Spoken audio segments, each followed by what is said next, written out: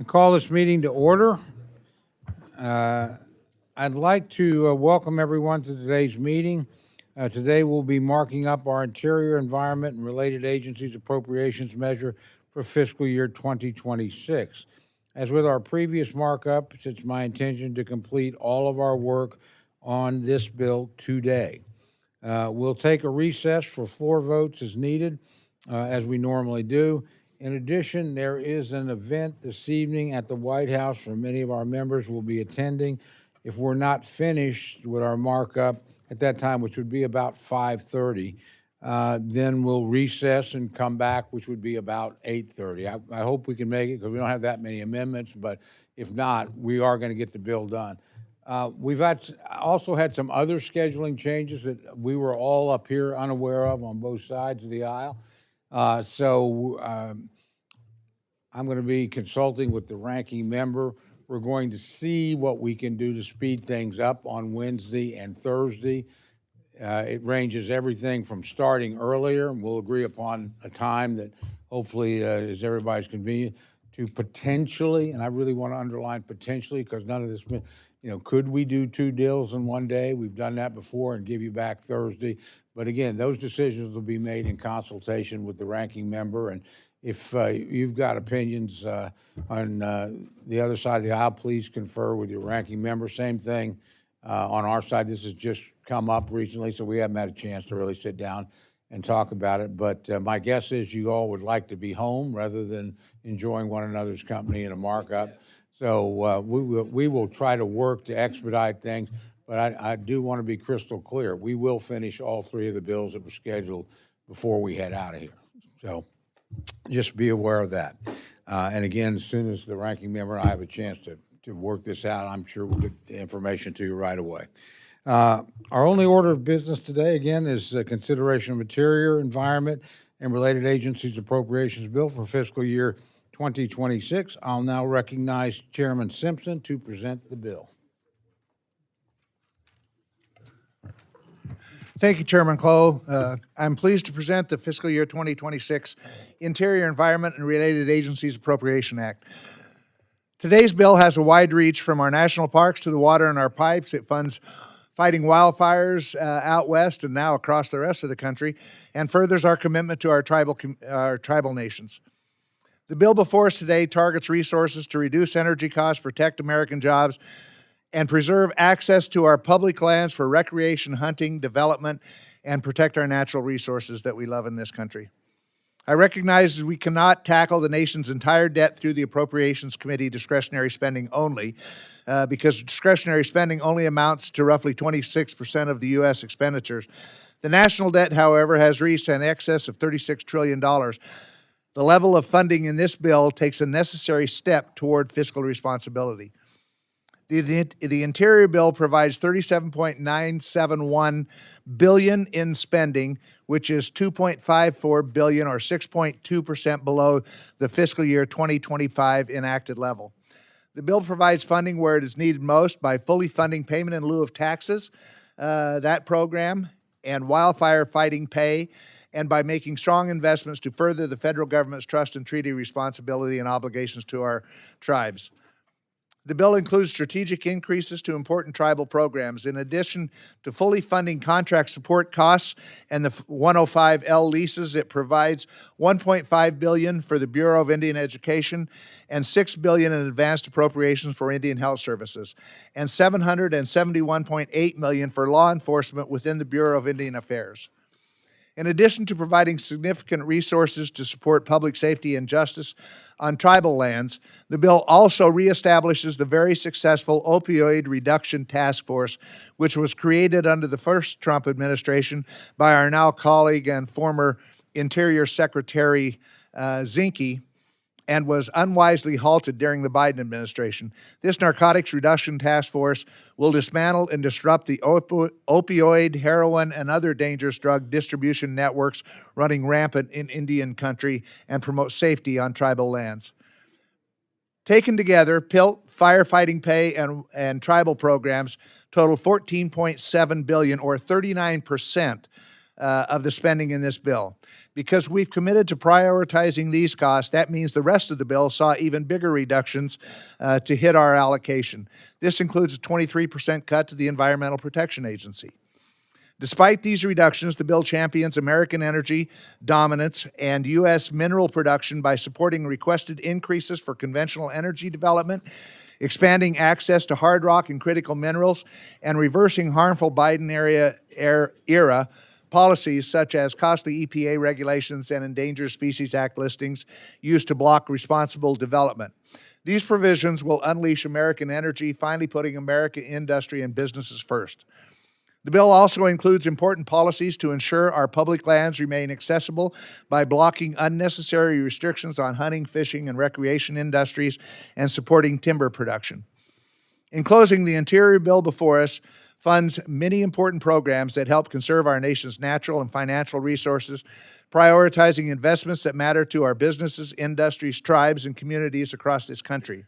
I'd like to thank Chairman Cole for his strong support and leadership of this committee and of this subcommittee, as well as Ranking Member DeLauro and Ranking Member Pingree. I have truly enjoyed working with the Ranking Member, both of the full committee and of the subcommittee, on this bill. We've had great hearings, and I think are in agreement on a lot of things, but disagreement on some things.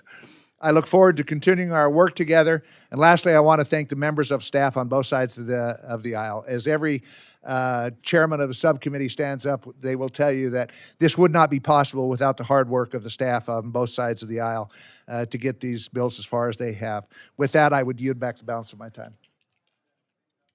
Thank the gentleman. I'd now like to recognize Ms. Pingree for remarks on the bill. Thank you, Mr. Chair, and thank you for yielding me the time.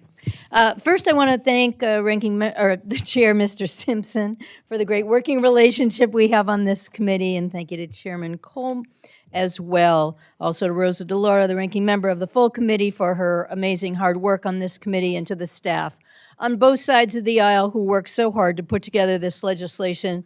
And in particular, the minority staff of this committee, Rita Culp, Jocelyn Hunn, and Michael Schmeltz, thank you so much for all the work to get us here today. But I guess the first question I'd have to ask of the appropriators on this committee is, why are we actually here today? What is our role now as appropriators? In the last 6 months, we've seen President Trump propose a dramatic diminishment in the power of this committee and of the Congress. Now, we as the Democrats are in the minority. We don't expect to have a lot of power, but for all of us on this Appropriations Committee, why are we here? And what is our role now as appropriators? You know, everyone is so fond of saying there are Republicans and Democrats and appropriators, but really, are there appropriators anymore? Do we actually have a role in this Congress, and do we have any more power? Last week, the majority passed the rescissions package through the House, the Senate, back to the House again. And that bill eliminated spending that we had negotiated over the prior years. The hard work that we do every day in this committee, the hard work you're doing right now, the snacks that you eat, the candy that's going into your mouth, the amount of time that we take, that is all gone when we pass a rescissions bill. And how will it be any different once we pass this bill or the other bills we intend to pass this week? I truly appreciate Chairman Cole's efforts to have this committee work through these bills and pass these bills. But the question is, what are we doing? And do we have any power left anymore? Now, this bill, like so many others, will continue the damage and the cuts that this president has done over the first 6 months of his presidency. I believe what he has done is illegal, these funding freeze and rescissions, and the compound damage he has done to our agencies and our states and communities is something we will be dealing with for years. This bill in particular at the EPA cuts the funding to the states for water infrastructure by 62%, cuts grant programs that fund our state environmental programs, and slashes the EPA by 23%. Nobody benefits when we make those levels of cuts. Our states still have to do the work of water infrastructure, of permitting. And the cuts in this bill, coupled with the rescissions in the big ugly bill, will debilitate America's ability to address the climate crisis, or to address our infrastructure needs, or to make sure our vital needs in our states of permitting will be enacted. This presidency, this administration is no longer just in denial. It is actively dismissing the government's climate work and our vital environmental work. And this is work that needs to be done if we want to make sure we have a planet to hand over to our children and grandchildren. Now, at the National Park Service, this bill cuts $213 million. And this is in addition to what happened in the Big Ugly Bill, where nearly $500 million was rescinded from our national parks and our public lands. This is money that's meant to go to conservation projects and habitat restoration, and critical staffing at our national parks. This is our vital season for national parks, and Americans want to be there. And it is all compounded because we have not reauthorized the Great American Outdoors Act, which is another $1.3 billion that should be going for the maintenance backlog. This bill also funds the arts, but what a mess this administration has made of that. It was appalling to watch this administration illegally terminate thousands of grants at the NEA and the NEH. They fired nearly 80% of the NEH staff, and they revoked funding for our state humanities council. This is money that's meant to go to our communities, to our artists and workers, to kids in rural schools, to local economies that rely on cultural institutions and don't have a lot of other sources for funding. They've cut the Smithsonian by 12%, the National Gallery by 11%. By cutting these funds and sidelining anything that they deem artistically and culturally offensive, they are gutting our arts and cultural institutions. I am relieved and I'm grateful to the chair of the subcommittee and the full committee that funding for tribal programs didn't suffer the same cuts. And I appreciate that bipartisan cooperation and understanding of our treaty and trust obligation. This bill also has 72 poison pill riders going after environmental protection, undermining our climate policies, and adding to our deficit. And overall, these cuts will only contribute to our struggling agencies. At the same time, this administration is redirecting funds to tax cuts and increasing our deficit by $3.4 trillion. So I just want to go back to ending as I started this opening. OMB Director Vogt has promised to send us more rescission packages. Each time we pass a rescission package, we wipe out all the hard work we do negotiating in this committee. He said he's looking to change the paradigm in appropriations, and that appropriations has to be less bipartisan. When's the last time one of your constituents came up to you and said, you people should be less bipartisan. You people should fight more, bicker more, and do less of what we ask you to do? How often do you hear that? Now, we're appropriators, and we're all proud to get to this moment when we actually get to serve on this committee. So let's do our job. Let's be appropriators, and let's fight back for the power that goes to this committee and to our Congress. I encourage you to oppose this bill, unfortunately, and I yield back my time. I thank the gentlelady. I now recognize myself for remarks on the bill. I'd like to start by thanking Chairman Simpson for all his work on this bill. I'd also like to thank Ranking Member DeLaura and Ranking Member Pingree for all their continued partnership. The bill before us today honors both our commitment to preserve America's natural heritage and our duty to ensure a strong, sustainable, and fiscally responsible future. This bill supports President Trump's agenda to unleash American energy and cut red tape. We include provisions that reduce unnecessary regulatory burdens, protect American jobs, and lower energy costs. With a focus on U.S. energy dominance, we strengthen our national security by expanding access to critical minerals. At the same time, we're committed to honoring our trust and treaty responsibilities to American Indians and Alaska Natives. Chairman Simpson's bill is a testament to that. I'm proud that the legislation prioritizes funding across tribal accounts and supports the delivery of critical services in Indian country. Overall, Chairman Simpson has demonstrated the importance of allocating resources where they are needed most. Funding has been reduced for lower priority programs and strategically reallocated to more urgent needs.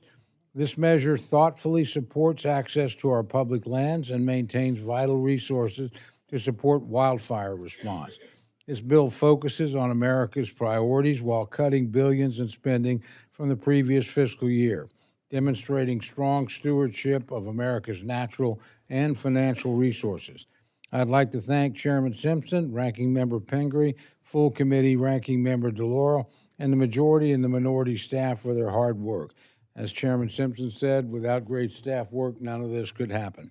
I look forward to consideration of this bill today, and I thank you and yield back.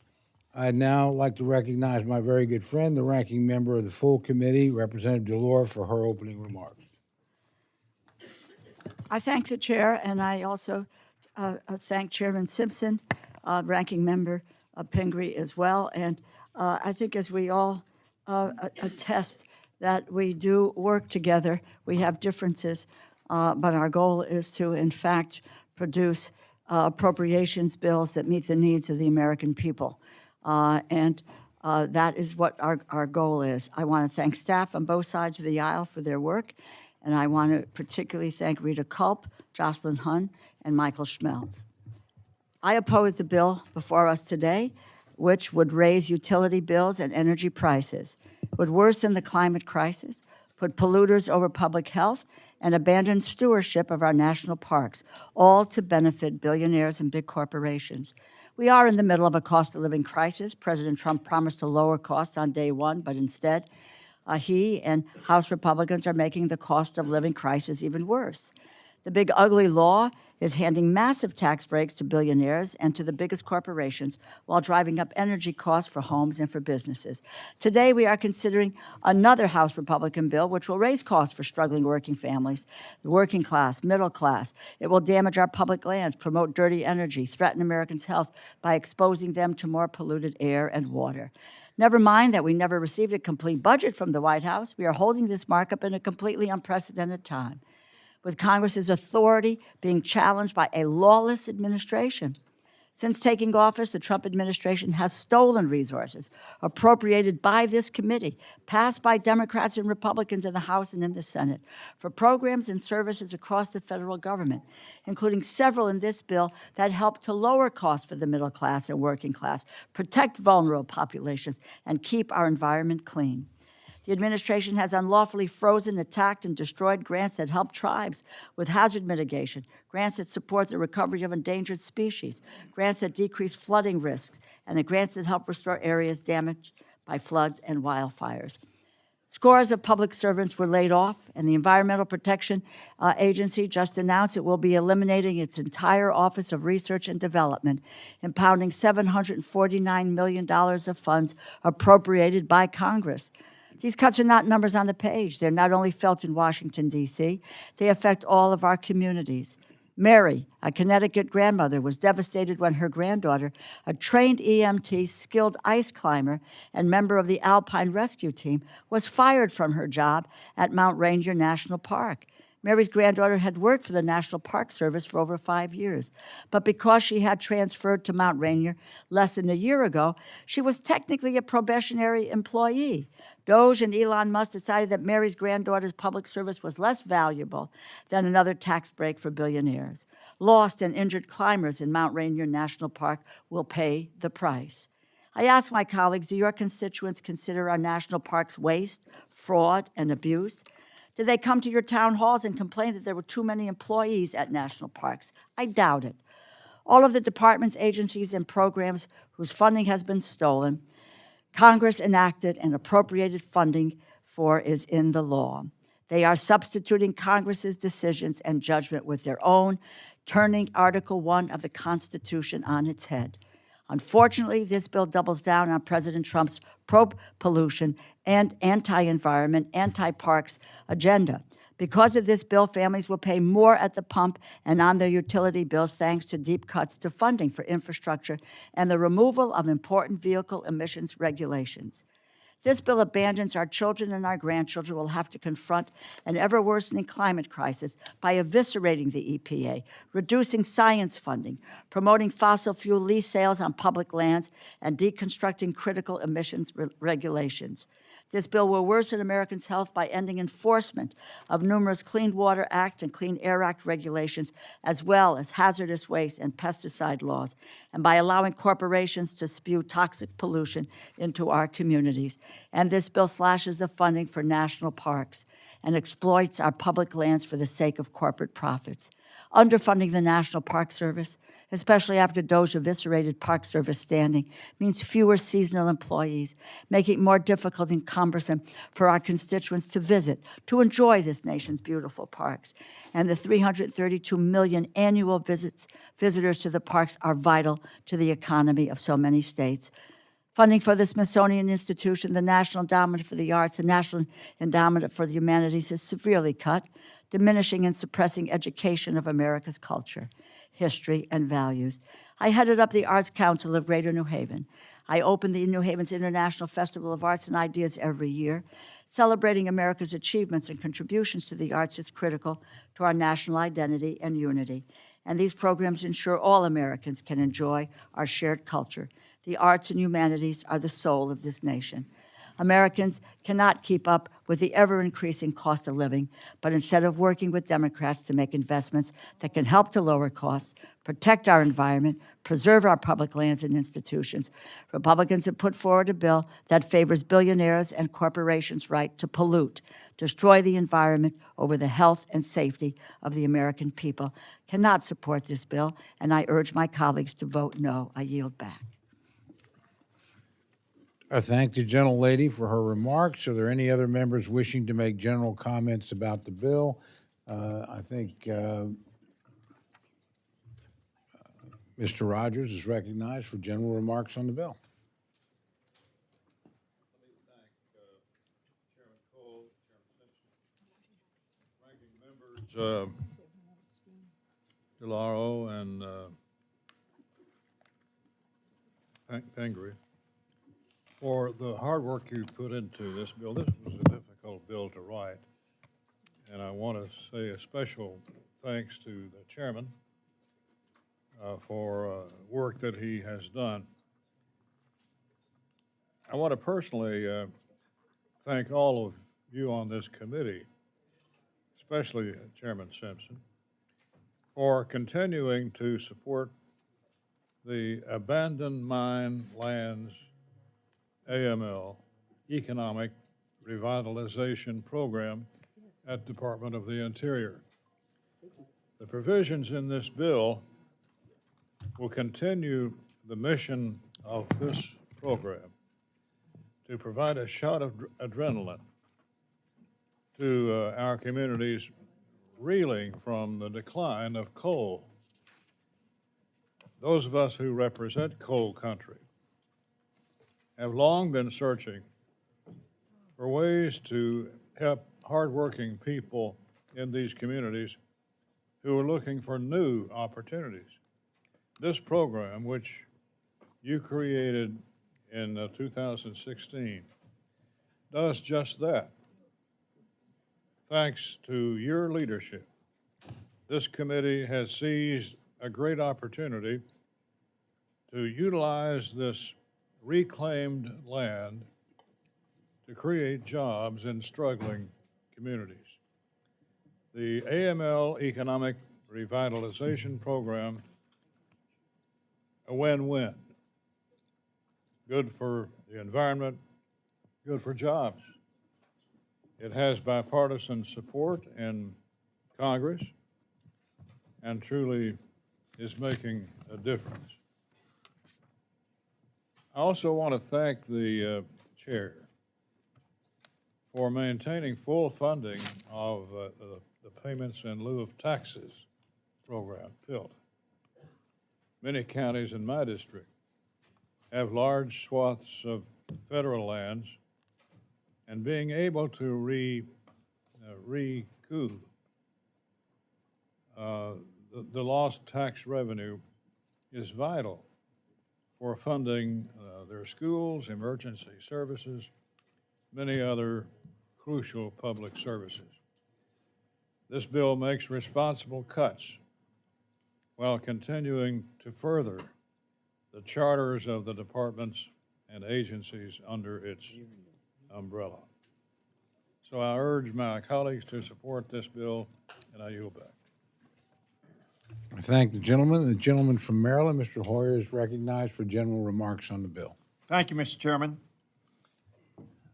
I have referred to many of these bills over the last number of years as the product of the yo-yo philosophy.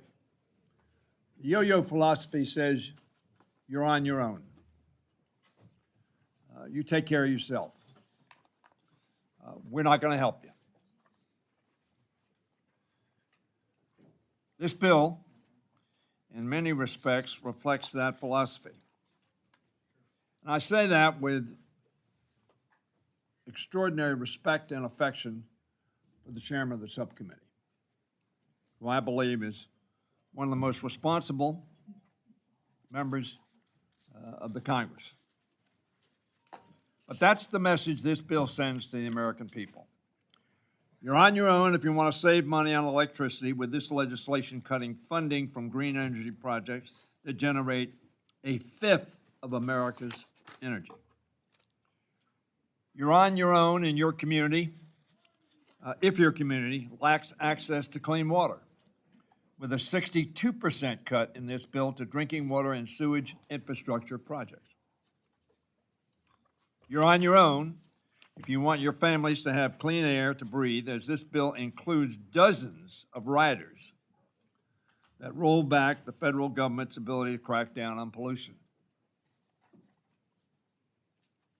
Crucially, you're on your own if you want to protect our public lands. These cuts affect every corner of the country. In Maryland, for instance, I'm concerned about what the nearly 5% cut to the Environmental Protection Agency's geographic program will mean to the Chesapeake Bay. Not only an extraordinary asset for the state of Maryland, but an extraordinary asset for our country. This bill, Mr. Chairman, will also have severe impact on the National Park Service, cutting it by roughly 6% below the fiscal year 25 budget, which was, of course, the fiscal year 24 budget. My office has been in contact with the team down at Piscataway Park in my district, and they're rightfully worried about what the cut to the Park Service will mean for their institution and the community it supports. Same is true of the parks across the country in your districts, especially at a time when the Trump administration has illegally purged some 1,000 national park rangers. One of them used to work at the Fort McHenry National Monument, a historic shrine in Baltimore, said this in a letter to me: "My skills were not looked into. The work that I had been doing was not looked into. It was just an arbitrary slash and burn." I've said this before. DOJ had no idea of the consequences of their actions. It was sort of like the 3,000 a week objective. It was not based upon analysis. It was based upon a number. I urge my colleagues to help stop that slash and burn by voting against this legislation, and very frankly, allowing Mr. Simpson and Ms. Pingree to bring a bill to the floor, bring the bill to this committee, that would get votes on both sides. That was true at one time. Some of you have never been here when that's been true. And that's a shame, because it was a productive process. The chairman said when we left after the last bill last week that these numbers were not going to be the same. This language was not going to be the same. It was going to be different. I think that's true.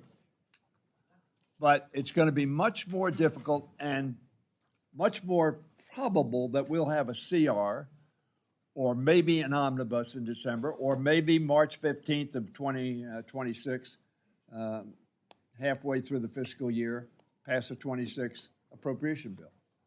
That's unfortunate. We ought to be working together. And this bill deals with, as the ranking member said, the legacy we will leave our children and our obligation as stewards of our land, our water, and our air. Sadly, I'm going to be voting against this bill. I do mean that. because this is an important bill for the country, for the future, for the legacy that we will leave. I yield back. I thank the gentleman. The gentlelady from Ohio, Ms. Capper, is recognized for remarks on the bill. Thank you, Mr. Chairman, Chairman Simpson, and Ranking Member Pingree, Chairman Cole, Ranking Member DeLauro. Thank you all for your hard work on this bill and the members of the subcommittee. I appreciate that several of my priorities were included in the chairman's mark. In particular, I'm glad to see the Great Lakes Restoration Initiative, or GLRI, funded at the fiscal 2025 enacted level. However, I believe there's a fundamental misunderstanding in this bill, and especially by the Trump administration, on how EPA's geographic programs are meant to operate as supplementary to the broader mission and programming of the Environmental Protection Agency. This is a big country, 350 million, rising to 400 million before long, and over the last over the last 15 years, the 40 million people who rely on the Great Lakes for their drinking water, recreation, and economic growth have witnessed the enormous difference the Great Lakes Restoration Initiative has had on our progress as a region. GLRI has restored wetland habitat, cleaned up old, toxic industrial waste sites. I feel like I spent so much of my career just cleaning up old, toxic industrial waste sites, and also helped reestablish wildlife that had been struggling. In Ohio alone, the bald eagle precarious count was just 4 nesting pairs in 1979, as DDT had almost eliminated that species. With GLA's focus, we now marvel at over 900 nests, including hundreds in Lake Erie's western basin, which millions of people call home. The Great Lakes are the largest body of fresh water on Earth, the life source for over 40 million people, and we must respect its bounty for our country and continent's future. The accomplishments of the GLRI has made that what is made across our region has been hard fought, but progress has only been possible with the underlying science base of EPA and its staff to help us identify what to clean up, especially the deadly pollutants across our freshwater lakes.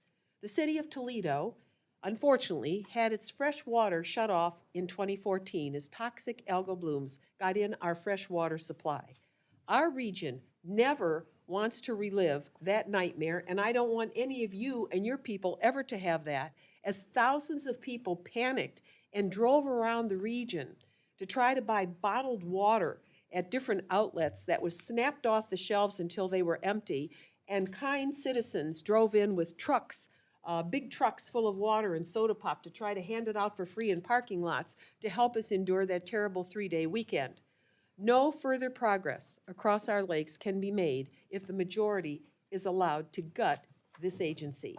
So I must protest the allocation of the Environmental Protection Agency at $2.1 billion below the current fiscal year, a 23% cut, 23%. Our Great Lakes alone could use all that money. I realize that EPA is a great political punching bag, but ultimately its statutory purpose is to protect human life, our people's health, and our environment. The EPA is pro-life. For our region, it's not a choice, but an imperative to keep EPA funded. Big cuts to clean air accounts and significant reductions to water quality programs needlessly endanger the well-being of Americans, numerous species, and our corner of the world. With all the cuts that already have been made to medical facilities and healthcare, our medical communities are very worried and stretched to deal with increasing numbers of patients coming into emergency rooms as healthcare resources diminish. A child sick on toxic algal blooms, my friends, is an emergency room case, and it's coming because we won't have the funds to deal with the reality of what we face. The bill before us today cuts $1.2 billion, or 30%, from EPA's core science and environmental programs. That is driving the boat backwards. This cut will further delay permitting, despite the Republicans' insistence that they want to streamline it. You simply can't cut 30% of resources and then expect quicker service. Can't do it. These cuts are affecting our communities already, as our country has witnessed terrible flooding over the last few weeks, as we've all known. And rather than stepping into their leadership responsibilities and making investments in clean, safe drinking water and watershed management, my Republican colleagues are proposing a $662 million cut from the Clean Water and Drinking Water State Revolving Funds.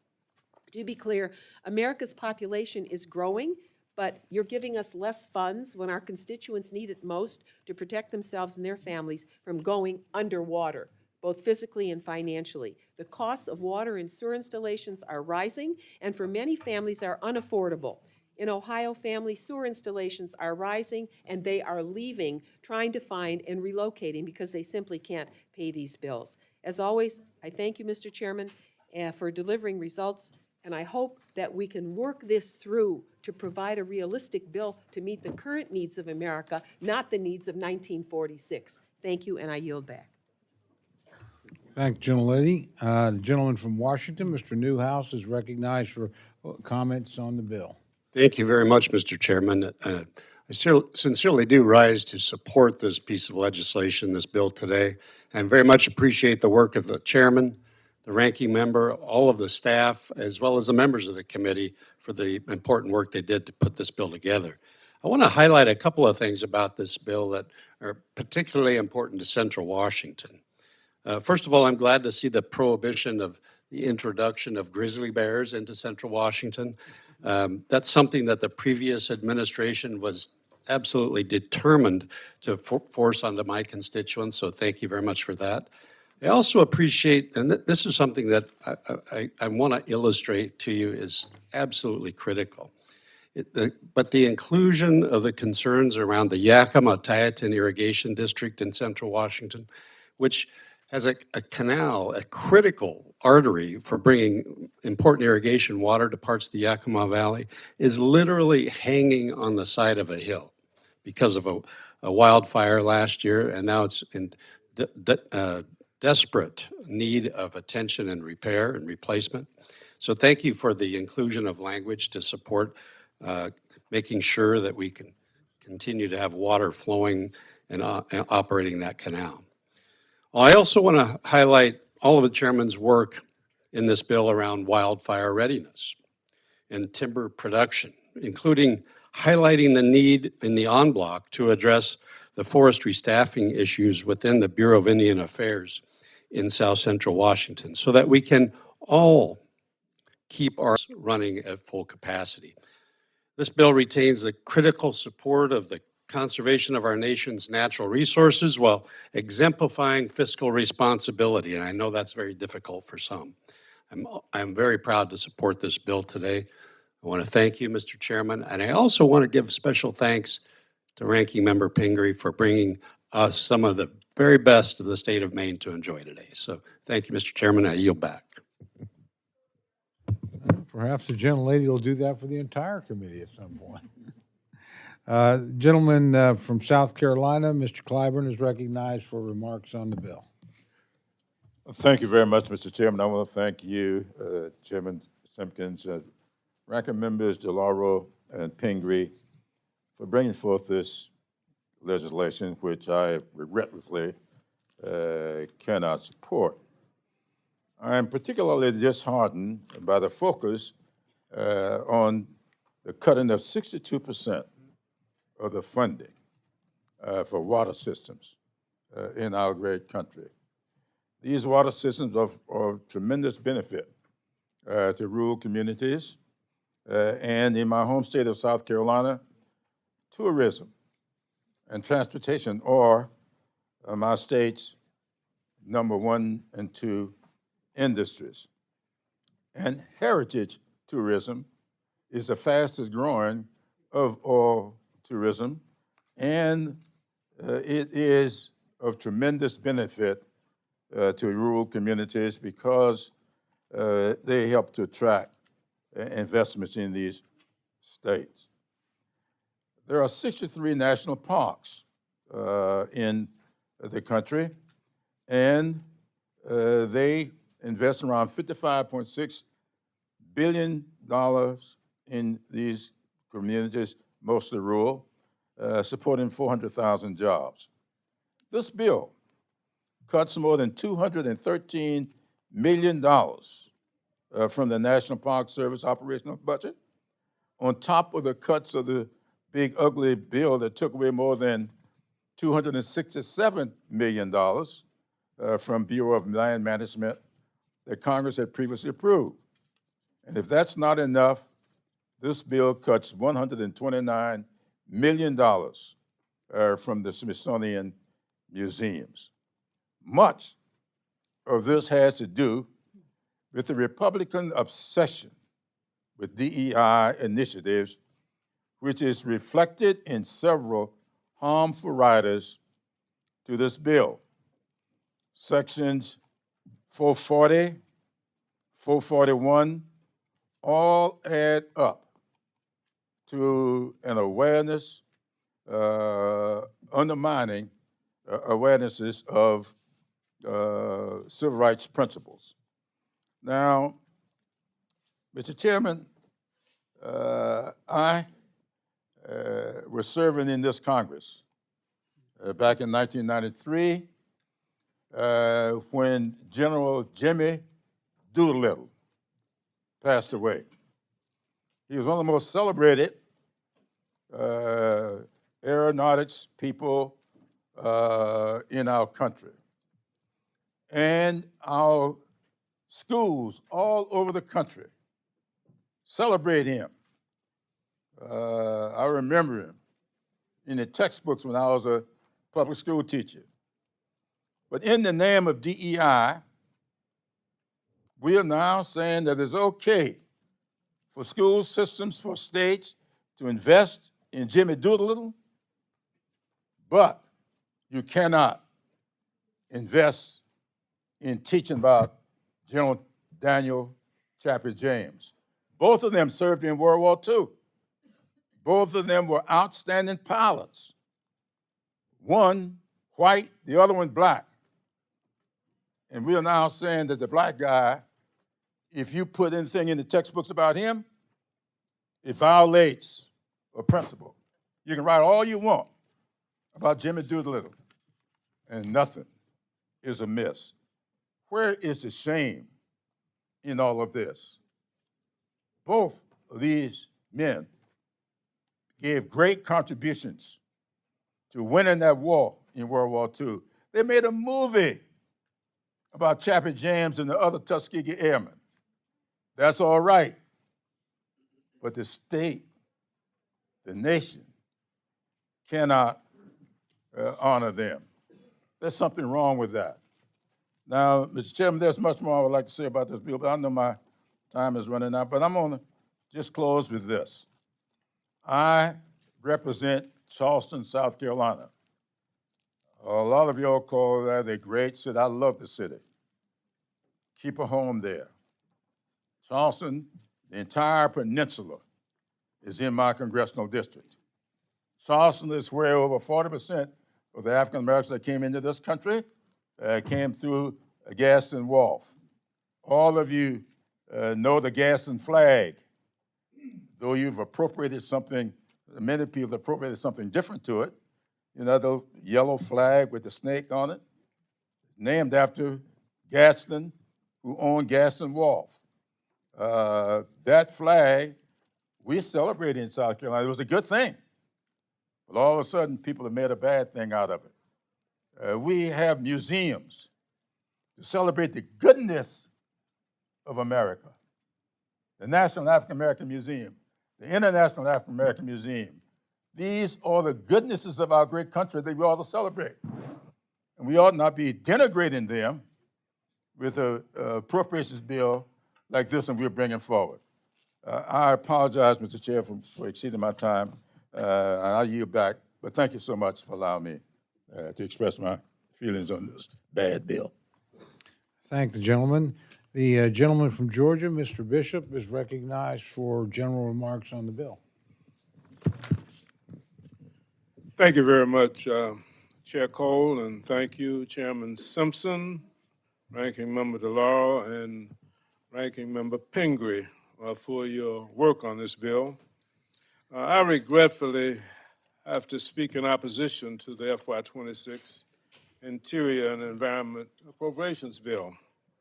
We've marked up 7 bills so far in this and full committee, and I have yet to see a bill that does not unfund, underfund, or deprioritize agencies and programs that help everyday people. This bill is no different. I'm disappointed with the majority seemingly tilting at windmills when everyday Americans are suffering. I've seen it firsthand in the city of Thomasville, Georgia, that I represent, where a grant for wastewater infrastructure and a health clinic were inextricably terminated because the administration deemed it too woke. Tell me, how is upgrading water infrastructure and health clinic, how is that, and why do innocent people have to suffer in this relentless attack on Biden-era legislation? Rather than fighting to restore these illegally terminated programs, my Republican colleagues are fine with cutting essential infrastructure programs in their own backyards, which they did when they rescinded the impounded funds for the Thomasville project and hundreds of others in the big, ugly bill. And now my colleagues are pushing a 23% cut to EPA's budget. I'm not the biggest fan of everything that EPA does policy-wise, and I think many of you can attest to that, but I don't see how cutting water infrastructure funding benefits anybody. I think everyone here understands that when you keep pushing back infrastructure repairs, the damage gets worse, and simple fixes turn into expensive headaches. This is incredibly short-sighted. This bill cuts funds for our national parks. As you've heard, we've already seen national parks across the country decrease the services that they offer to the public, which includes trash collection, trail cleaning, and even staffing entrances. National parks are the lifeblood of many of our rural communities, and they showcase some of the most beautiful terrain in our country. If we want our children and families to get outside more, this is not the way. The bill also significantly cuts funding for the Bureau of Labor Management, the U.S. Fish and Wildlife Service, the U.S. Geological Survey, and the Forest Service. These agencies are tasked with stewarding our natural resources for future generations and the benefit of our country. It is not appropriate to be penny wise and pound foolish with our lands and the economic value that they provide. Let me say to my friends on the other side of the aisle, it is possible to protect public lands and at the same time use them to promote our economy. But this bill does not find that balance. Instead, it threatens rural communities, burdens conservation, and cuts much needed funding for underserved populations. I oppose this bill. And again, I urge my Republican colleagues to engage in dialogue and return to legislating in a bipartisan manner so that our work product at the end of this process will ensure and inure to the long and short-term benefit of everyday American families now in this generation for years and generations ahead. With that, Mr. Chairman, I regret that I can't support this bill, and I urge a bipartisan effort to come together, and let's do better. I yield back. I thank the gentleman. Gentlelady from Minnesota, Ms. McCollum, is recognized for general remarks on the bill. For the courtesy of the yielding, Mr. Chair. First, I want to thank Chairman Simpson and Ranking Member Pingree and the entire staff on both sides of the aisle for your work on this subcommittee. I know firsthand that difficult choices are made when putting this bill together, but there are many parts of this bill that I have concerns with. But before I get to that, I want to recognize the continued, and as I describe it, nonpartisan support from Chairman Cole, Chairman Simpson, Ranking Member Pingree, and Ranking Member DeLauro, for all of us who work together on this subcommittee for upholding our tribal trust and treaty responsibilities. We stood united on this in the Interior Subcommittee for decades, and it's one of the reasons why I'm proud to say I'm an appropriator. I also want to thank you for your commitment from both of you, Ranking Member and Chair, for including advanced appropriations for the Indian Health Service for the 4th year in a row. We know that this will continue to save lives. But this bill is far from perfect. This bill disinvests in life-saving public health work at the Environmental Protection Agency. And don't kid yourself, it impacts every single one of us. The 23% of the EPA's budget halting climate regulation will severely harm the quality of life for Americans now and in generations to come. Believe it or not, the EP helps us to live longer, healthier lives. It protects the air we breathe, the water we drink, and the soil in which we receive nourishment from. The EPA cleans up after environmental emergencies. I hope you never have one in your district. I did. The state couldn't have handled it without the support we got from the national federal tax dollars that the EPA had. Some of these things that happen are man-made. That was what happened in my district. But also, some of the national emergencies that the EPA reacts to are from nature. So whether you're tackling a legacy industrial pollution site at a Superfund, or whether you're cleaning up after a wildland fire or a hurricane or a flood, the EPA is there to help protect and save life. The scientists at the Office of Research and Development support every aspect of the EPA's vision by supplying the best available science to use in its decisions as it is required to by law.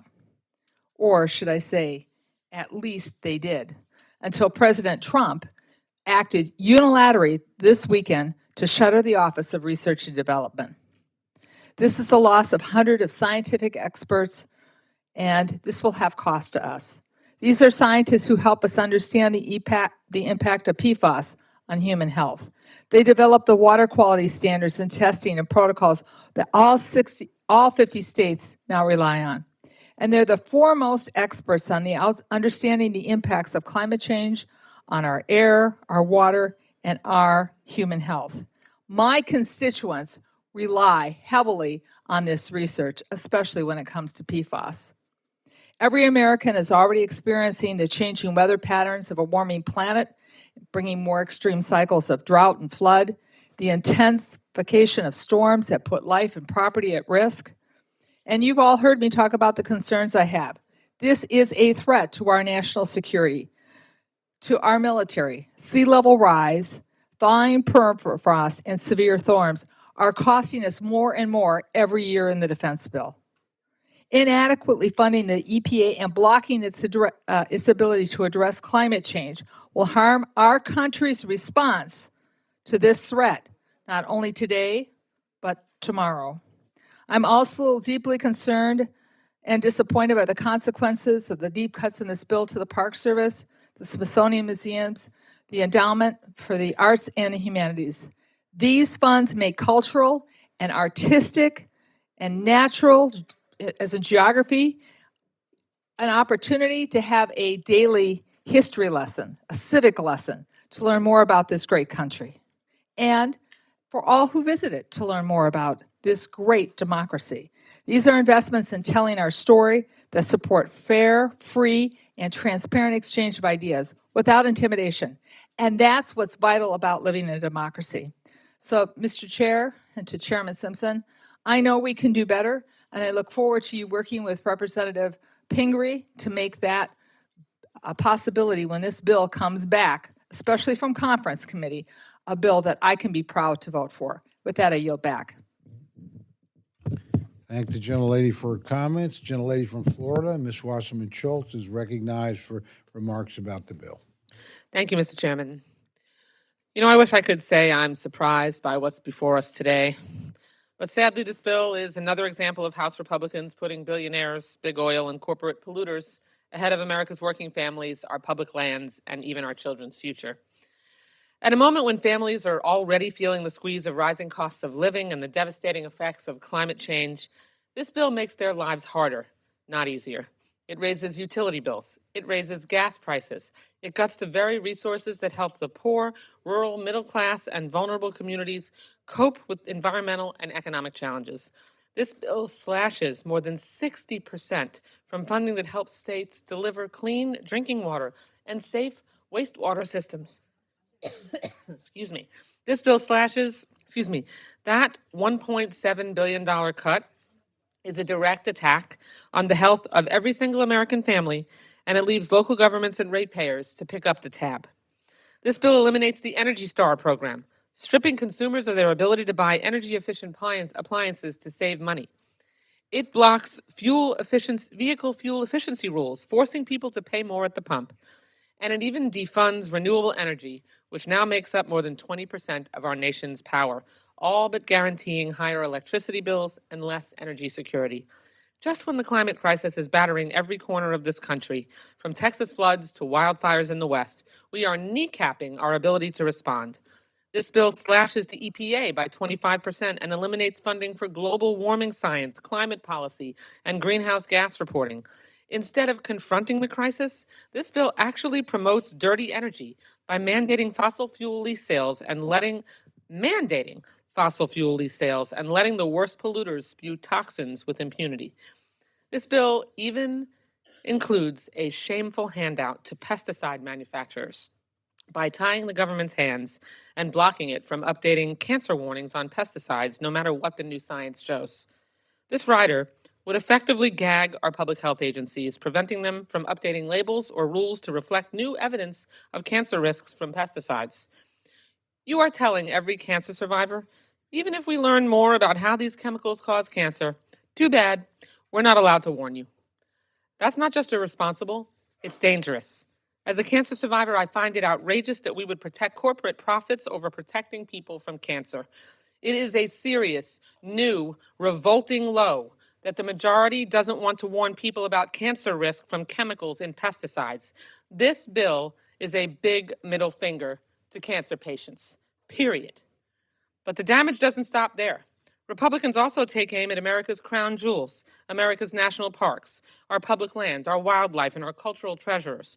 This bill guts the National Park Service, decimates resources for conservation agencies, and undermines protections for iconic species like grizzly bears and gray wolves. It cuts funding for the Smithsonian and slashes the National Endowments for the Arts and Humanities by 35%. Apparently, no part of our heritage, not our natural wonders, not our culture, not even our history, is safe from their zeal to pad corporate profits and serve the billionaires. We are not here to auction off America's future to the highest bidder. We are not here to make families pay more so billionaires get richer. We are here to protect public health, preserve our environment, and safeguard our children's inheritance. At least I am. And I know my colleagues on this side of the table, or this side of the room are. This bill fails every part of that test and in spectacular fashion, and I urge my colleagues to oppose it. I yield back. Thank you. Thank you, gentlelady. The gentlelady from New Jersey, Ms. Watson Coleman, is recognized for remarks about the bill. Thank you, Mr. Chairman. Thank you to our ranking member. Thank you to Chairman Simpson and Ranking Member Pingree. I want to rise in opposition to this bill. First, I want to say that I do agree with Chairman Simpson that this bill has far-reaching implications. I simply believe that those implications are all very negative and harmful. And so to that extent, I guess we disagree. This bill will raise costs for working families, lower standards for clean air and water, and devastate our public lands so a few corporations can rake in the billions in profits.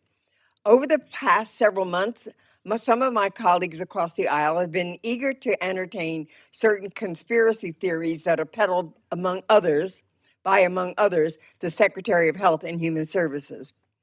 They've been reluctant to push back against his efforts to remove trace amounts of fluoride from public drinking water, which study after study has shown improves dental health. But now they're putting forward a bill that would defund the government's effort to remove lead contamination from water pipes by raiding the Drinking Water and Clean Water State revolving funds. I'm not sure where putting more lead in the water fits into the MAHA agenda, but I guess we'll soon find out. This bill slashes the EPA budget by 23%, including $1 billion cut to crucial science and research work, even as climate change causes catastrophic storms to become more and more frequent. Sadly, severe flooding in New Jersey last week claimed the lives of 2 of my constituents. This is very serious, very immediate issue, and very personal to me. There's not much that we all agree on here, but one thing we can agree on is that we all want a safe and healthy planet for our children and their children and their children and their children. Defunding the EPA is not only a gift to corporate polluters, it's a theft from America's future. Our children and grandchildren will be left with a world where rising tides spill over the seawalls into the streets, where seasonal storms promise annual tragedies, and where the phrase, the hottest year on record, becomes so commonplace it loses its meaning. And even when the weather is clear, our children and grandchildren will be denied the natural beauty of this country. Under this bill, public lands will be sold off for corporate exploitation. National parks will be defunded, wildlife refuges will be understaffed, and our great forests and fisheries diminished. And what will ordinary Americans get in exchange for giving all this up? Well, higher energy bills, higher utility prices, lower fuel efficiency standards, and higher costs at the pump. Like so many injustices, these impacts will be felt most intensely in the communities without the resources to fight back. This bill eliminates funding for environmental justice initiatives. So when a rich plant moves into a poor town and proceeds to pollute to the CEO's content, the working families of that community, they will have no recourse.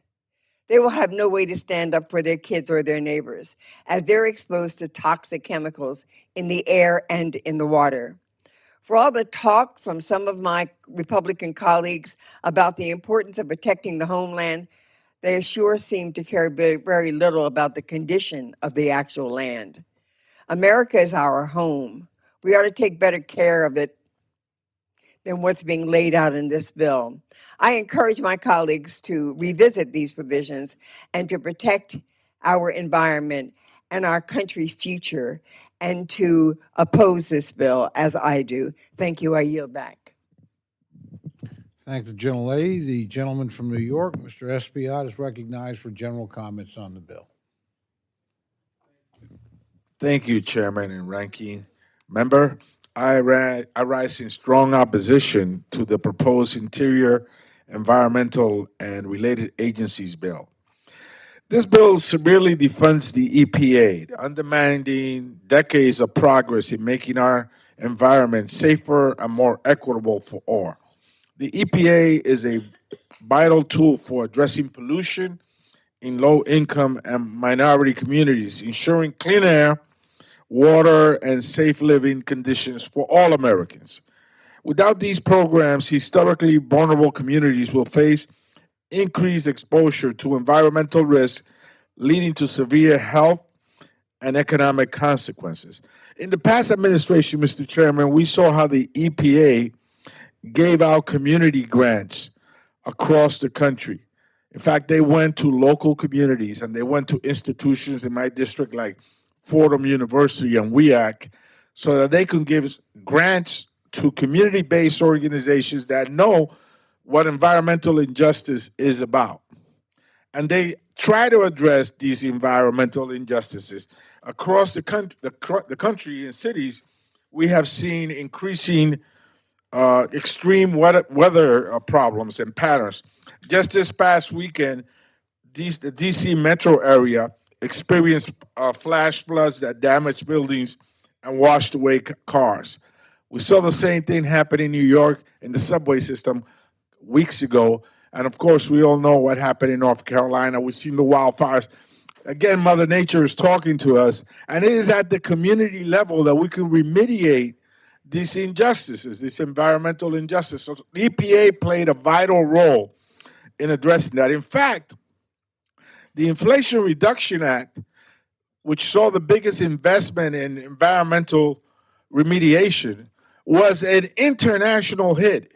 At the COP27 in Egypt, all the other countries spoke about the investment that we made through the Inflation Reduction Act to remediate environmental injustices. That was the big hit of the conference. That's what every continent spoke about. They were so proud of the money that was invested here in the US by the previous administration, and they wanted to emulate what we were doing here across the world. We were the pride of the world for environmental practices to remediate injustices for communities that contribute less, because poor and working class communities don't have an abundance of vehicles. They contribute less, but they are hurt disproportionately. So eliminating the EPA will result in taking away the tools that are necessary to remediate environmental injustices that often lead to conditions like asthma rates in communities that we serve. Environmental injustice also leads to respiratory diseases for seniors. It contributes to a host of illnesses. And these investments made by the EPA will now be compromised because of these severe cuts in this particular bill. So for that reason, Mr. Chairman, I am compelled to oppose this bill. It will make Americans less safe and sicker. I urge all my colleagues to oppose the bill, and I yield back. Thank the gentleman. Gentlelady from Illinois, Ms. Underwood, is recognized for general remarks on the bill. Thank you, Mr. Chairman. I rise today in strong opposition to this bill. At a time when families in Northern Illinois and across the country are already struggling with high costs, House Republicans are pushing a bill that would raise utility bills, gut environmental protections, and cripple the agencies that keep our water clean and our air safe to breathe. This bill will shift the burden of environmental protection to state and local governments, forcing them to choose between raising taxes or cutting water inspections. It will make utility bills more expensive by reducing access to affordable, clean power in order to line the pockets of fossil fuel executives. It prioritizes the corporations that pollute our communities over the needs of hardworking families.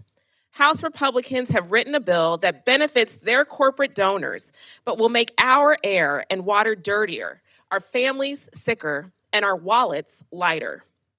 They're defunding critical environmental protection agency programs and rolling back life-saving regulations that allow scientific experts to monitor and reduce pollution, control methane emissions, and enforce landmark public health laws like the Clean Air Act and Clean Water Act. These protections are literally a matter of life and death for children, seniors, and millions of Americans. And by the way, they were originally enacted with strong bipartisan support in Congress.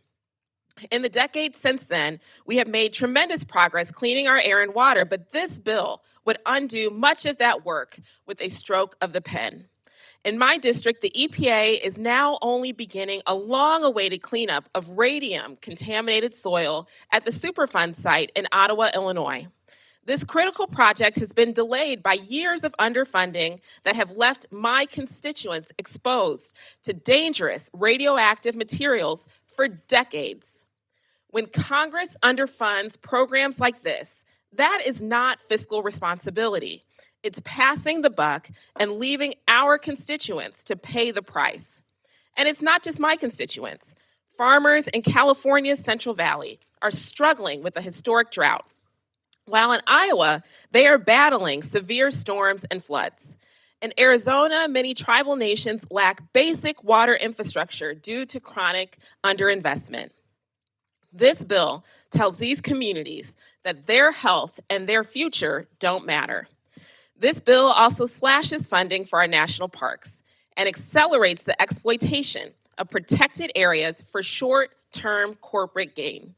It even removes key protections under the Endangered Species Act, another popular and effective law that passed with overwhelming bipartisan support. It appears that Donald Trump and House Republicans are only interested in protecting predators like Jeffrey Epstein instead of bald eagles or grizzly bears. In addition to trashing our planet, this bill also slashes support for the arts and cultural institutions, eliminating vital grants that support education and historic preservation in communities across the country. These programs are economic drivers and job creators in our communities, and these cuts will have a real impact. We are witnessing a coordinated effort to dismantle the foundations of environmental stewardship, cultural preservation, and economic fairness. And for what? To protect corporate profits, to give polluters a free pass, to exploit and endanger communities that have fought for decades for clean water and clean air and basic dignity. This bill does not save taxpayers money, it sells them out. And I urge my colleagues to reject this reckless and dangerous bill. I yield back. Thank you, gentlelady. The gentleman from California, Mr. Levin, recognized for general remarks on the bill. Thank you, Mr. Chairman, and I thank the ranking member and I thank all the staff who worked so hard on this bill. I appreciate the time and effort that's gone into this. Regretfully, I can't support the bill as written. I want to begin by saying something I think we all agree on, that our job here, in large part, is to make life more affordable and more secure for the people we represent. Certainly what guides every budget decision that I make, and that's where I do have serious concerns about this bill. I think we would all agree families are already feeling squeezed between rising energy bills, water bills, and housing costs. They need relief, not more pressure. But this bill would shift more of the burden onto working Americans rather than helping to ease it. As has been said, it cuts over $660 million from clean water and drinking water programs, funds that cities and towns rely on to replace lead pipes, to modernize old systems, and to protect water supplies. Here's what's important. When that funding disappears, local governments don't just absorb that cost. They raise rates. They raise rates, and that hits families and small businesses and rural communities especially hard. The bill also blocks common sense fuel efficiency standards. And whatever you drive, I think everybody wants more miles per gallon. Rolling back efficiency certainly doesn't lower gas prices. It makes people fill up more often and spend more at the pump. And of course, it cuts the Environmental Protection Agency by over 20%. That shrinks our ability to respond to real problems: PFAS, contamination, hazardous waste sites, air and water pollution. These aren't abstract issues. They're showing up in our districts and they impact real people. Now, let's not forget why the EPA was created. And I quote, "Restoring nature to its natural state is a cause beyond party and beyond factions. It has become a common cause of all the people of this country: clean air, clean water, open spaces. These should once again be the birthright of every American." President Richard Nixon, January 22nd, 1970, in his State of the Union. I'd like to think that we would all respect the words of President Nixon as the EPA was being created. Now, let me speak directly about energy. So I understand and respect the important role that oil and gas play in our economy, including in my home state of California. These are industries that employ hundreds of thousands of people and help fuel our nation. But this bill goes beyond support for fossil fuels. It actively makes it harder to build the clean energy projects that are now the cheapest forms of new electricity in the United States. Wind and solar, as I've said before, are cost competitive. They're increasingly reliable, and they're creating jobs in every corner of the country. So why underfund the very offices that help permit those projects? Why limit consumer choice and slow the expansion of the most affordable power sources on the market? This doesn't have to be an either-or conversation. We can support our existing industries while also investing in the technologies that will keep energy affordable, secure, and competitive in the years and decades ahead. And if we don't, China and other countries will continue to dramatically outpace us in clean energy manufacturing and deployment, undermining our economic leadership and energy independence in the long run. I'm also concerned about what this bill means for our public lands. The National Park Service is already stretched thin with staff shortages and billions in deferred maintenance. Cutting their funding even further means campgrounds closed, restrooms shut down, and fewer rangers on the ground. That affects families, veterans, outdoor businesses, and the local economy that relies on tourism and recreation in so many parts of the country. At the end of the day, I just don't believe this bill reflects the values that we share: affordability, fairness, competition, and responsible stewardship. We can and should work together to reduce costs for families, to modernize our infrastructure, and to ensure we have a balanced energy strategy that keeps us strong and globally competitive in the decades ahead. So I hope we can make the improvements necessary to get there, and I hope we can do it together. Thank you, Mr. Chairman, and I'll yield back. Thank you, gentlemen. Gentlelady from Pennsylvania, Ms. Dean's recognized for general comments on the bill.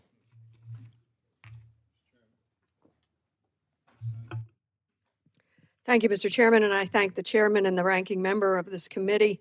Unfortunately, I rise in opposition to the Interior, Environment, and Related Agencies Appropriations Bill of 2026. I associate myself with the remarks of my Democratic colleagues. This bill fails to deliver on lowering the costs of living for everyday Americans and confronting the existential threat that is the climate crisis. I want to take a moment to talk about how this bill harms my constituents and my home state of Pennsylvania. I was an appropriator when I was in the Pennsylvania House. It was part of what drove me to want to serve with all of you here. And my favorite constitutional amendment in the Pennsylvania Constitution, Article 1, Section 27 reads, "The people have a right to clean air, pure water, and to the preservation of the natural, scenic, and historic aesthetic values of the environment."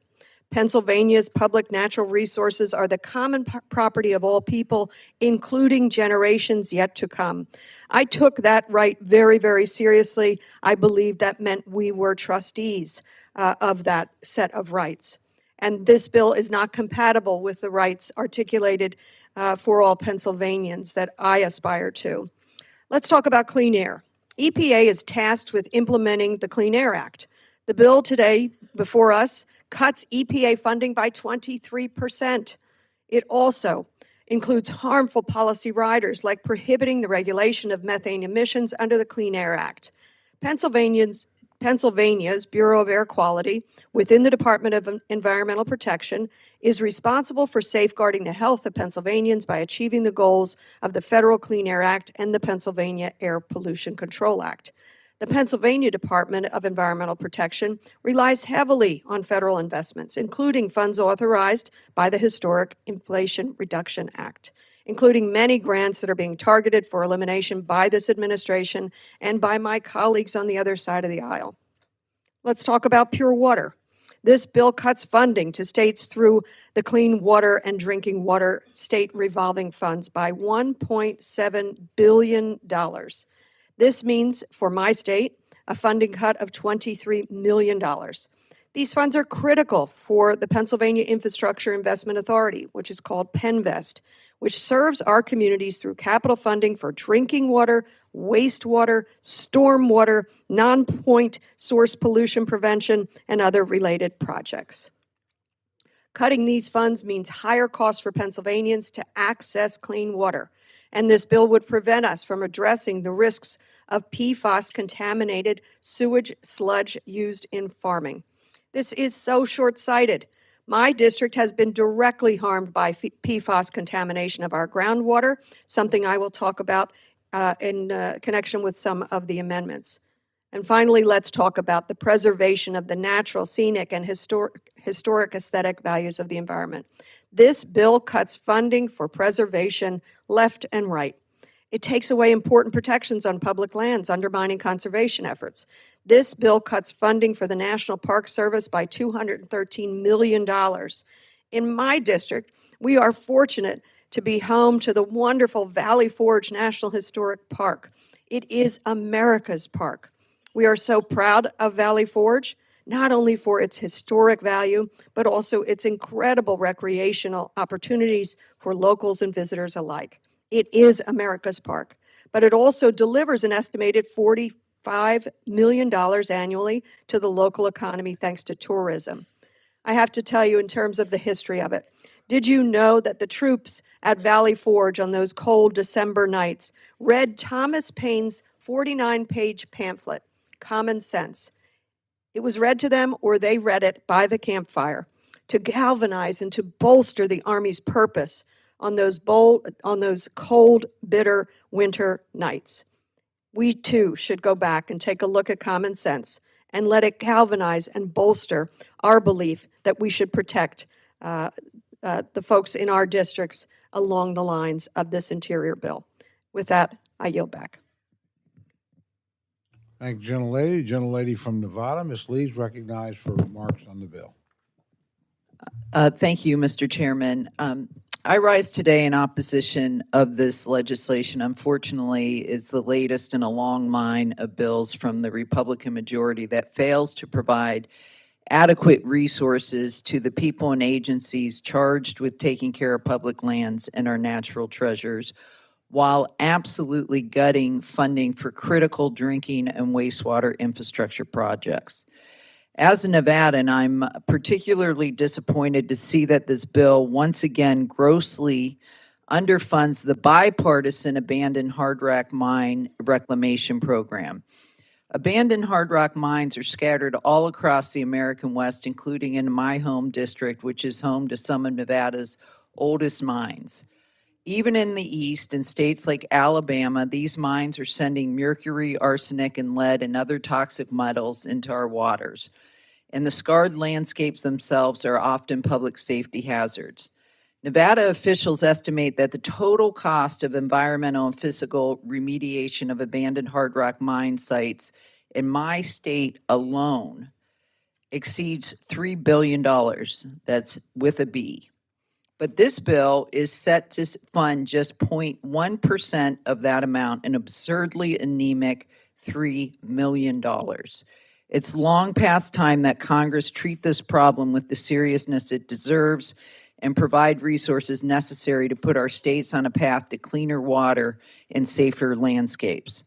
I'm also disappointed to see how this bill continues to shortchange our national parks and public lands. We are asking more of our park rangers than ever before, and instead of keeping pace, this bill leaves them with a $214 million cut. The Bureau of Land Management, which manages nearly 70% of Nevada's lands, is getting similarly squeezed, with tens of millions of dollars being stripped away from the Bureau's Renewable Energy Management Program, which will worsen permitting bottlenecks for solar and other clean energy projects in BNL lands, and a $100 million reduction to its primary management of lands and resources account, which all but guarantees bigger BLM backlog for everybody, including our Southern Nevada home builders. These cuts come at a time when DOI's agencies are already understaffed and oversubscribed. They also come in the immediate wake of the Reconciliation Project, in which some congressional Republicans actively tried to sell off public lands in districts and states that far from their own, without the consent or any meaningful collaboration with their colleagues in these communities. This barely scratches the surface of the numerous and other provisions in this measures which will make the cost of living crisis worse, including striking hardworking, middle-class, and vulnerable Americans with the bill for water infrastructure projects to the tune of $1.7 billion, thanks to a 62% cut. I will say, Mr. Chairman, that one thing this legislation does get right is making it absolutely clear that the proceeds from federal land sales in Southern Nevada are to remain in Nevada, as they have for decades because of the Southern Nevada Public Lands Management Act, which even President Trump's Interior Secretary Burgum recently praised as a great model for land stewardship. That said, I hope we can make some further improvements during this markup, and I urge my colleagues to vote no on this bill. Thank the gentlelady. The gentleman from Indiana, Mr. Mervan, is recognized for comments on the bill. Thank you, Chairman Cole, Ranking Member DeLauro, Chairman Subcommittee Simpson, and Ranking Member Pingree for the opportunity to speak on today's bill. The interior, environmental, and is critical for providing resources to keep our air and water clean, preserve our national parks, and address a growing climate crisis. I am grateful for the inclusion of robust funding for the Great Lakes Restoration Initiative, which supports projects that improve the quality of life for communities along the Great Lakes. However, I must join my colleagues in opposing this bill. The bill contains a number of cuts and riders that will gut resources for our public lands, hamper efforts to curb pollution, and damage the legacy we leave for future generations. I stand as a fighter for the Indiana Dunes National Park and clean air and clean water. The dune represents more than just nature. They are living proof that beauty, resilience, and industry can coexist. In Northwest Indiana, where sands meet steel, the dunes offer world-class birding, youth education, and nurturing power of nature and to bring peace and quiet to urban communities. We must protect this legacy for future generations. Over the last 6 months, indiscriminate staffing cuts and unpredictable funding pipelines have sent many of our national parks, including the Indiana Dunes, into a state of uncertainty. And these decisions have come at the cost of seasoned staff who may never return. In one of these early rounds of staffing cuts, I heard from an employee at the Dunes who was let go. She was an urban planner helping to implement long-term infrastructure projects. She was an expert in her field, took great pride in her work and giving back to the community. That she had lived and worked for 17 years. Losing her, along with other talented staff across the Park Service, will have a ripple effect for years to come. The $213 million cut to the National Park Service included in this bill, compounded by rescissions included in the recently passed reconciliation measure, will only make this problem worse. My predecessor, who served on this committee for decades, fought hard to get this national park designation for the dunes because he understood the parks improve the quality of life and serve as economic engine for the surrounding communities. I hope my colleagues can work in a bipartisan manner to protect these resources. I am also concerned about the deep water infrastructure the bill underfunds and clean water drinking water state revolving funds by $662 million in the fiscal year 2012 levels. This means fewer dollars to deliver safe drinking water, remove lead pipes, and protect public health. These cuts are also happening in the context of staffing changes to create challenges in implementation of important programs. One of my constituents who works out of the EPA Chicago office is helping communities improve their water infrastructure, reached out with concerns over toxic work environment at the agency.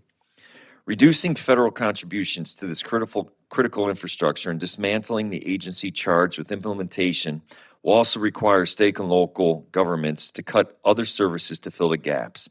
Finally, I am concerned about the policy riders that reduce protections that mitigate air, water pollution and will make it more difficult to hold private stakeholders accountable for cleanup of legacy pollution sites.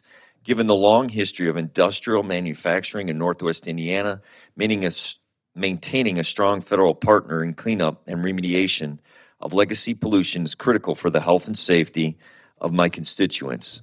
The Interior and Environmental Appropriations Bill presents opportunity to better our communities through investments in our public lands, our water infrastructure, and the long-term health of our communities and natural resources. I urge my colleagues to oppose the bill in front of us and recommit to working in a bipartisan manner and leave the better future for our children. I yield back. Thank the gentleman. The chair now recognizes the distinguished Dean of the House and Chairman Emeritus of this committee for an announcement. I thank the chairman for the recognition. One of the great centers of power on this committee is the Flower Fund. And today we're celebrating the birthday, the 6th decade that Robert Adderholt has been with us to celebrate the use of the Flower Fund. So would you join me as we wish Robert Adderholt happy birthday on his 6th decade with us? We, this is your birthday song. It doesn't last too long. Hey! Thank you. Thanks, everybody. Thanks, Hal. And may you live as long as the opening comments at our hearings. It's a great to have you. Thank you so much. Yes, and gentlelady's recognized. I would just point out that Mr. Clyburn, beginning of his 85th year around the sun. Well, that gives you something to shoot for. So, Mr. Clyburn, congratulations to you as well, my friend. Well, come along, I won't wait for you. Thank you very much. I'm sorry? Well, do you guys know the Boehner birthday song? It's so much quicker, but if you want to do a traditional happy birthday, okay, yeah, all right. This is your birthday song. It doesn't last too long. Hey! I told Boehner once that was the only thing that he would really leave behind him that would last. Not fair on my part. Okay, are there any other members wishing to make general comments about the bill? Seeing none.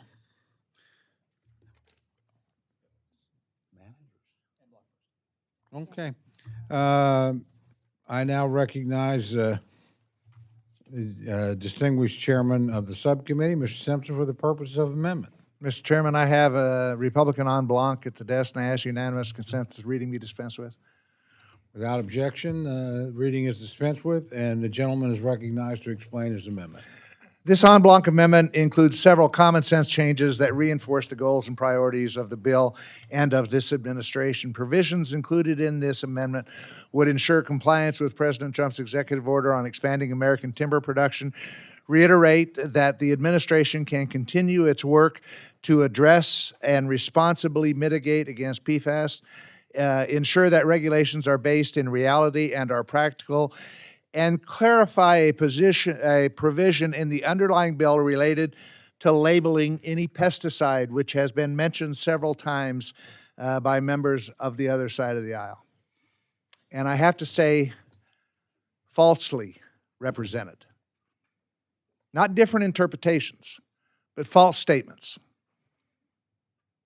Gentlelady from Florida made some comments that, frankly, I got to tell you, are just not true about what this amendment does. So let me take a minute to clarify this. And for all the MAGA, MAHA moms that are out there that are concerned about this, that have been calling, let me clarify what this provision does. This is the third year in a row that we've carried this exact language in the Interior Bill.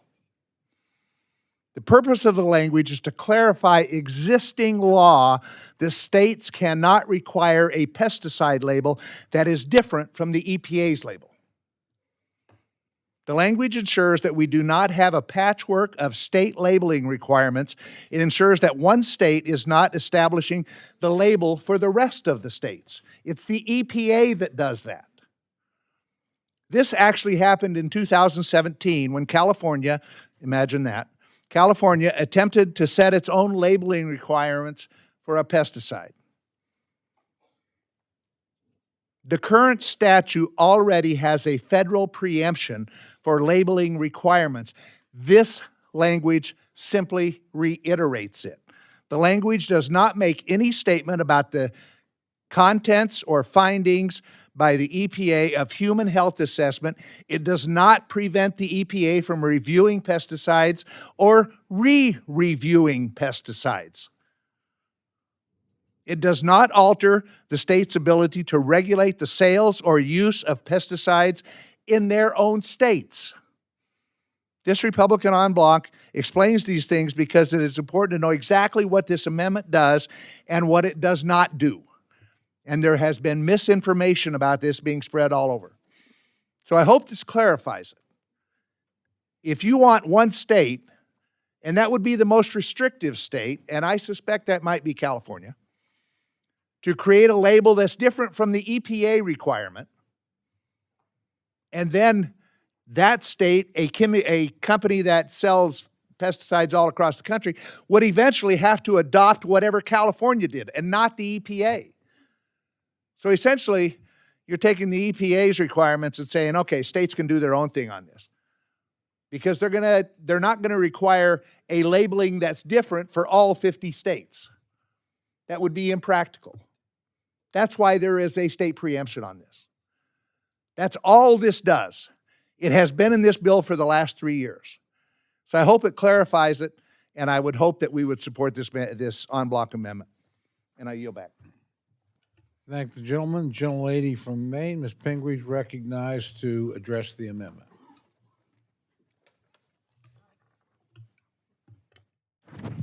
Thank you, Mr. Chair. I want to discuss a different provision in this unblock amendment, which I was surprised to find in this particular unblock amendment, which I will be opposing.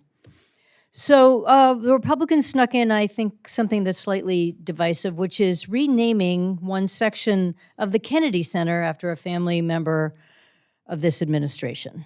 So let me just talk a little bit about what changes have taken place at the Kennedy Center. This has always been covered under this particular committee. They get an appropriation every year that covers many of the important improvements and capital expenses that need to happen there. But this year, there was quite a big change that occurred. You may have heard that President Trump decided to fire the president, the chairman, and all of the Biden board members and installed other people who he chose would be, in his mind, better people to be on the board of the Kennedy Center.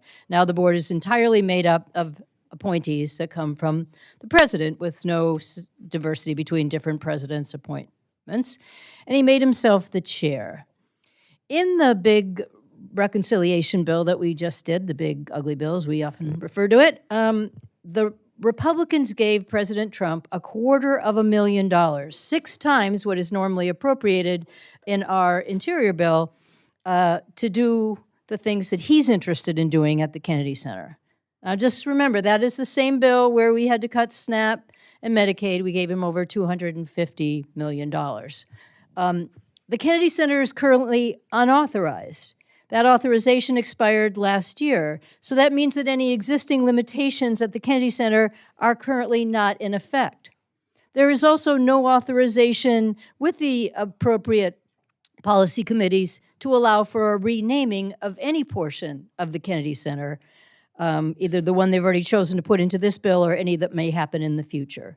And other ideas that have been forwarded, such as a marina for yachts, one of the board members suggested, there are no ways to limit those particular options. So unlike what I think would have happened under other times, the Republicans have now given the president 6 times the normal amount of money to run the Kennedy Center, carte blanche over who will be on the board and how different parts of the Kennedy Center, or perhaps the whole Kennedy Center itself, will be named. And this amendment confirms that. So I think it goes without saying that it is something that I totally oppose, and I believe that many of my colleagues would oppose it. And I think it's hard to justify when you go back into your district that we are giving them $256.7 million with very little oversight, no authorization for changing the name, and a lot of authority over how that money will be spent. Later on in this bill, we will be talking about arts funding. We'll be talking about cuts to the NEA and NEH, cuts that were made back to your specific communities, to artists and schools and community arts projects. And my understanding now is that this administration would like to have control over what is arts and culture in our country, how funding will be spent, and as long as it's funding that they would like to spend, in this case on the Kennedy Center, it could be any amount, it could be greater than ever spent before, but if it's going back to our local communities as it is at the NEA and NEH, it will be cut. In fact, when we received this budget from them, NEA and NEH were completely zeroed out. So for this reason and others, I oppose this unblock amendment, and I encourage my colleagues to do the same. Yield back. Thank the gentlelady. Or do other members seek recognition to speak to the en bloc amendment? Gentleman from West Virginia is recognized.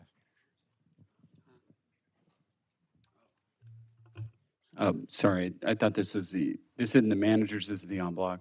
Okay, apologize. This is the en bloc. Apologize. Do any other members wish to address the en bloc amendment?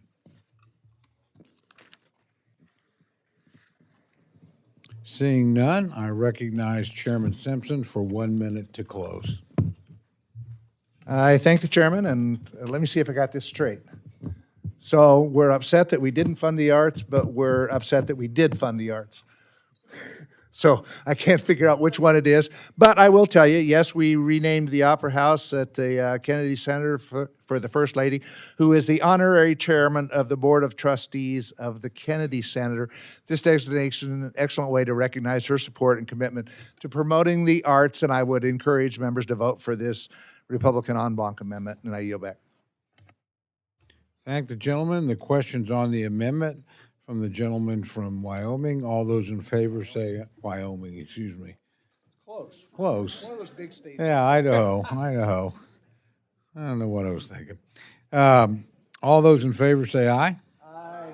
All those opposed say no. In the opinion of the chair, the ayes have it. Roll call has been requested.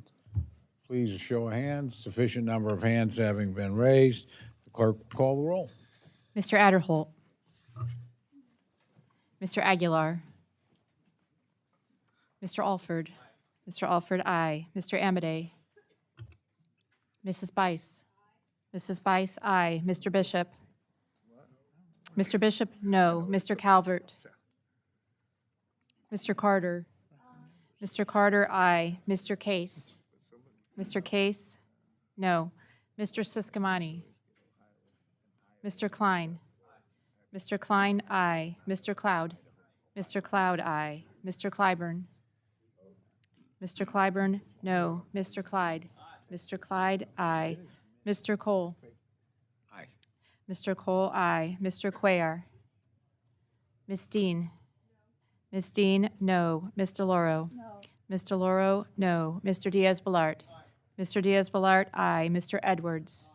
Mr. Edwards, aye. Mr. Elzey. Mr. Elzey, aye. Ms. Escobar. Mr. Espaillat. Mr. Espaillat, no. Mr. Fleischman. Mr. Fleischman, aye. Ms. Frankel. Ms. Frankel, no. Mr. Franklin. Mr. Franklin, aye. Mr. Gonzalez. Mr. Guest. Mr. Guest, aye. Mr. Harder. Mr. Harder, no. Dr. Harris. Dr. Harris, aye. Mrs. Henson. Mrs. Henson, aye. Mr. Hoyer. Mr. Ivy. Mr. Joyce. Ms. Captor. No. Ms. Captor, no. Mr. LaLota. Ms. Lee. Ms. Lee, no. Ms. Letlow. Ms. Letlow, aye. Mr. Levin. Mr. Levin, no. Ms. Malloy. Ms. Malloy, aye. Ms. McCullum. Ms. McCullum, no. Ms. Ming. Ms. Ming, no. Mr. Molinar. Mr. Molinar, aye. Mr. Moore. Mr. Moore, aye. Mr. Morelli. Mr. Mervan. Mr. Newhouse. Mr. Newhouse, aye. Ms. Perez. Ms. Perez, aye. Ms. Pingree. No. Ms. Pingree, no. Mr. Pocan. No. Mr. Pocan, no. Mr. Quigley. Mr. Quigley, no. Mr. Reschenthaler. Mr. Rogers. Mr. Rogers, aye. Mr. Rutherford. Mr. Rutherford, aye. Mr. Simpson. Aye. Mr. Simpson, aye. Mr. Strong. Mr. Strong, aye. Mrs. Torres. Mrs. Torres, no. Miss Underwood. Miss Underwood, no. Mr. Valadeo. Mr. Valadeo, aye. Miss Wasserman Schultz. Miss Wasserman Schultz, no. Mrs. Watson Coleman. Mrs. Watson Coleman, no. Mr. Womack. Mr. Womack, aye. Mr. Zinke. Mr. Zinke, aye. Are there any members wishing to vote or change their vote? Gentleman from Nevada. Mr. Amadei, aye. Gentleman from Alabama. Mr. Adderholt, aye. Gentleman from Texas. Mr. Gonzalez, aye. Gentleman from California. Mr. The other Calvert, gentleman aye. from California. Mr. Aguilar, no. Gentlelady from Texas. Miss Escobar, no. Gentleman from New York. I do not believe the gentleman is recorded. Mr. Morelli, no. Gentleman from Maryland? Mr. Ivy, no. Other gentleman from Maryland? Mr. Hoyer, no. Gentleman from Ohio? I do not believe the gentleman is recorded. Mr. Joyce, aye. Are there other members wishing to change or record their vote? Seeing none, the clerk will tally.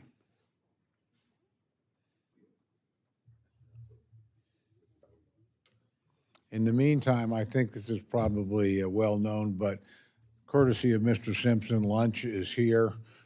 Carmine's across the hall, so please come and go as you will. Are there going to be any potatoes? You'd have to address that. I'm up here with you.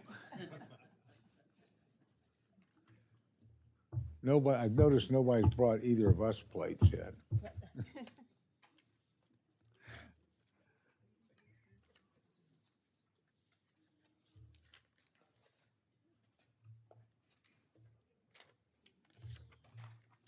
On this vote, the ayes are 33, the noes are 25. The amendment is adopted. Now recognize the gentlelady from Connecticut, Mr. Laurel, for the purpose of an amendment. Mr. Chairman, I have an amendment at the desk and ask unanimous consent that the reading of the amendment be dispensed with. Without objection, the reading of the amendment is dispensed with, and the gentlelady is recognized for remarks on her amendment. I'm proud to submit this amendment, which would restore funding for the state revolving funds to the fiscal year 2025 enacted level. The American people are demanding help with the cost of living. That is what we should be focusing on this committee, but instead the majority has chosen to cut the funding that literally helps our communities maintain safe, clean drinking water. All our states rely on the revolving funds to help finance water infrastructure projects, which are often time and capital intensive. Yet the bill before us eviscerates this funding to the states by nearly $2 billion, or 62%. This near-complete withdrawal of federal support for water infrastructure means that local governments, already struggling for cash due to President Trump's illegal freezes of so many grants and loan programs, will have to bear the brunt of financing expensive water safety and treatment projects. Clean water should be available for all Americans, and the state revolving funds help achieve that mission. Yet the majority's bill is cutting these funds so deeply and so recklessly that even their own communities will be deeply harmed. In Oklahoma, there will be a $10 million cut, from nearly $16 million down to barely $6 million. In Idaho, we'll receive a $7 million cut, from nearly $11 million down to $4 million. This will devastate the ability of state and local governments to finance needed projects. As Jeff Walker, former executive administrator of the Texas Water Development Board, said, and I quote, "More than half of clean water SRF, state revolving funds, subsidized loans, 55%, are provided to communities with populations of less than 3,500. Many of whom can't qualify or will pay higher interest rates in the municipal bond and private lending markets. Without financing from the clean water SRFs, these communities are more likely to experience unreliable household wastewater services and poor water quality, which can result in exposure to deadly and debilitating waterborne diseases that are preventable," end quote. The EPA currently estimates that our nation's drinking water and wastewater systems will face over $1.2 trillion in capital improvements needs over the next 20 years, just to maintain current levels of service and safety. Without federal support, these costs get passed on to the American people, either through utility bills, property or sales taxes, or cuts to other local government services. Americans voted to lower the cost of living, not to spike their water and tax bills. Yet, that is exactly what the majority is forcing on our communities. This is something we should all be able to agree on. Water, food, and shelter are bare necessities. Every single person here knows the importance of safe drinking water. Every person here should be demanding action if something went wrong with our community's water supply. Failing septic systems and inadequate wastewater treatment are a matter of life and death. They can lead to the contamination of drinking water sources with pathogens like E. coli and other microorganisms causing waterborne diseases. That is what the Drinking Water State Revolving Fund is for. It is for places like Stockton, Pennsylvania, which had the state's worst water quality until it received funding to install a new water distribution line and prevent contamination of Giardia, bacteria, and iron in its whole system. It is for preventing tragedies like the one in Flint, Michigan, where the city tried to update its water system, but corroded pipes from the new drinking water source exposed nearly 9,000 children to lead contamination for 18 months.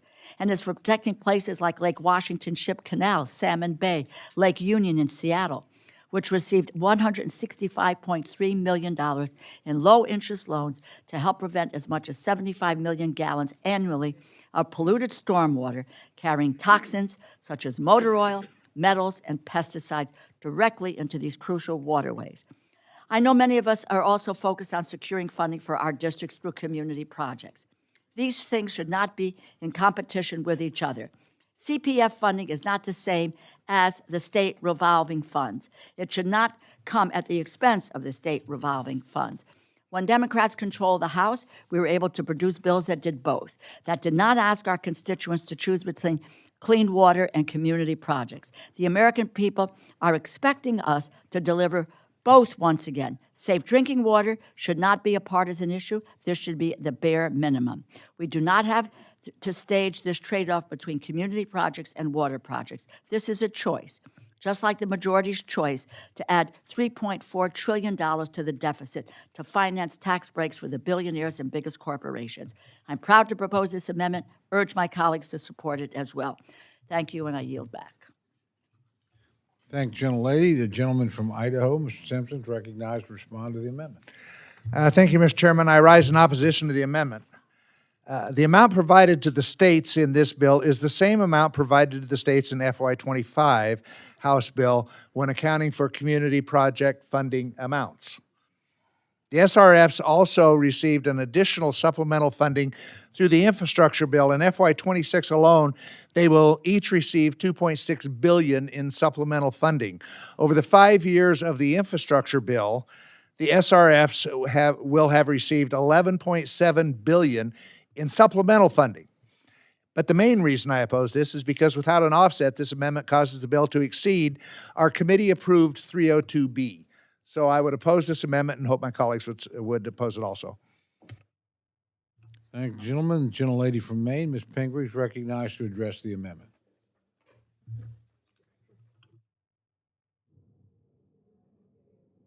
Thank you very much for yielding the time.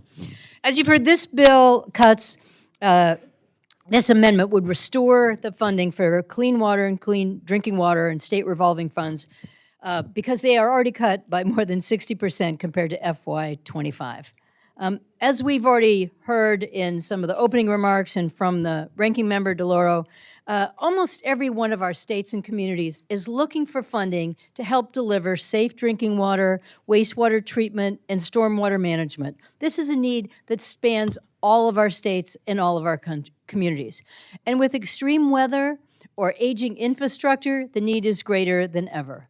Reducing this funding to the states threatens the viability of our water infrastructure projects, forcing states to either delay these critical upgrades or shift the cost to ratepayers. This would reduce vital opportunities to have clean drinking water, to have wastewater systems that are high functioning, and making sure that our constituents are not being exposed to contaminants like PFAS and lead. Our state environmental agencies are already underfunded and struggling to bear the costs of permitting, which is vitally needed for economic development. The idea that we're going to make a cut in this bill, and this is where we would go, 60% compared to what we did in FY25, is somewhat unthinkable to me. This is a need that's not going to go away. This is not a partisan need. This is something that we all recognize is critically important. And for most of us, our states or local communities don't have the ready funds to do this necessary work. So when we withdraw these federal funds, we're going to put a burden either on our states or our communities in places that they have no ability to do. And because of what we've already done in the big ugly bill and the tax benefits we've given to billionaires and the cuts we're already planning to make in Medicaid and SNAP benefits, our states will be already strained. And this is yet one more cost we're going to be asking them to bear. And if our states can't bear the cost, then it's our local communities and our local ratepayers who will have to bear the cost. So all we are doing here is not saying this is not a need, this is not something that Congress has to deal with. We're just saying, let's ignore this and let somebody else pay for it. But this is a vital service. This is clean water. This is making sure people are free from toxics in their environment. This is making sure our communities are clean and healthy. I oppose this cut. I support this amendment, and I encourage my colleagues to support it as well. I yield back. Thank gentlelady. Gentlelady from Ohio, Ms. Capter, is recognized to address the amendment. Thank you very much, Mr. Chairman. I rise in strong support of my friend Ranking Member DeLauro's amendment and to increase funding for water infrastructure in our country. Under the majority's bill, Ohio would receive $71 million less than last year. That is a 62% cut, a 62% cut for water infrastructure in Ohio. I'm privileged to have included a community project in this bill for the city of Defiance in my district. It is one of many, many communities that need water infrastructure, but can't find the funding to make necessary upgrades and keep services affordable for the people that live there. Projects like this one should supplement rather than compete with the state revolving fund. Everybody knows the state revolving funds don't have enough money in them at a time when prices are rising everywhere and state revolving funds are short in dollars to meet the rising needs. America's infrastructure is aging, folks, and we should be exploring ways to invest more heavily in places like Defiance.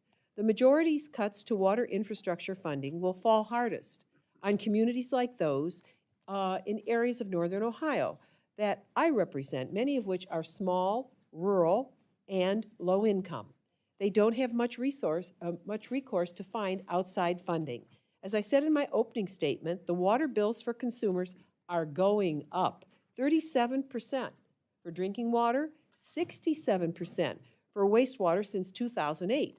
So now is absolutely not the time for cuts. I don't know where Mr. Vogt lives or exists, but if he doesn't see this, he's quite short-sighted. The reduction that the majority is proposing will increase the public health risks, slow economic growth, and undermine the infrastructure progress that we've made thus far at a time when resilience is critical to face increases in natural disasters that are happening. Several cities in our district have accrued serious water infrastructure debts as they have struggled to meet EPA's mandates for clean water, and those mandates are important. Slowly, Lake Erie, which we depend on for life, is becoming cleaner, barely, because of what we've been able to do to date, but they've come at great cost. We owe it to our cities to help them meet these obligations. The debt of our communities has led to increased prices for families that hinder their ability to invest in economic growth. Federal funds should help lift this burden so that instead local communities can focus their efforts on building new housing and developing new commercial areas instead of just paying off environmental debt. I urge my colleagues to support this life-sustaining amendment. Keep America's drinking water safe, reliable, and affordable. Thank you, Mr. Chairman. I yield back. Thank you, gentlelady. Gentlelady from Florida, Ms. Wasserman Schultz, recognized to address the amendment.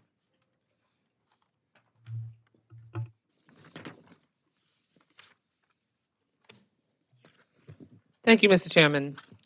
I rise in strong support of the amendment offered by Ranking Member DeLauro to restore critical funding to the EPA's state revolving funds for drinking water and wastewater infrastructure. This bill, as written, slashes the SRFs by a staggering $1.7 billion, a 62% cut from last year's level. That is unconscionable. Clean water is not a luxury. It is a necessity. And ensuring affordable, safe water is one of our most basic responsibilities. These programs are the backbone of a successful federal, state, local partnership. They help communities all over the country finance essential projects by removing lead pipes, upgrading failing sewage systems, separating combined sewers, and keeping drinking water safe. Cutting them at this scale doesn't just leave local governments holding the bag. It leaves every ratepayer and every family paying more, and it risks their health. And this isn't hypothetical. These needs are real. And they are in the districts of members on this committee, both Republican and Democratic. Cities like Albany, Georgia, have struggled to find federal dollars to separate its combined sewer system. Albany has already spent more than $100 million into separating its combined sewer system, but they need more help. And yes, Mr. Bishop, I know how to pronounce Albany. And now House Republicans are slashing funding for clean water projects by 62%, leaving cities like Albany to either raise rates on their residents or fall even further behind. Working families across the country didn't create this crisis, but Republicans are asking them to pay for it, while billionaires and polluters get a free pass. Chairman Womack, I have tremendous respect for you. You represent the city of Fort Smith in Arkansas's 3rd Congressional District.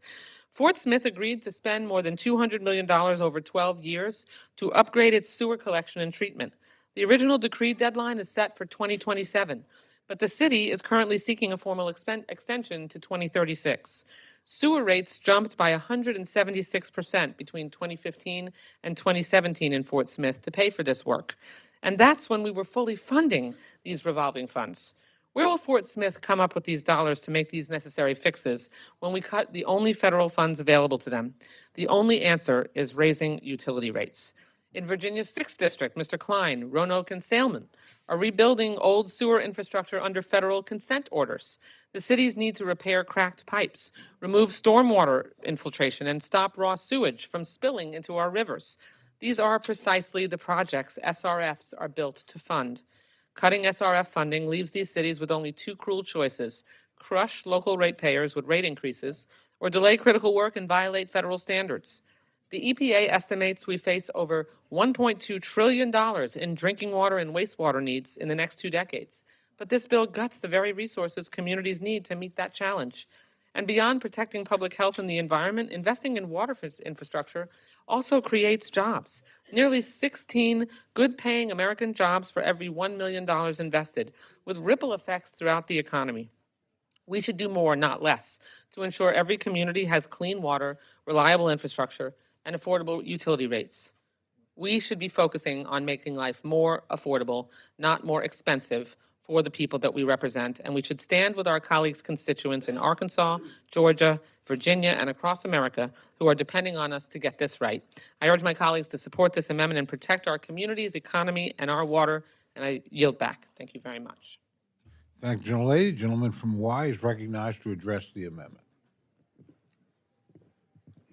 Thank you, Mr. Chair. I rise in very strong support of the ranking member's amendment. And let's be very clear, crystal clear.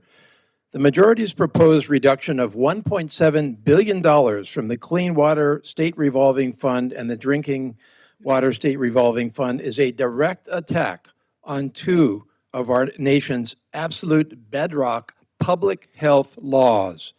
The Federal Water Pollution Control Act, or the Clean Water Act of 1972, which was passed overwhelmingly on a bipartisan basis, vetoed by President Nixon, and overridden on a bipartisan basis by this Congress, a great demonstration of Congress's performance of its actual constitutional duties.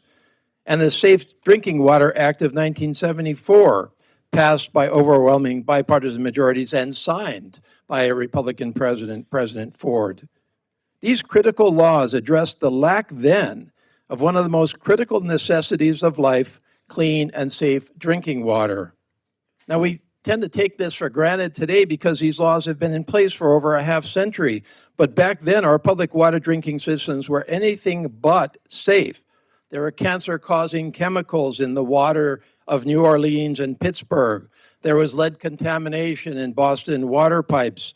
There was viral and bacteriological contamination in smaller, more rural communities. And these cornerstone laws set basic nationwide standards for safe drinking water quality and oversaw public water systems to protect public health.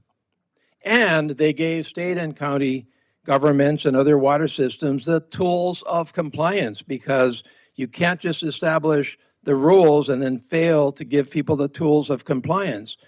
The tools of compliance were these revolving funds, which allowed capitalization grants to states to establish loan programs to finance drinking water improvement projects to comply. Absent these revolving funds, states and counties, especially smaller rural water systems, would simply not have the means to comply and deliver safe, clean drinking water. Now, these are not idle risks. My colleagues have already talked about the actual risks to clean and safe drinking water in many of the communities of our colleagues in the room here. But in my own state of Hawaii, for example, we have seen major risks to our safe and clean drinking water. We had a major crisis at Red Hill, where the Navy's fuel tanks leaked into the primary aquifer for the city of Honolulu, servicing hundreds of thousands of my constituents. Now, this committee has been very generous and very responsible in assisting with the recovery from Red Hill. But the needs of assuring the aquifers and the water supply of the city of Honolulu are not going to stop with Red Hill. They will last beyond this particular crisis. We have in Hawaii 38 priority drinking water projects, all funded or to be funded by these revolving funds. And the biggest problem with our clean and safe drinking water looms in front of us, and that is the crisis of PFAS, which is coming at us fast and furious, and for which we must prepare today, including strengthening these funds. So with all of this half-century plus success with proven need, why slash these funds today? Why slash them by $1.7 billion? Well, I listened to some of the explanations by the chair. One possible explanation is that the states should actually step up, and by the way, the states means the ratepayers, the consumers. They should step up and pay this. The federal government should not have to shoulder these burdens anymore. Somehow this should be the responsibility of the states and the counties. That amounts to an unfunded federal mandate that is unfair to establish these rules, which are good rules, and then fail to provide the means of compliance. The chair says, well, the real reason here is that there is no offset for this restoration of $1.7 billion. You know what? I don't accept that for 1 second. It is you, by reducing the overall allocation to this bill, the majority, that have created this problem. I don't accept the responsibility of trying to comply with a reduction of 6% in our national environmental programs. And finally, I think I heard the chair say that somehow these funds are oversubscribed, that they're plentifully funded. And I don't buy that either. That is shorting these funds today, knowing that you will have a problem down the road that you must step up and fund it, and calling it fiscal responsibility. And you know what? You ceded the right to any claim of fiscal responsibility with your recent actions, including the reconciliation bill. With that, I urge adoption of this amendment, and I yield back. Thank the gentleman. Are there other members wishing to address the amendment? There's no further debate. The gentleman from Idaho is recognized for 1 minute to close. Oh, excuse me, this is your, sorry. Gentlelady from Connecticut.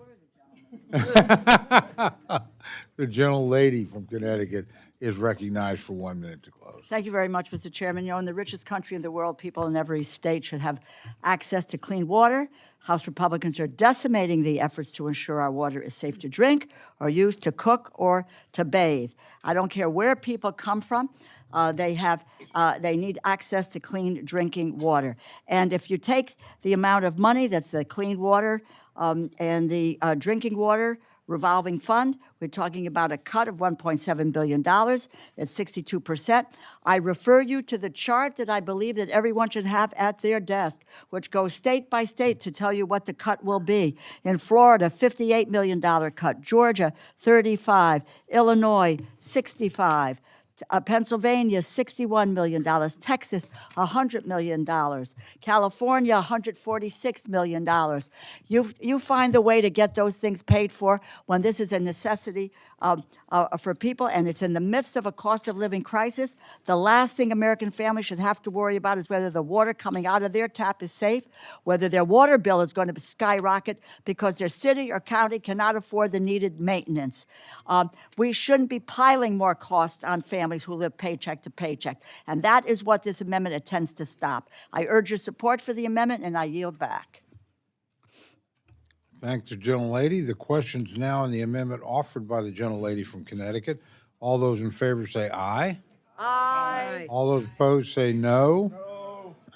The opinion of the chair of the noes have it. Recorded vote. Recorded vote's been requested. Sufficient number of hands have been raised. The clerk will call the roll. Mr. Adderholt. Mr. Adderholt, no. Mr. Aguilar. Mr. Aguilar, aye. Mr. Alford. Mr. Alford, no. Mr. Amadei. Mrs. Bice. Mrs. Bice, no. Mr. Bishop. Mr. Calvert. Mr. Calvert, no. Mr. Carter. Mr. Carter, no. Mr. Case. Mr. Case, aye. Mr. Siscomani. Mr. Klein. Mr. Cloud. Mr. Cloud, no. Mr. Clyburn. Mr. Clyde. Mr. Clyde, no. Mr. Cole. No. Mr. Cole, no. Mr. Cuellar. Mr. Cuellar, aye. Miss Dean. Miss Dean, aye. Ms. DeLauro. Ms. DeLauro, aye. Mr. Diaz-Balart. Mr. Edwards. Mr. Edwards, no. Mr. Elzey. Mr. Elzey, no. Ms. Escobar. Mr. Espaillat. Mr. Espaillat, aye. Mr. Fleischman. Mr. Fleischman, no. Ms. Frankel. Ms. Frankel, aye. Mr. Franklin. Mr. Franklin, no. Mr. Gonzalez. Mr. Gonzalez, no. Mr. Guest. Mr. Guest, no. Mr. Harder. Mr. Harder, aye. Dr. Harris. Dr. Harris, no. Mrs. Henson. Mrs. Henson, no. Mr. Hoyer. Mr. Hoyer, aye. Mr. Ivy. Mr. Ivy, aye. Mr. Joyce. Mr. Joyce, no. Ms. Capter. Ms. Capter, aye. Mr. Lalota. Miss Lee. Miss Lee, no. Miss Letlow. Miss Letlow, no. Mr. Levin. Mr. Levin, aye. Miss Malloy. Miss Malloy, no. Miss McCullum. Miss McCullum, aye. Miss Ming. Miss Ming, aye. Mr. Molinar. Mr. Molinar, no. Mr. Moore. Mr. Morelli. Mr. Mervan. Mr. Newhouse. Mr. Newhouse, no. Ms. Perez. Ms. Perez, aye. Ms. Pingree. Ms. Pingree, aye. Mr. Pocan. Mr. Pocan, aye. Mr. Quigley. Mr. Quigley, aye. Mr. Reschenthaler. Mr. Reschenthaler, no. Mr. Rogers. Mr. Rogers, no. Mr. Rutherford. Mr. Rutherford, no. Mr. Simpson. Mr. Simpson, no. Mr. Strong. Mr. Strong, no. Mrs. Torres. Mrs. Torres, aye. Miss Underwood. Miss Underwood, aye. Mr. Valadeo. Mr. Valadeo, no. Miss Wasserman Schultz. Miss Wasserman Schultz, aye. Mrs. Watson Coleman. Mrs. Watson Coleman, aye. Mr. Womack. Mr. Zinke.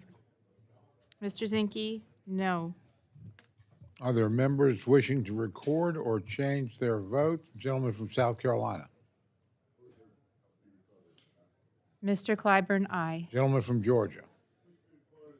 Mr. Bishop, aye. Gentleman from West Virginia. Mr. Moore, no. Gentleman from New York. The gentleman's not recorded. Mr. Morelli, aye. Gentlelady from Nevada. I do not believe the gentlelady is as a no. recorded. She's recorded as a no. Oh, you're recorded as a no. Okay. Off no on aye for Miss Lee. Gentleman from Florida. Mr. Diaz-Balart, no. Okay. Mr. Are there Womack. other, where? Mr. Womack. Gentleman from Arkansas. Mr. Womack, no. This Carmine's food is really messing up the balloting.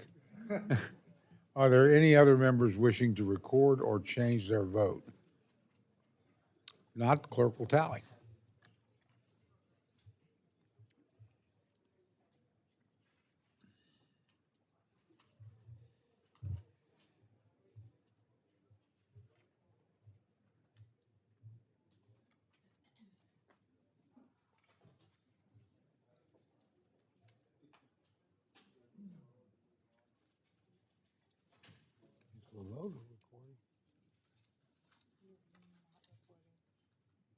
Gentleman from New York.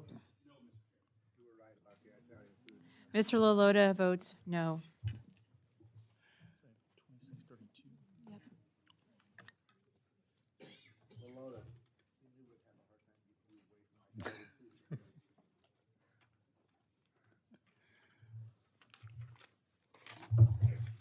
On this vote, the ayes are 26, the noes are 32. The amendment is not adopted.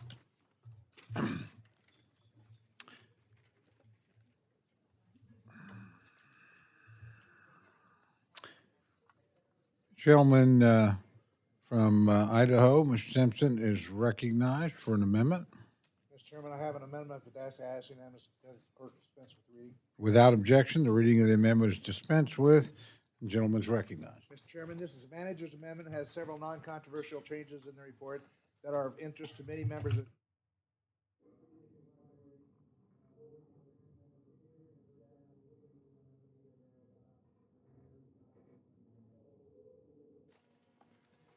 and I yield back. Thank you, gentlemen. Gentlelady from Maine, Ms. Pingree, is recognized. I rise in support of this amendment. I appreciate the chair working collaboratively with myself and other members to make technical corrections and adjustments where appropriate, and I urge my colleagues to support the amendment. Do any other members wish to address the manager's amendment? Seeing none, I recognize Chairman Simpson for 1 minute to close. Yield back. That may have been the most eloquent I've ever heard you be. That was very good. Yeah. The question is now on the amendment. All those in favor say aye. Aye. All those opposed say no. The opinion of the chair, the ayes have it, and the amendment is adopted. He's not here.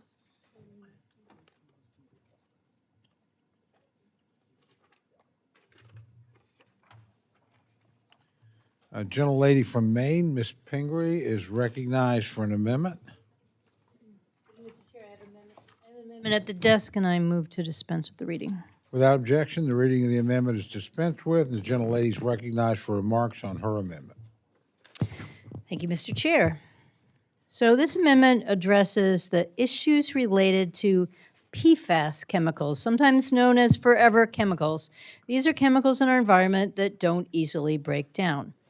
They've been linked to health problems, cancer, kidney problems, high cholesterol, and their contamination is widespread. These are chemicals that were widely used, have continued to be used, and we find them in our drinking water, in our land, in a variety of places. Now, I'm particularly interested in this amendment in the contaminants that are in our land. And in Maine, we have seen a real prevalence of these PFAS chemicals in farmland and in other land, primarily because they were in sewage sludge that was spread as fertilizer on the farms, particularly in the 70s and 80s, although in many states still spread today. So unfortunately, when that sewage drug contains PFAS, it leads to the contamination of agricultural land, products grown on that land, and the water surrounding it. Our state is one of the leaders in testing for this. So if it isn't present in your state, it will be known soon because most states will eventually start testing for this. And in many states, it was common practice to use the fertility and sewage sludge on farmland, and that's how it ended up there. But now we have these heartbreaking stories of farms that have been impacted. And let me just tell you about one. Songbird Farm in Unity, Maine had to close in 2022 after they found high level of PFAS contamination in the soil. It was a wonderful farm that the family had built up over the years, growing vegetables and grain. But when they were tested, not only did they find out this was present in their soil that they had worked on for years, but the blood tests for Adam and Johanna and their 5-year-old child confirmed that they also had extremely high levels of these chemicals. They're now undergoing treatment to reduce the high levels in their own blood.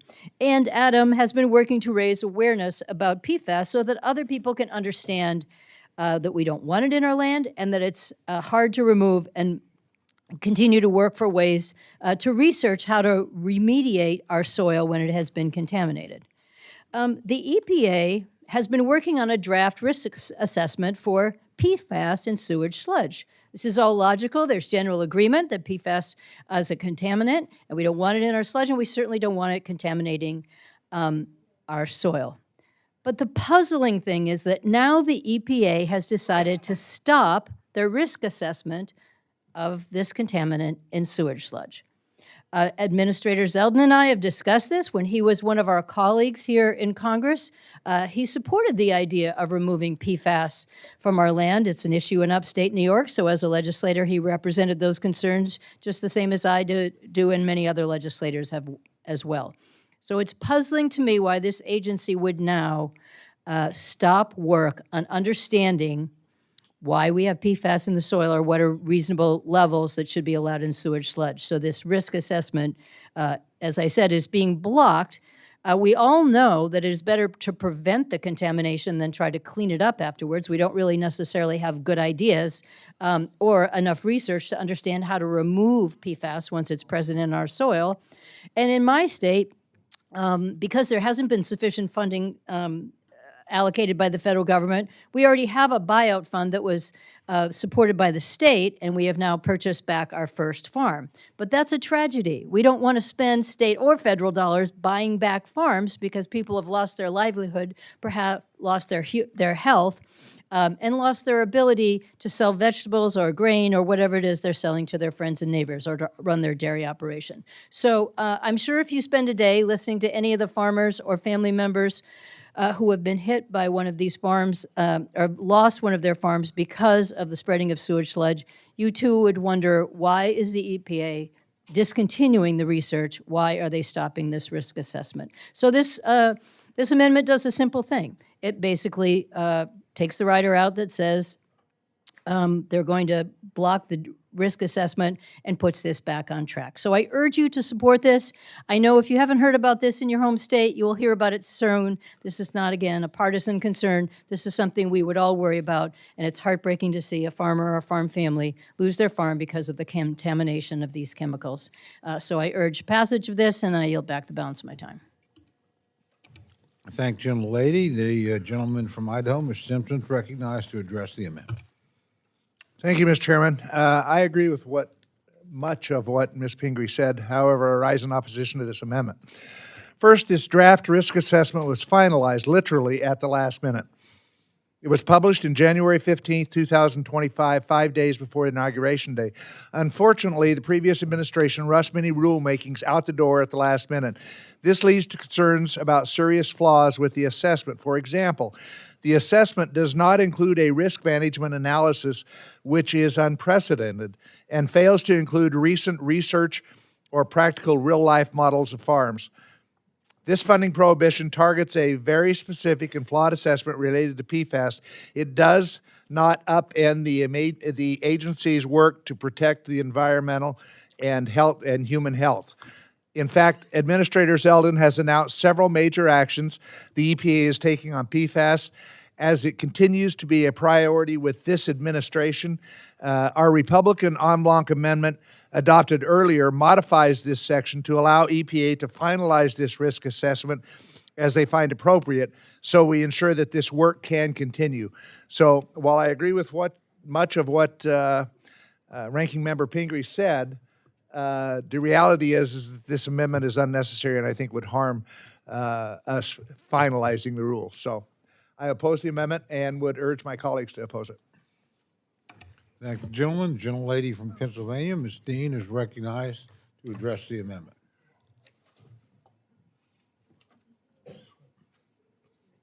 And I thank the chairman and the ranking members. I rise in opposition to this amendment. I rise in support of this amendment, which would strike Section 507, which is, for those of you looking for it, it's almost the last page of the bill. This rider prohibiting EPA from working on the draft sewage sludge risk assessment, prohibit any kind of funding for that report, which that report showed the risks.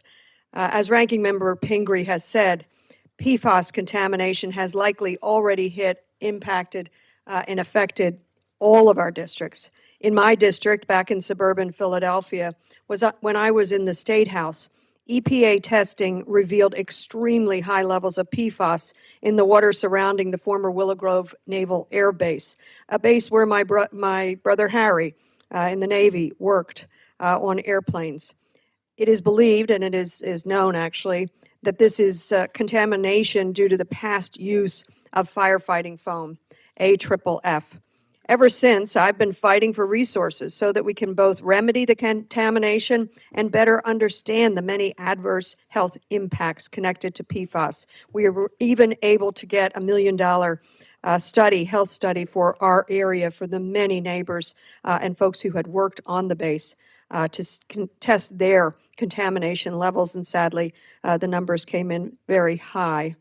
And I will say to you, just as recently as this week, I was talking with one of my district people who's been on this with me for the past 12 years, and the PFAS levels remain stubbornly high at different times from the water rolling off that blacktop at the now defunct base.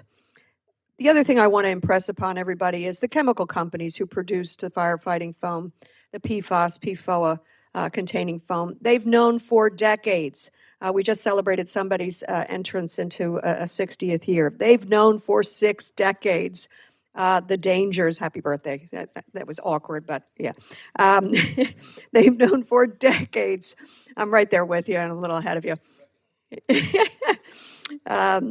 That the firefighting foam, the use of these forever chemicals that do not break down in the environment and do wind up in our blood, have such high risk to bad health outcomes.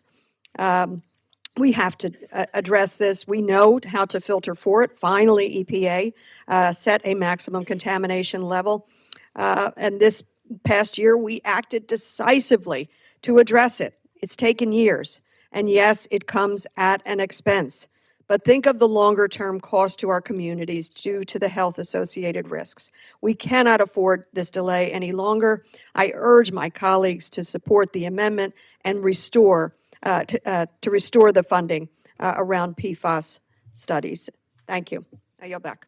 Thanks, gentlelady. And I would ask the gentleman from Alabama to quit rubbing in the fact that he's 60. You're losing a lot of friends up here at the dais.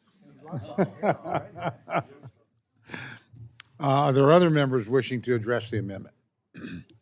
Seeing none, the gentlelady is recognized for 1 minute to close. Again, I encourage my colleagues to support this for the sake of the farmers and those who are concerned about the contamination from PFAS. I want to clarify the way I was describing this. I am trying to remove a rider. The rider prohibits the EPA from continuing the risk assessment. So our goal is to make sure that the EPA continues this important risk assessment.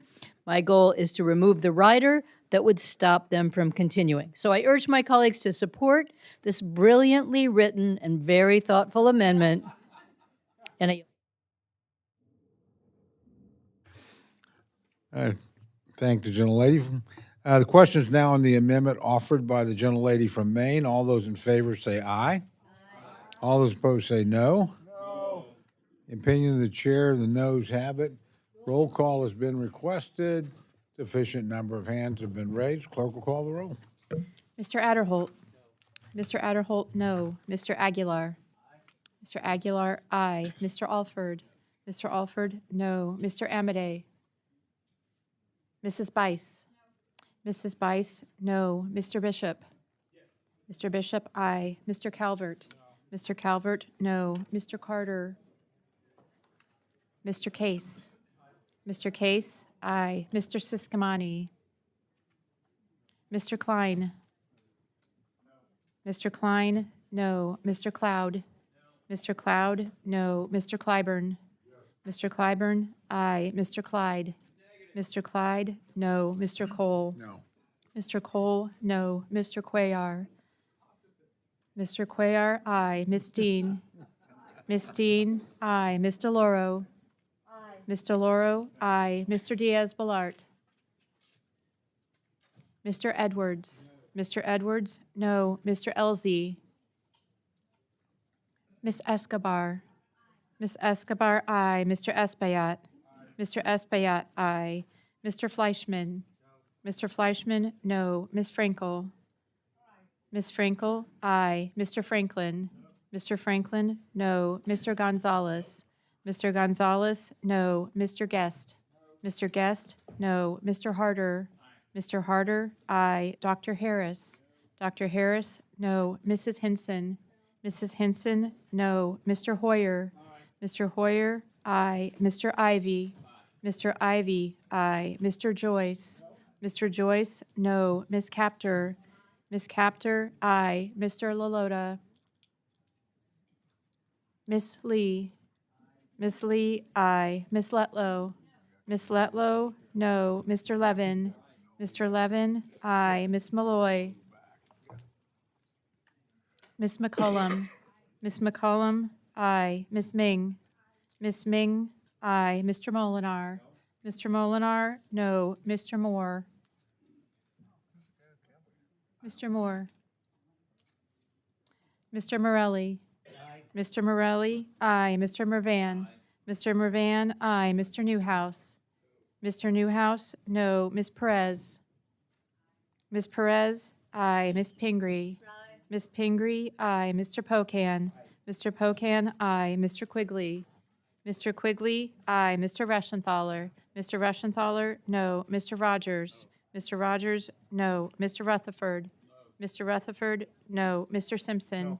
Mr. Simpson, no. Mr. Strong? Mr. Strong, no. Mrs. Torres? Mrs. Torres, aye. Miss Underwood? Miss Underwood, aye. Mr. Valadeo? Miss Wasserman Schultz? Miss Wasserman Schultz, aye. Mrs. Watson Coleman? Mrs. Watson Coleman, aye. Mr. Womack? Mr. Womack, no. Mr. Zinke? Mr. Zinke, no. Are there any members wishing to record or change their vote? Gentleman from West Virginia. Mr. Moore, no. Gentleman from Florida. Mr. Diaz-Balart, no. Gentleman from Texas. Mr. Carter, no. The other gentleman from Texas. Mr. Elzey, no. We have other members wishing to change or record their vote. Seeing none, clerk will tally.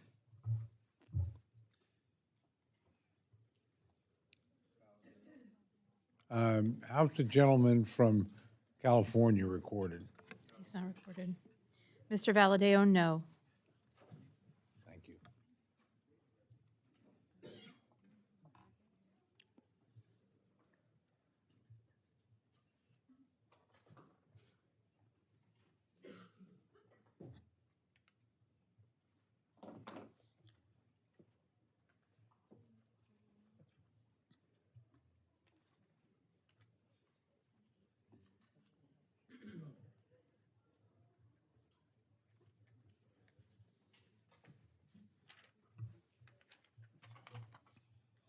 On this vote, the ayes are 28, the noes are 31, and the amendment is not adopted.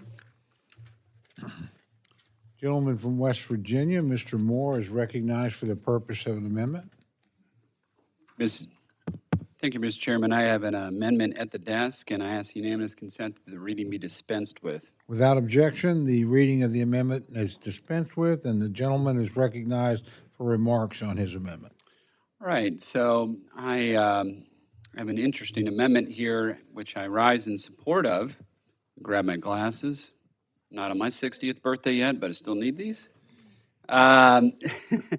It's has to do with a land transfer and a land swap in between land that is currently owned right now by Interior, and then land over here that is owned by the Department of Homeland Security.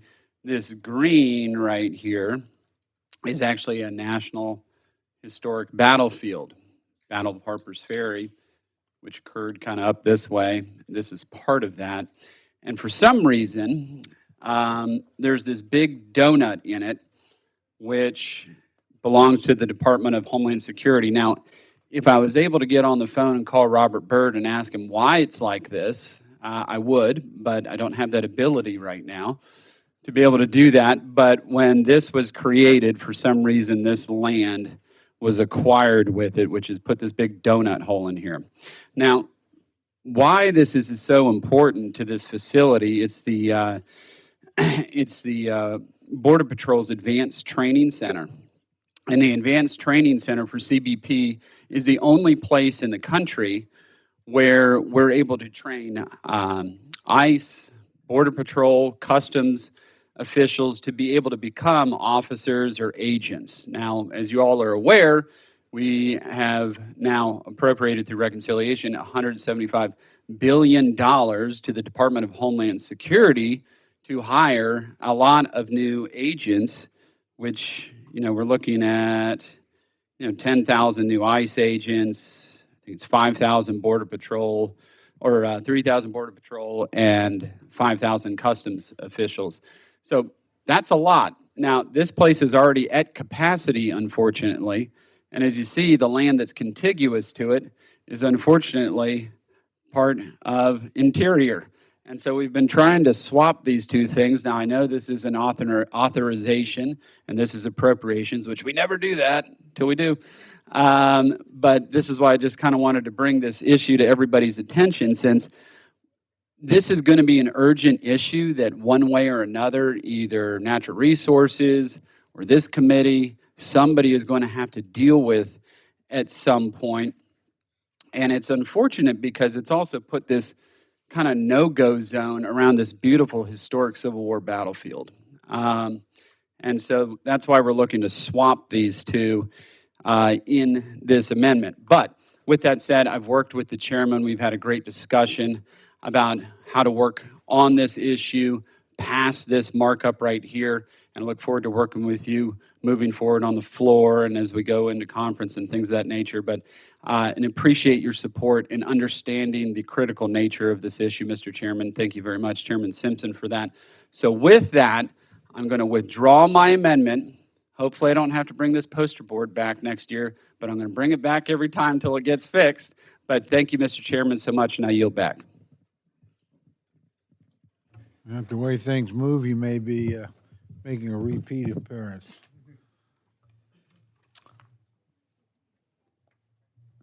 Gentlelady from Maine, Ms. Pingree, is recognized for the purpose of an amendment.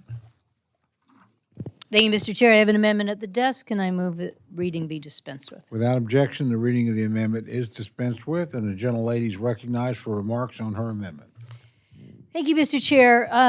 I want to discuss a portion of the bill that I consider underfunded, and that is the funding to the National Endowment for the Arts and National Endowment for the Humanities. This is one of my favorite parts of this bill to work on, and one of my favorite parts that we fund here, our funding for our arts and cultural agencies. And while it's a very small portion of what we do, the funding that comes through the federal government, through the NEA and NEH, is some of the only funding that goes nationally to the arts. Now, many people would be like, oh, what's the importance of the arts? We've got a lot of other critically important things to fund, and we do.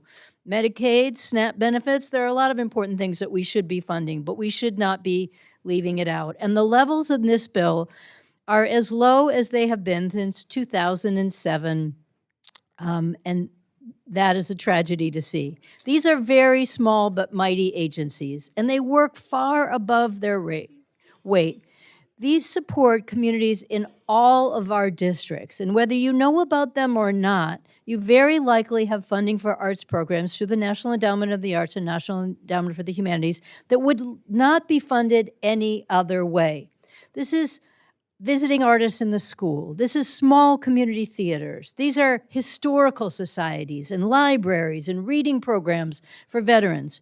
In fact, there are 678 counties across the country, most of them in rural areas, where the NEA does more to fund the arts than the top 1,000 foundations. In many communities, this is the only source of outside funding. And I know, having served on a school board, how critically important it is to get arts in our school curriculum, and often the only way you can fund them is through funding that comes from the outside. The arts and culture sector contributes over $1 trillion a year to our economy. It's a significant part of the economy. Arts and culture is more than agriculture, transportation, or construction, yet we often dismiss it as if it's sort of an add-on or something we do for fun, but it's a critical part of what we do. Now, I appreciate the fact that the Republicans, when they wrote the bill, put back into this funding mechanism $135 million. So the Trump administration cut it to zero. It was at $207 million, which is not a very large sum of money. But they added back $135 million. My amendment here would put in the next 72 and get us back to the 207. That is the level, as I said, the lowest level we've been at. Well, no, the $135 million is the lowest level we've been at. That would get us back to the level that we've been at. All I'm trying to do is keep the status quo for arts and culture. Now, I think the chair earlier said, is it okay to put arts in, not arts in, funding in, not in? Okay, I really do appreciate that you put the funding in, so thank you very much for that. What I don't like is this administration zeroing it out, but then deciding, well, it's arts funding that they determine how it goes. For instance, if they get the $250 million for the Kennedy Center and they decide how it goes, then that arts and culture is allowed. And what they've done with the NEA and NEH is taken $17 million that was allocated to the NEA and $17 million to the NEH and $40 million that they got through the reconciliation bill to create a sculpture garden of heroes that the president determined would be a good idea. So he's taking this money that was purposed for our communities, for our local funding, and using it for something that he determined would be a good idea for the arts. And just to make it clear, this sculpture garden of heroes are 200 heroes of the president's choosing, created by artists of the president's choosing, out of materials of the president's choosing, in a state of his choosing. So again, I appreciate that this administration has determined that there are good places for arts and culture, but this should be a decision that we all make. This should be funding that comes to all of our communities, and particularly when it comes to the NEA and NEH, this is money that should be restored, should be returned to its current level, the staffing should be returned to its current level, and we should go back to granting funds to our local communities. This is a vital engine for the arts. This is a vital source of funding. This matters in each and every one of our communities. This funding was cut dramatically by the president. I want to see it restored, and I want to see this funding restored. So I hope you will support my amendment and restore the funding back to $207 million for both the NEA and NEH to return to where we were. And I yield back. Thank you, gentlelady. Gentleman from Idaho, Mr. Simpson, is recognized to respond to the amendment. Thank you, Mr. Chairman. This is a tough one. I don't think there's anybody in Congress that supports the arts or humanities more than I do, except maybe Mrs. Pingree.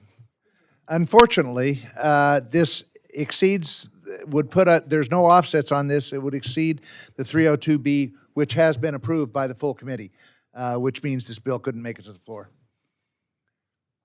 Let me tell you what we did, though. The administration, or the OMB, recommended zeroing out the arts and humanities. We didn't do that. We reduced them substantially by, 35%, from the 207 down to $135 million each. The way it traditionally works, and has worked, and according to statute, is out of the 207 that goes, let's pick the National Endowment for the Arts, they get $207 million. 40% of that, which would be about, $83 million, goes to the states, and that supports state arts councils and so forth. My concern was, what if we give the $207 million or the $135 million to the arts, but there's nobody there to take it? Because they haven't appointed anybody to the National Endowment for the Arts or the National Endowment for the Humanities. What happens to the money then?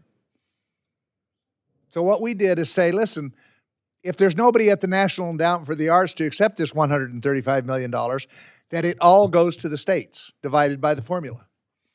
Which means instead of getting $84 million, $83 million divided up among the states, they would get $135 million divided among the states. And guess what? States arts councils that I've talked to said, hey, that's not a bad deal. So maybe this is the right way to do it. But I want to preserve the arts and make sure that we do that with the arts and humanities. Unfortunately, as I said in the beginning, this would exceed our 302B, and that meant that we wouldn't be able to get this bill to the floor. So I reluctantly, very reluctantly, oppose the gentlelady's amendment. Are there other members wishing to address the amendment? Mr. Laurel from Connecticut is recognized to address the amendment. Thank you, Mr. Chairman. I rise in support of Ranking Member Pingree's amendment. It restores the base level of funding from last year for the National Endowments for the Arts and Humanities.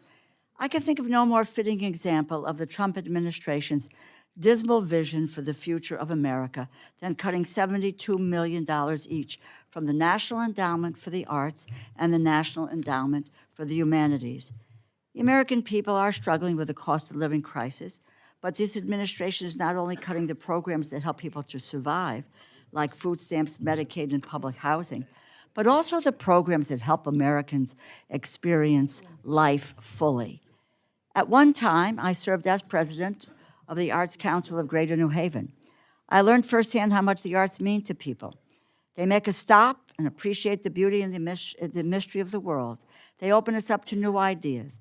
They teach us new ways of communicating with those around us and force us to reckon with the bigger questions in life. The arts are about our humanity.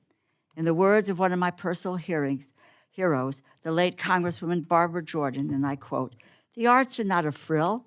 The arts are a response to our individuality and our nature and help to shape our identity. What is there that can transcend deep difference and stubborn divisions? The arts," end quote. These words stuck with me, and I think about them every year when I open the ceremonies at the International Festival of Arts and Ideas, which just celebrated its 30th successful convening of arts and performers from around the world right in my own home on the New Haven Green. This festival is an event for the whole community, where people from all cultures can come together to appreciate music, dance, sculpture, and more. There are countless programs like this all across the nation that benefit from the efforts of the National Endowments for the Arts and Humanities, either directly through funding and logistical support or indirectly through the broader ecosystem of artists and conveners that the NEA and the NEH have helped to nurture, grow, and sustain. I've always believed that our lives are richer and fuller when we take the time to appreciate art, reflect on it, and perhaps most of all, to make it. And public support and access is essential for the arts to flourish, rather than becoming stagnant and dependent on private philanthropy.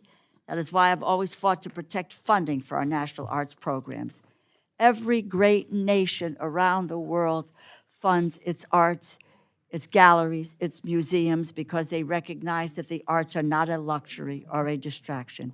They are essential. They are common heritage and a way to celebrate a shared national identity. That is one more reason why this bill is so disappointing. These cuts, as well as cuts to the Smithsonian Institution, are the definition of penny wise and pound foolish. And arts and cultural industries generated over $1.2 trillion in economic activity last year, according to a collaboration between the National Endowment for the Arts and the Bureau of Economic Analysis. The NEA and NEH are crucial funding sources that help this fast-growing sector thrive. Our achievements and contributions to the arts are critical to our national identity and unity, and these programs ensure all Americans can join our shared culture. I urge my colleagues to support this amendment, and I yield back. Thank the gentlelady. The gentlelady from Ohio, Ms. Capter, is recognized to address the amendment. Thank you very much, Mr. Chairman. I rise in strong support of Ms. Pingree's amendment to restore funding for the National Endowment for the Arts and Humanities, which have been cut $144 million, or 41% below the 2025 enacted level. The country could actually use a little more humor at this point in its history, and the arts and humanities really are the heartbeat of our country and our communities. They create joy, music. They create understanding and promote creativity, which is at the fundamental definition of what it is to be an individualist in this society and to enjoy the blessings of liberty. They preserve our shared history, give voice to the voiceless, and help us understand one another across generations, across backgrounds and across beliefs. In the part of America I come from local theaters to museums, to our zoos, to our cultural festivals and community murals, we see how creativity builds civic pride. It is who we are. My hometown of Toledo is where the literary heroine Nancy Drew first came to life. The Carolyn King pseudonym actually was stated in the Toledo Blade, our local newspaper, by journalist Mildred Wirt Benson, who wrote many of the first Nancy Drew mystery novels before 1953. A documentary project to honor this American icon came to a grinding halt in April when filmmaker Kathleen O'Connell received a letter from the federal government saying her production grant from NEH had been terminated. The letter came with no explanation.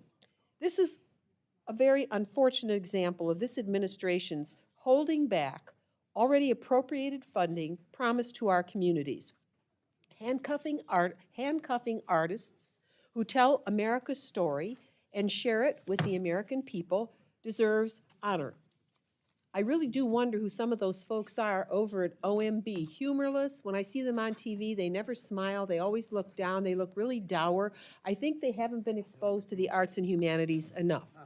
Now, Ms. O'Connell had planned to present the documentary at community screenings at local libraries around our country, allowing a new generation of readers to fall in love with Nancy Drew and her adventures, and most importantly, reading. In January of this year, the Wall Street Journal reported literacy scores among youth in our country were at the lowest level since the 1990s. With only about 60% of fourth graders and 67% of eighth graders reaching basic proficiency. That means a whole lot of our youth are falling by the wayside. This is a problem, America. Wake up. This Nancy Drew documentary was also going to air on public television, allowing it to reach almost everyone in the country. But last week, my colleagues across the aisle voted to gut funding for the public broadcasting system. Gut funding for Big Bird, gut funding for creativity, gut funding for food, housing, and health care. Where will it stop? One has to be pretty dour to think of America in the way they are over at OMB. I urge my colleagues to please support this amendment when we invest in the arts, when we invest in education, in innovation, and in healing. Support this amendment to keep America's culture and history alive, not just in Washington, New York, and Chicago, but in all of our communities and available to all Americans. Thank you, Mr. Chairman. I support the gentlelady's amendment with full throttle. I yield back.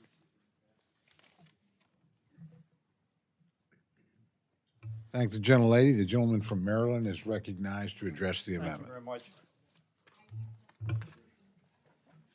Mr. Case and I make the argument, and others have made the argument, that if you lead with the argument that we have a cap and therefore we can't take the bill forward, that was a decision that was made. Life's a series of trade-offs, and you decide what you think is important, and you spend money on that.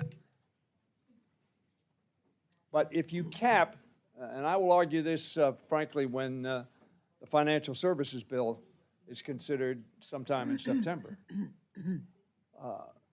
We have made a decision to cap our dollars. It's called a 302B. We all voted against that 302B and really had no input into it. But the other side made a decision through the reconciliation bill to cut a lot of funding. And they had to offset that. They had to offset their tax breaks for mostly wealthy people. 67% goes to the top 1%. So we are left not with an argument that this is not important, because the chairman, to his great credit, has said today, and he has said repeatedly, he believes this is a very important enterprise for us to pursue. And my judgment is, I may be wrong, that if we had sufficient resources for this committee to cover both environmental and other matters, as well as the NEA and the NEH, that the chairman would be in favor of the fiscal year 24 level that was passed in 23.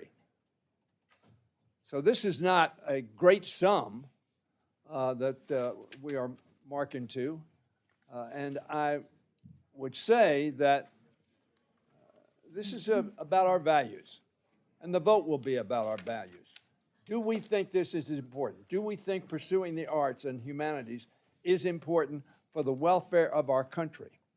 Now, very frankly, if you're very wealthy, you can access all the arts and humanities you want to fund, want to access, see, hear, enjoy.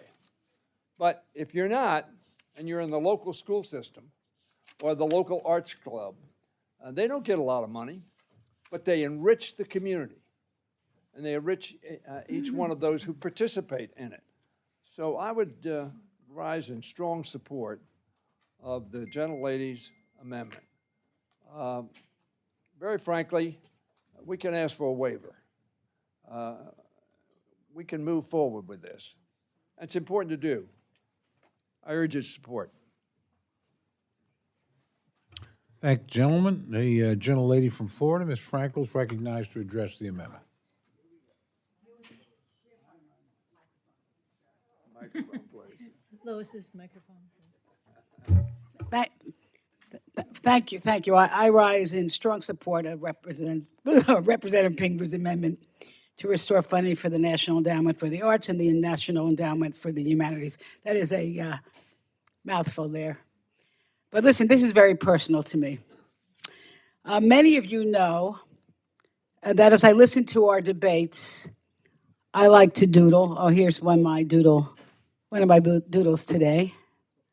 Not one of my best doodles, but it is a doodle. And you know what keeps me focused on these lengthy discussions back and forth with our colleagues. And later, Mr. Chair, with your permission, I have an exhibit.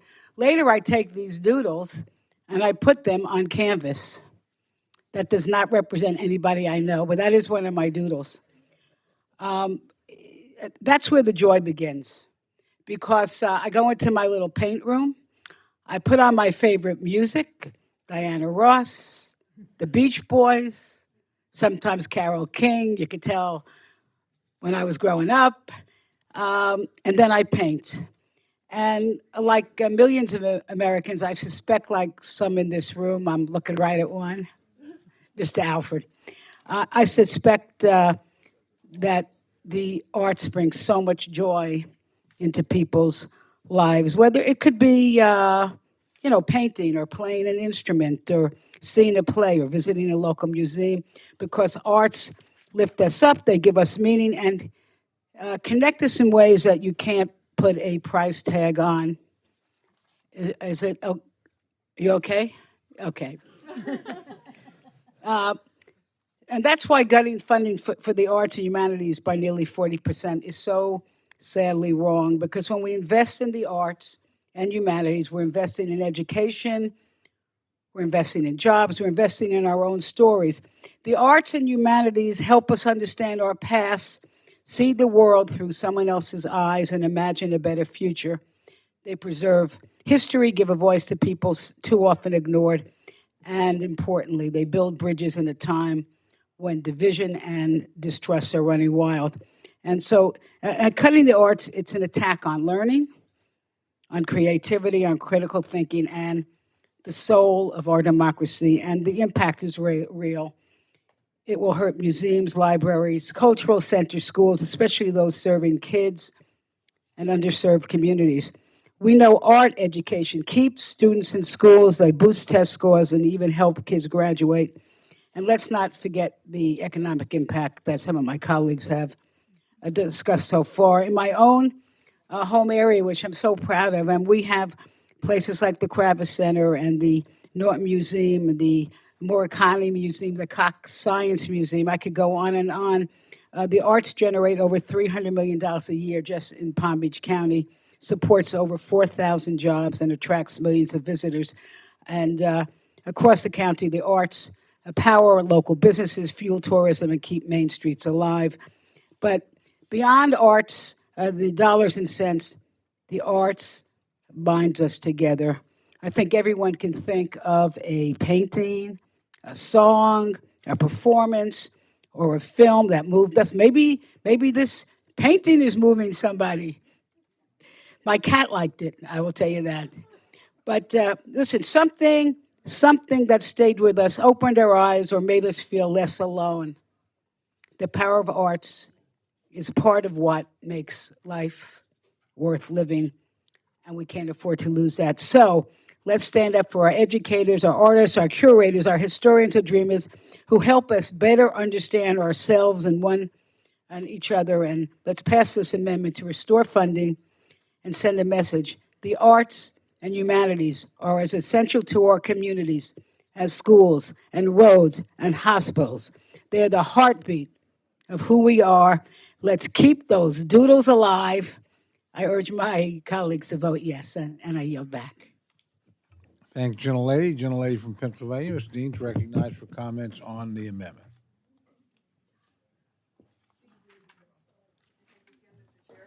And I rise in support of this amendment too, which would restore the base level funding for the National Endowment for the Arts and the National Endowment for Humanities to the 2025 levels. But if I'm doing the math correctly, I think that would really be what was the 2024 enacted levels. In my community, PA Humanities supports expanded access and awareness of the humanities, including by making grants to nonprofit organizations, which funds are provided by NEH. In my districts, and I really urge you all to take a look at summaries of that which has been funded in your own districts. It is really important. It's not a huge amount of money, but these grants are incredibly important to our communities so that we too might have budding Lois Frankels among us. What we have in my community, we have care grants for many libraries, including Muhlenberg, Boyertown, Pottstown, Huntington Valley, North Wales, Lower Providence. We have art centers, White Marsh Art Center, North Wales area libraries, Kutztown, Muhlenberg, Brandywine community libraries, getting support for the arts through federal funding, and so much more. So much of it has to do with our children, so much of it has to do with whether it's performance or art, and seeing budding artists along the way. It enriches all of us. As my colleagues are likely aware, on April the 2nd, DOGE terminated the contracts of all state humanities councils. You know what that meant for Pennsylvania? $1.2 million in general operating funds to support their staff, operations, and programs, gone, wiped out. Thank you, DOGE. PA Humanities has had to reduce staff, work hours, pay, as well as stop grant making and pause programming, all at the time of summer, when so much could be going on for our young people. On June 25th, NEH rescinded PA Humanities grant termination, but it did not reinstate their appropriated funding and deobligated, I love these verbs, deobligated additional dollars, meaning $1.1 million is still lost to the state for FY25. To me, this is simply unacceptable. This hurts ourselves when we do this. We must push back against these unconscionable cuts and continue to demonstrate robust, bipartisan, increasing, not flat level, not cuts, support for arts and humanities. And so I'm very delighted that Representative Pingree has brought forward this amendment, and I urge my colleagues to support it. I yield back. Thank you, gentlelady. Are there any other members wishing to address the amendment? Seeing none, the gentlelady is recognized for 1 minute to close. Thank you, Mr. Chair. You've heard compelling arguments about how the arts play a vital role in our community or a vital role in our lives. This is often the only source of funding for many of our communities. And we have the opportunity to do something very good here today to make sure we restore that funding so that our communities are whole, so that our schools continue to have arts in the schools, so our local community theaters and dance troupes and music organizations all can thrive. So people can have these opportunities no matter whether they come from a wealthy community that has plenty of resources or one that's strained for resources but can use these federal dollars to do these good things for our communities, for our kids, to bring us closer together, to bring us all the same opportunities. So I urge you to support this amendment, and I yield back my time. I thank the gentlelady. The question is now on the amendment offered by the gentlelady from Maine. All those in favor say aye. Aye. All those opposed say no. No. And the chair, the noes have it. And the amendment is not adopted. Gentlelady from Maine is recognized for an amendment. Thank you, Mr. Chair. I have an amendment at the desk, and I prefer to have the reading dispensed with. Without objection, the reading of the amendment is dispensed with, and the gentlelady is recognized for remarks on her amendment. Thank you, Mr. Chair. You'll all be pleased to know this is the last of my amendments. So this one would remove a rider on a pesticide labeling amendment. So just to explain this a little bit, the EPA sets the floor for how pesticides can be regulated. And then state and local governments can and should be able to inform residents of their states of potential health risks based on the latest science. Reasonable restrictions made for pesticide usage, such as limiting how close they can be sprayed to schools or playgrounds, or whether they can be sprayed in certain communities. This amendment are allowed because of this. So there's a floor. This allows communities and states to do a little bit more. This rider would preempt states from going beyond the current floor. It doesn't take chemicals away from farmers. It doesn't take away the opportunity to farm or to use these pesticides, and it doesn't change something that currently exists. This amendment does not take away pesticides. It just ensures that state and local governments can provide residents with up-to-date safety information. And it ensures that chemical companies can be held responsible for failing to provide relevant safety information. Now, if we all truly care about making sure that America is healthy, and why wouldn't we want to make sure that Americans have access to relevant health information on pesticides? And why would we want to give giant chemical companies a pass for being held liable if someone is harmed from their product?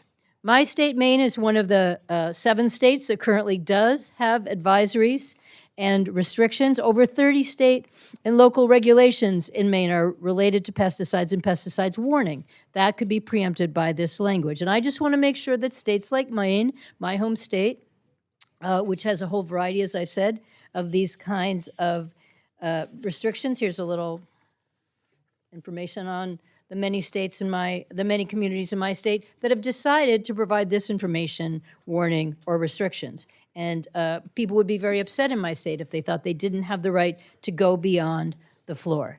Now, we've heard some talk about this already, and I'm sure we'll hear some argument about it already, that the language simply clarifies existing law that states can't require a different pesticide label.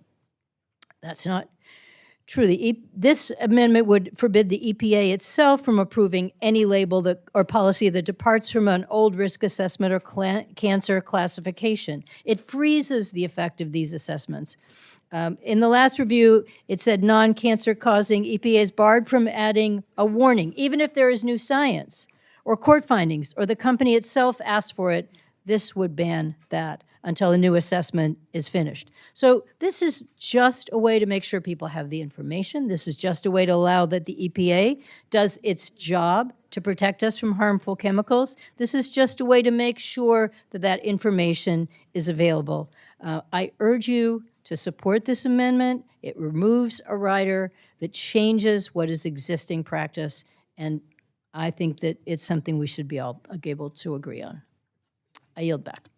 Thank the gentlelady. The gentleman from Idaho, Mr. Simpson, is recognized to respond to the amendment. I thank the gentleman for yielding. Apparently, I'm going to have to explain this once again. I thought I was fairly clear with it before. Let me read to you what the FIFRA statute says. This is what it says. Uniformity. Such state shall not impose or continue in effect any requirement for labeling or packaging in addition to or different from those required under this subchapter. This is an interstate commerce thing. Now, if Maine wants to ban chemicals in its state because it thinks they're not labeled correctly, they can ban them. They can ban them today. This will not affect that. It just says that Maine shouldn't be able to do a labeling requirement, and then all the chemical companies in the world have to abide by whatever Maine decides. They're going to sell them in Idaho. It's more likely that it won't be Maine because they probably don't have that many sales in Maine compared to, say, California. When the California EPA, their state EPA, decides they want a different labeling, they think that this chemical causes cancer, they can put that on their label. Well, then every state is going to have to put it on eventually, because a company is not going to have a different label for every single state. They will go to the most strict one that sells the most. That'll be California probably. And that would be the standard across the country. What we have tried to do over the years is say, the EPA does this. It is not a floor. I don't know where that idea came. It is a floor. It may cause cancer, it may not. We're not going to say it does. That's not what the EPA does. The EPA does research to see if it's causing cancer or any other problems. And they can redo it, they can revisit it, they can re-examine it as many times as they want. There's nothing that prevents them from doing that. All this does is deal with the interstate commerce part of labeling. So if a state wants to say, you know what, I don't want this sold in Idaho because we think in Idaho that it causes cancer. We can do that today. All this deals with is labeling. We think we address this in the underlying en bloc amendment. So I understand the concern and I understand the confusion out there that's being spread, frankly. I know the Maha moms have been calling and all that kind of stuff. You know, I agree with them. I think we ought to make America healthy again. I'm glad they're taking an active role in this. But they're getting so much misinformation about what this does that it's hard to find the truth out. And we're hearing a lot of it today. So I would hope my colleagues would vote against this amendment. I'll try not to talk about it again. But I hope we vote down this amendment. I thank gentlemen. Gentlelady from Minnesota is recognized to address the amendment. Thank you, Mr. Chairman. To be clear, I support the Pingree amendment, and I believe what you're telling me. I need some clarification. And I didn't talk to any of these groups that you've talked about, okay? So I think the bill might do more, or I need to see language that doesn't include what I'm about to read. So, and I'm reading from the language that I have about the bill, and it says, none of the funds made available by this or any other act may be used to issue or adopt any guidance or any policy, take any regulatory action, or approve any labeling or change such labeling that is inconsistent or within such a respected different from the conclusion of what's on there. So here's where I have the problem, Mr. Simpson, is any guidance. Right now, Minnesota provides guidance from our state to our farmers and to other community members about which pesticides might be harmful, which are water soluble, which could land up in their wells. So I agree with what you're saying, but what I have in front of me would says any guidance. And then when you look at the bill on page 246, some of the money that Minnesota uses it when it has its guidance, when we go out and we talk to farmers and we talk to people who are applying it, and I worked on this when I was in the State House, the pesticide program implementation is included in that money, and it says no funds. So then when I read guidance, it's like, okay, that's slightly different from what I'm hearing you say, and support some of what Ranking Member Pingree is saying. So I feel very caught in the middle on this because I don't want to take a vote that would put Minnesota in jeopardy from using any of the EPA pesticide money for doing guidance. And I don't see in the language here, there was a term I used to hate it when people used it when we would do bills in Minnesota. I don't see any comfort language in here that would lead me to believe that I wouldn't be putting our guidance money in jeopardy. And so I just wanted to say that for the record here. Mr. Simpson, I believe everything you're telling me. I do. But reading it leads me to believe I could, by not supporting the Pingree Amendment, putting our guidance in jeopardy. And with that, I thank you both for listening to me, and I yield back. Thanks, gentlelady. Gentlelady from Florida, Ms. Wasserman Schultz, recognized to address the amendment.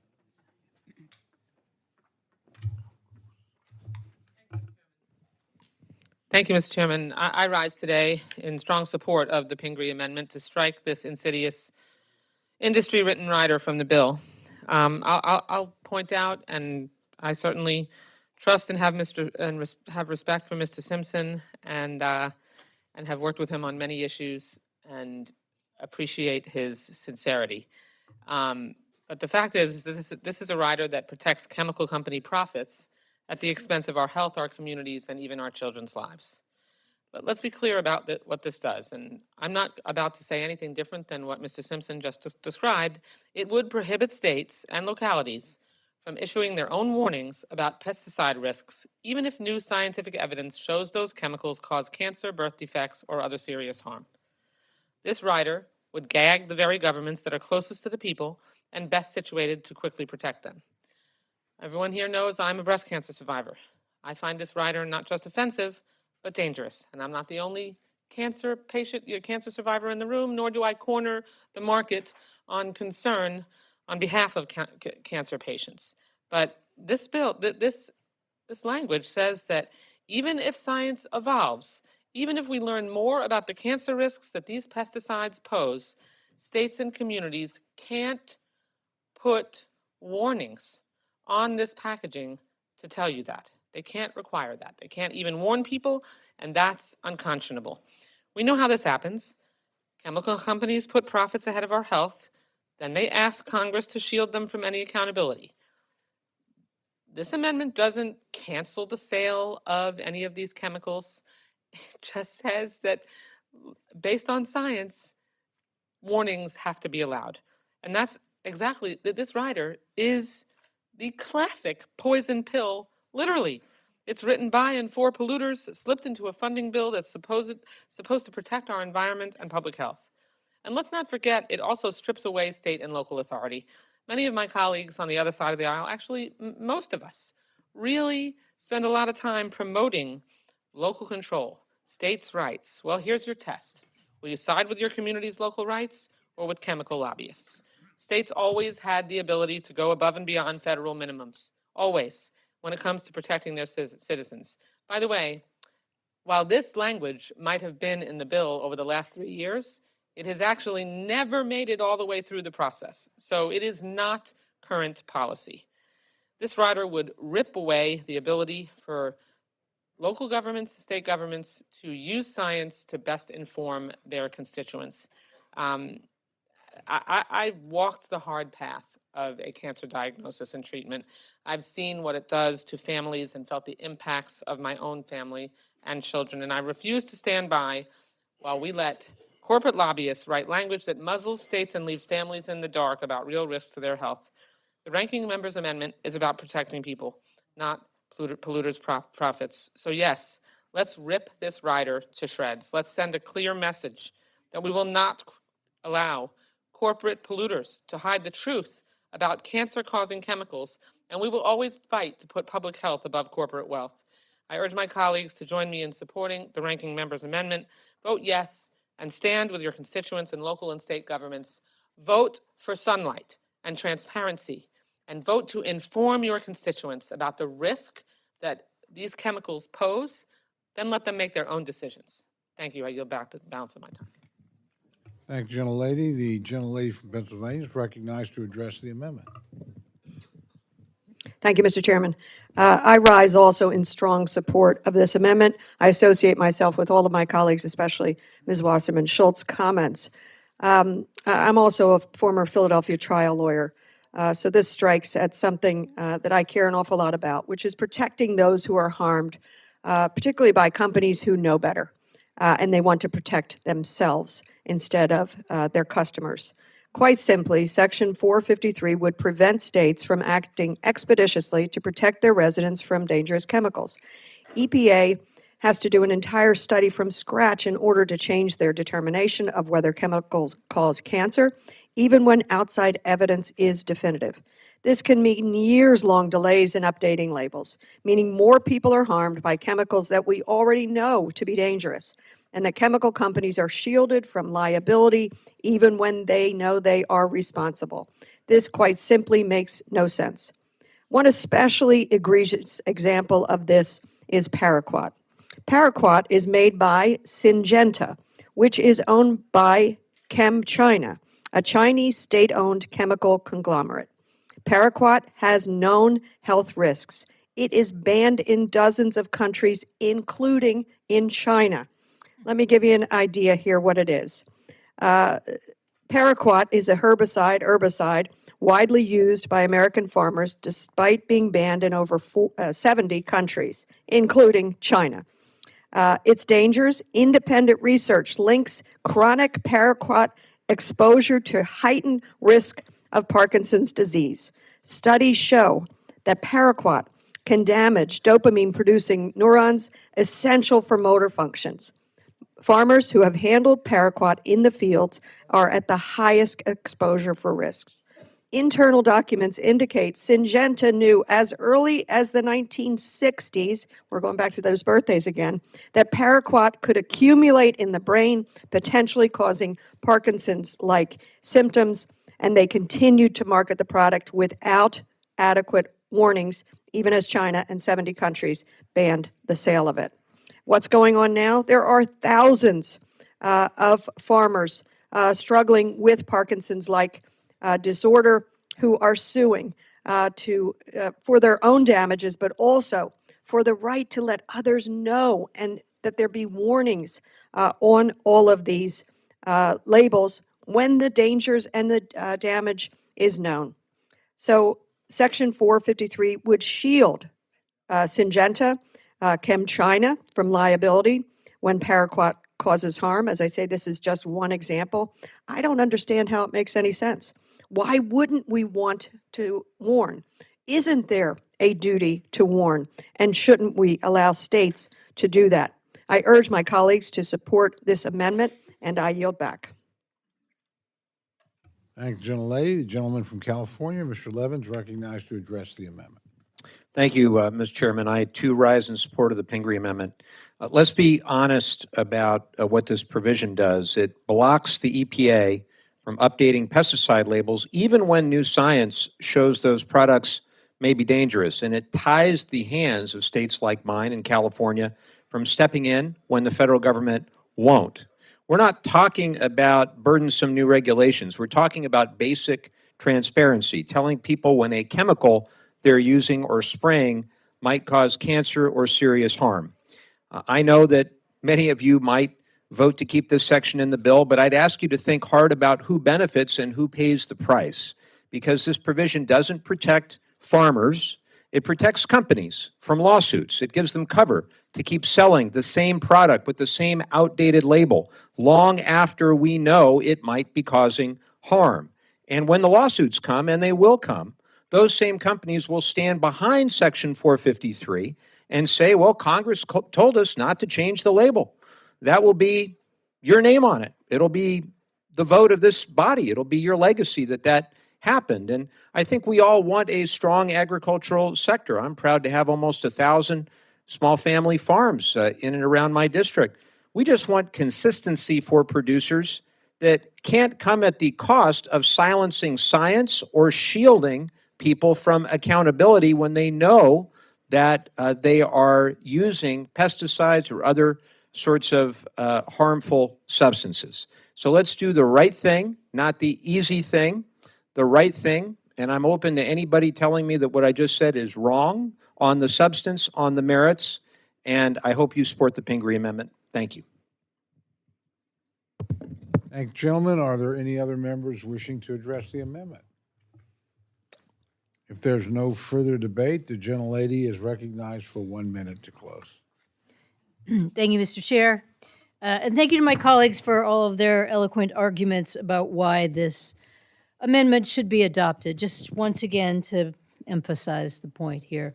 This removes a rider that is in this bill, that has been submitted in other bills, but has never become actual law. So we are not changing existing practice. We are not taking anything away from current farmers and their ability to do the work that we do. As my colleagues have said so eloquently, this is making sure that people have current and updated information about the health impacts of pesticides, fungicides, herbicides, a variety of things that are regulated under FIFRA. This makes sure that that information is available. If your state chooses to add that information, if your state chooses to add more restrictions, or if the EPA wants to update that, it will be allowed to do so. Farmers have other alternatives. Many of these chemicals or pesticides or herbicides are banned in other countries, and they have alternatives that they use. There is a reason we got calls from Maha moms and organic farmers, because this is one of those areas where we converge, where we say, we want to make sure our families stay healthy. We want to make sure our communities are healthy. We want to make sure the very farmers who interact with these chemicals are also healthy and know the dangers of the chemicals that they face. There is never a time in this country where there should be information that is known by a company and not is available to everyone else who may consume or use that product. So let's make sure that information stays available, that the rights are there for our farmers and our consumers, and we remove this rider and remove this harmful language. And I yield back. Thank you, gentlelady. The question's now on the amendment offered by the gentlelady from Maine. All those in favor say aye. Aye. All those opposed say no. No. Opinion of the chair, the no have it, and the amendment is not agreed to. Gentlelady from Minnesota, Ms. McCullum, is recognized for an amendment.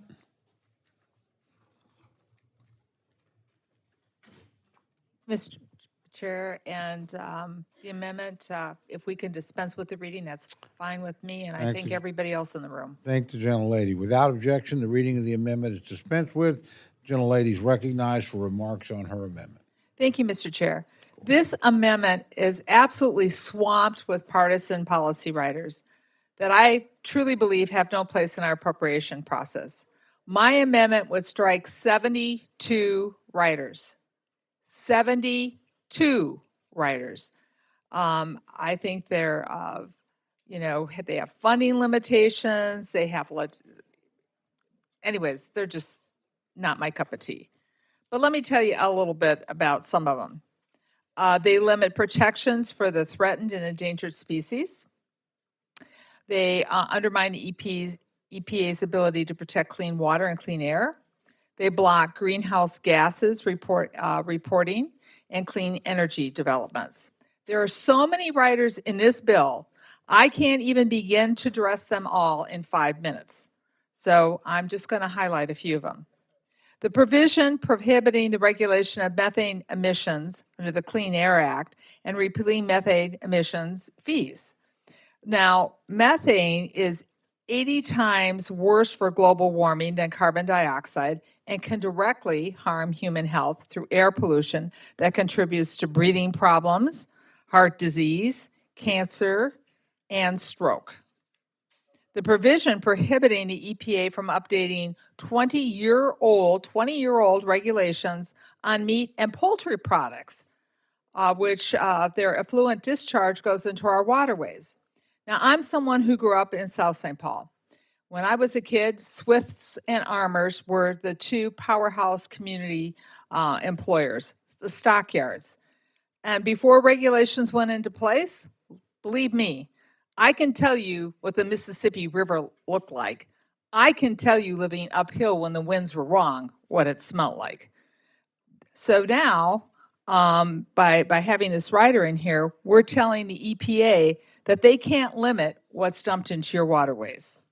At least 18 riders that tie up individual endangered species listing that interfere with habitat management plans, such as diverse grizzly bears, the northern long-eared bat, and native mussels, they're removed from the endangered species list.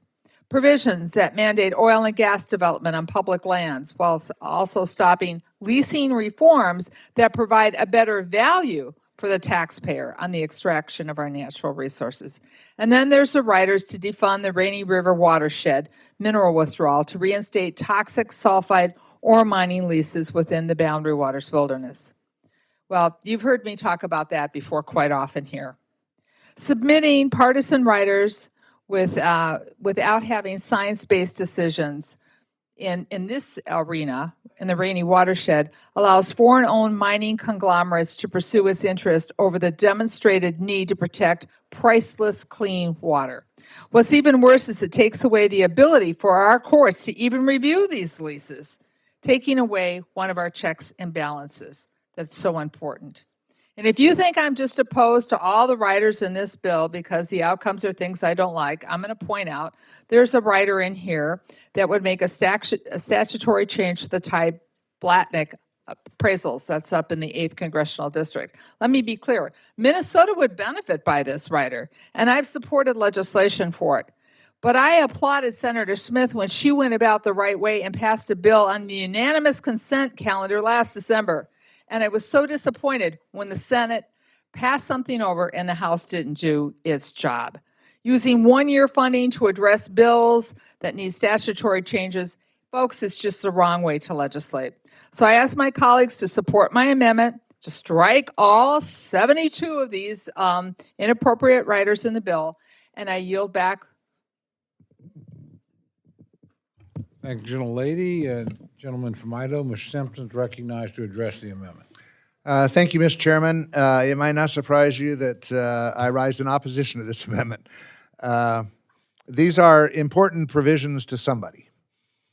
We included these critical provisions in this bill: promote domestic energy production, expand access to critical minerals, rein in heavy-handed regulations at the EPA, limit abuse of the Endangered Species Act, and yes, it has been abused, and protect hunting, fishing, and recreational access. For these reasons, I must urge a no vote on this amendment.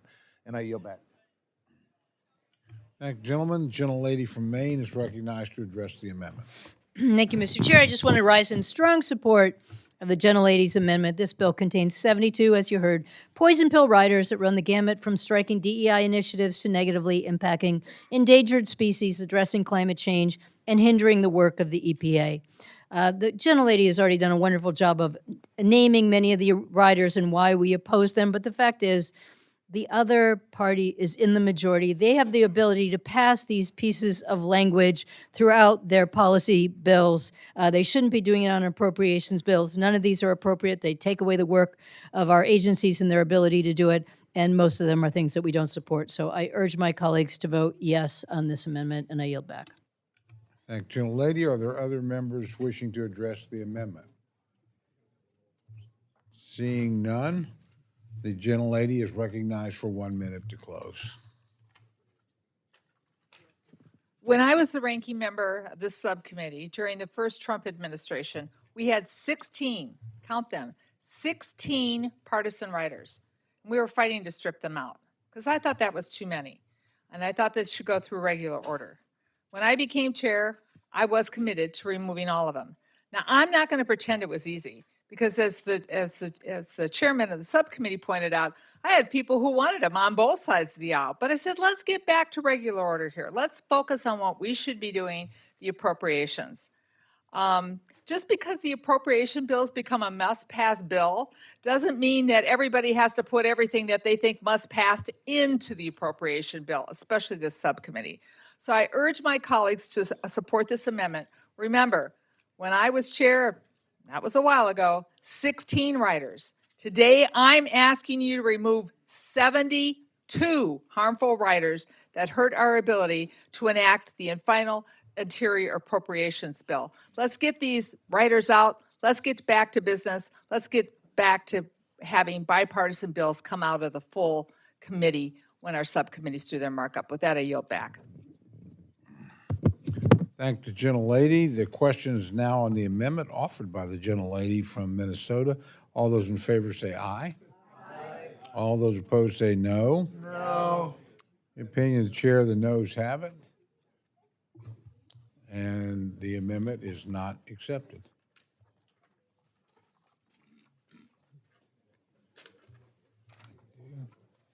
Gentleman from Illinois, Mr. Quigley, is recognized for the purpose of an amendment.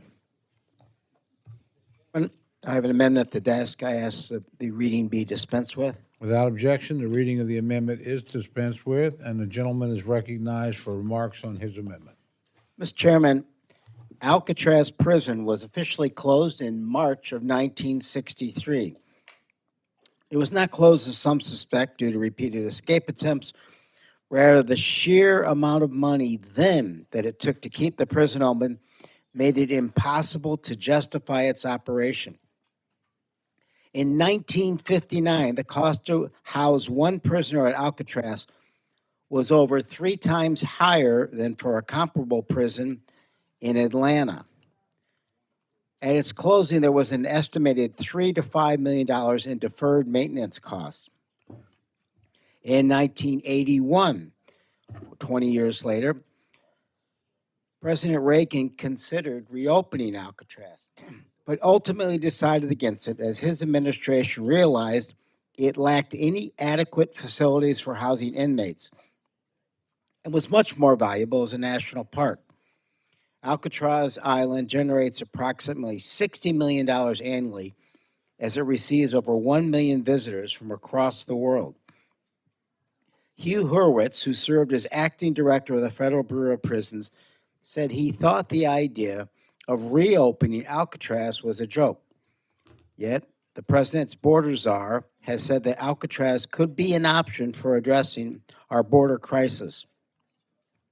My friends on the other side of the aisle included a provision in this bill which would prohibit the National Park Service from using any federal funds to provide housing for undocumented immigrants. And I agree. We should not waste taxpayer dollars on reopening Alcatraz for use as a detention center or a prison. My amendment would prevent the transfer of Alcatraz from the National Park Service and any funding to make it operational as a detention facility either. It is estimated right now that cost, put it in working order, is around $2 billion, and that it would cost around $500 a day to incorporate that cost to keep an inmate there. It would be cheaper to keep them at the Ritz, which is also a bad idea, and I encourage you to support this amendment.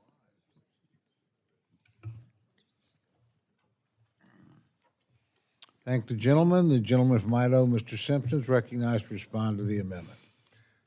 Thank you, Mr. Chairman. I don't know that I disagree with anything that the gentleman from Illinois said.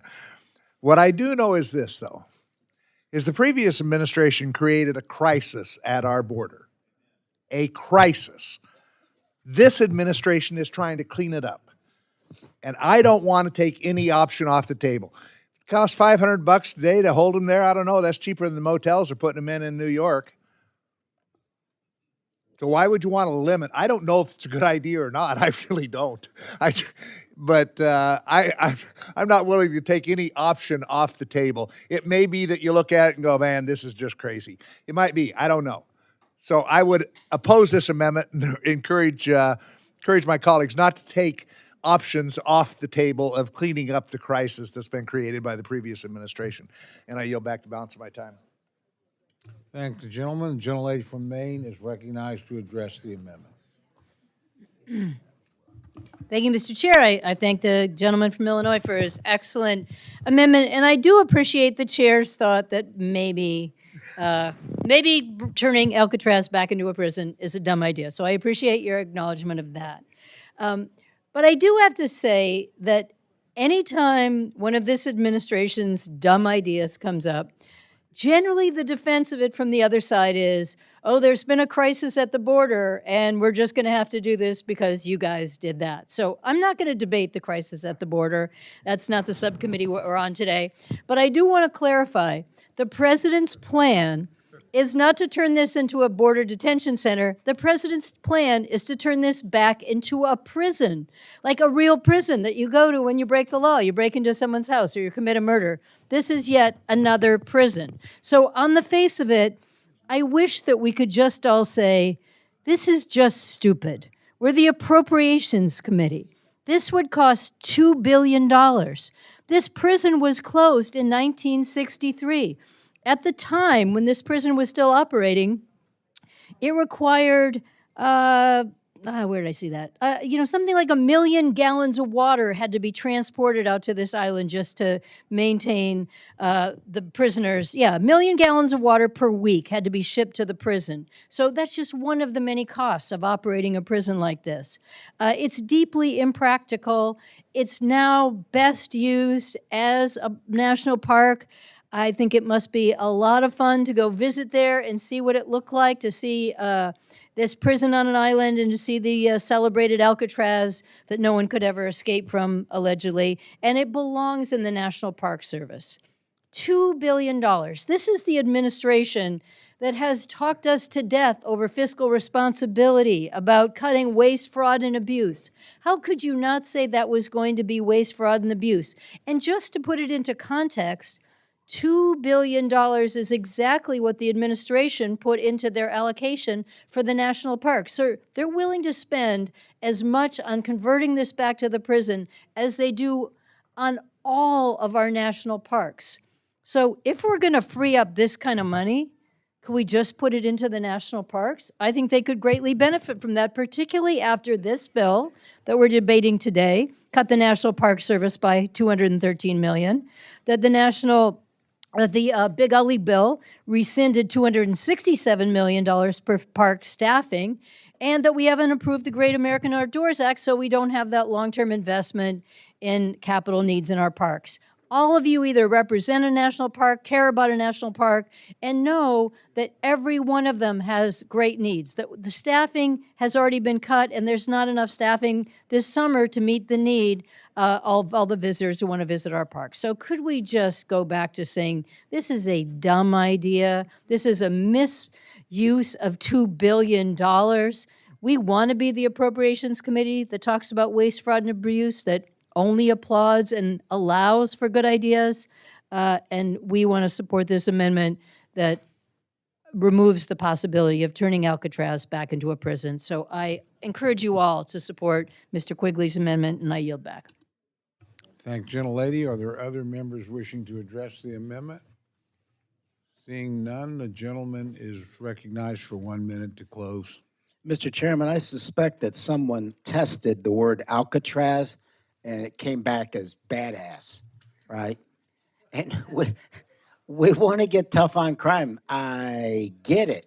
So we're going to call what we do in Florida Alcatraz, or anything else that sounds tough, Alcatraz. But that doesn't mean using the real Alcatraz when it didn't make sense when John F. Kennedy was president to do it again.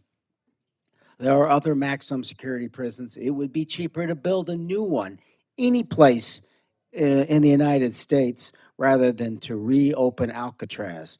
The extraordinary cost of its rehabilitation and the ongoing cost of having a prison on an island. So I respectfully ask for your support on this amendment. Thank the gentleman. The question is now on the amendment offered by the gentleman from Illinois. All those in favor say aye. Aye. All those opposed say no. No. Such enthusiasm on both sides. Opinion of the chair, the noes have it. And the amendment is not agreed to. Gentleman from Texas is recognized for an amendment. At the desk, and I ask that we dispense with the reading. Without objection, the reading of the amendment is dispensed with, and the gentleman is recognized for remarks on his amendment.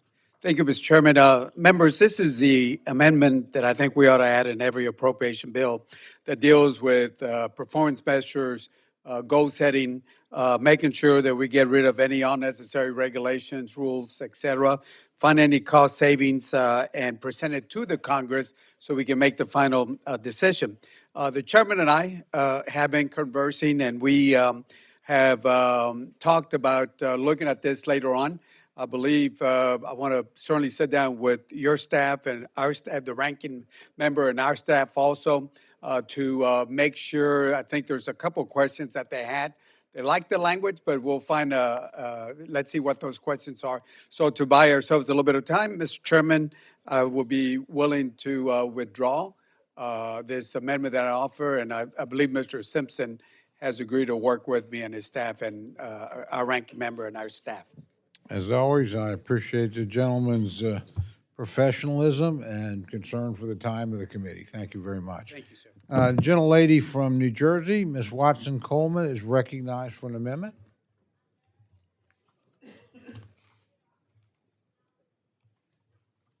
Very much, Mr. Chairman. Mr. Chairman, I have an amendment at the desk, and I ask unanimous consent to dispense with the reading of the amendment. The reading of the amendment is dispensed with without objection, and the gentlelady is recognized for remarks on her amendment. Thank you very much, Mr. Chairman. My amendment would restore funding for environmental justice initiatives under the EPA, which the bill under consideration today completely eliminates. The decision to zero out this funding is a direct and deliberate act of racism by this administration. There are racial disparities in pollution. There are racial disparities in water quality. There are racial disparities in pollution-linked illnesses. And pretending otherwise or ignoring it will not change this reality.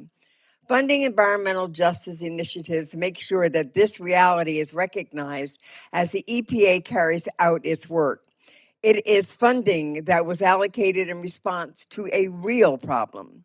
Communities of color have pediatric asthma rates that are 7.5 times higher than mostly white communities as a result of higher rates of pollution. A study from Harvard found that communities with larger Black and Hispanic populations are much more likely to have so-called forever chemicals in their drinking water due to the common practice of building pollution-generating infrastructure near these neighborhoods. Ignoring these disparities will not make them go away. Pretending that racial inequality does not exist in pollution rates will not stop our children from getting sick and even dying. It won't make our drinking water cleaner. It won't make our air quality better. It will only force the victims of this injustice to suffer greater. The EPA has a responsibility to protect the environment for all Americans, not just wealthier white communities. My amendment restores funding for environmental justice initiatives so that one's zip code does not determine whether or not one has access to clean water to drink and fresh air to breathe. I encourage my colleagues to support this amendment, and I thank you, and I yield back. Thank the gentlelady. The gentleman from Idaho, Mr. Simpson, is recognized to address the amendment. Thank you, Mr. Chairman. I rise in opposition to this amendment. First, this amendment does not have an offset and would exceed our allocation. Now, kind of important to a lot of the things that have been proposed don't have an offset. If they were really that important to the sponsor of the amendment, wouldn't they try and find an offset? I mean, they have to make choices. We've had to make choices between programs that we thought were more important than other programs in this bill. That's what you do. That's what a budgeting is making choices. So this would exceed, because it doesn't have an offset, would exceed our 302B, and consequently, this bill wouldn't come to the floor. Second, I think we can all agree that everyone deserves access to clean air and clean water. This bill provides funding for programs that benefit the health and safety of all individuals across the country. From the EPA's geographic programs to water and wastewater infrastructure programs to funding directly to states to implement permitting programs, this bill is intended to provide funding to any area that has an environmental issue and needs additional resources. I look forward to working with my colleagues on this, but I urge my colleagues to oppose this amendment, and I yield back. Thanks, gentlemen. The gentlelady from Maine is recognized to address the amendment. Thank you, Mr. Chair, for yielding the time, and thank you to the gentlewoman from New Jersey for this amendment. This bill does provide no funding for environmental justice programs at the EPA. The EPA shuttered the Office of Environmental Justice and External Civil Rights and put all the employees on administrative leave. Most of them will eventually be fired. In my opinion, this administration does not understand what environmental justice even is. So it has arbitrarily stopped working on environmental issues with the tribes, with low-income and rural populations, communities that have disproportionately been impacted by air and water pollution. Just last week, President Trump signed proclamations claiming to exempt some of the largest industrial polluters in the U.S. from protective health and environmental standards. These are polluters in places like Louisiana's Cancer Alley. These are historically disadvantaged communities that will continue to suffer harm because this administration thinks environmental justice is a bad word. The EPA administrator claims to want clean air, clean water, and clean land for all of America, but if you are a marginalized community, now that they have shuttered the environmental justice programs, you will continue to be marginalized. I hope my colleagues will support this amendment, and I yield back the balance of my time. Are there other members wishing to address the amendment? Seeing none, the gentlelady is recognized for 1 minute to close.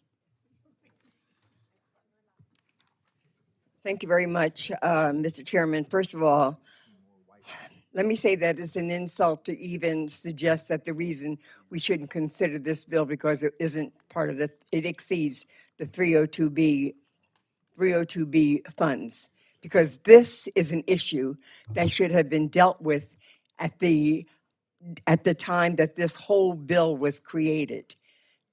To deny people equal opportunity to clean air and good drinking water because of their race or ethnicity should be against the law. It is against the law, and it speaks highly to the omission here speaks highly to the agenda of what I consider to be the most racist administration I've encountered in my life. It just hurts me to my heart that my colleagues support that racism. I yield back. Thank you, gentlelady. The question is now on the amendment offered by the gentlelady from New Jersey. All those in favor say aye. Aye. All those opposed say no. No. Opinion of the chair, the noes have it. Roll call has been requested. Sufficient number of hands have been raised. Clerk will call the roll. What? Oh, what? Could we have one more hand raised? Thank you very much. Appreciate it. So clerk will call the roll. Mr. Adderholt.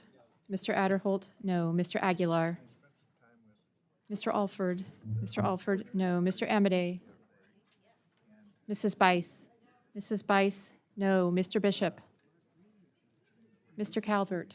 Mr. Calvert, no. Mr. Carter. Mr. Carter, no. Mr. Case. Mr. Case, aye. Mr. Siscomani. Mr. Klein. Mr. Klein, no. Mr. Cloud. Mr. Cloud, no. Mr. Clyburn. Mr. Clyburn, aye. Mr. Clyde. Mr. Clyde, no. Mr. Cole. Mr. Cole. No. Mr. Cole, no. Mr. Cuellar. Mr. Cuellar, aye. Ms. Dean. Ms. Dean, aye. Ms. DeLauro. Mr. Diaz-Balart. Mr. Diaz-Balart, no. Mr. Edwards. Mr. Edwards, no. Mr. Elzey. Mr. Elzey, no. Ms. Escobar. Ms. Escobar, aye. Mr. Espaillat. Mr. Espaillat, aye. Mr. Fleischman.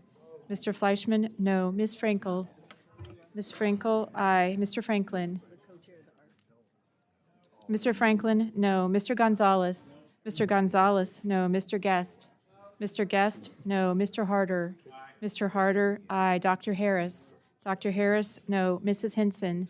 Mrs. Hinson, no. Mr. Hoyer. Yes. Mr. Hoyer, aye. Mr. Ivy. Mr. Ivy, aye. Mr. Joyce. Ms. Capter. Yes. Ms. Capter, aye. Mr. Lalota. Mr. Lalota, no. Ms. Lee. Ms. Lee, aye. Ms. Letlow. Ms. Letlow, no. Mr. Levin. Mr. Levin, aye. Ms. Malloy. Ms. Malloy, no. Ms. McCollum. Ms. McCollum, aye. Ms. Ming. Ms. Ming, aye. Mr. Molinar. Mr. Molinar, no. Mr. Moore. Mr. Moore, no. Mr. Morelli. Mr. Morelli, aye. Mr. Mervan. Mr. Mervan, aye. Mr. Newhouse. Mr. Newhouse, no. Ms. Perez. Ms. Pingree. Aye. Ms. Pingree, aye. Mr. Pocan. Mr. Quigley. Mr. Reschenthaler. Mr. Rogers. Mr. Rogers, no. Mr. Rutherford. Mr. Rutherford, no. Mr. Simpson. Mr. Simpson, no. Mr. Strong. Mr. Strong, no. Mrs. Torres. Mrs. Torres, aye. Ms. Underwood. Ms. Underwood, aye. Mr. Valadeo. Mr. Valadeo, no. Ms. Wasserman Schultz. Ms. Wasserman Schultz, aye. Mrs. Watson Coleman. Mrs. Watson Coleman, aye. Mr. Womack. Mr. Womack, no. Mr. Zinke. Mr. Zinke, no.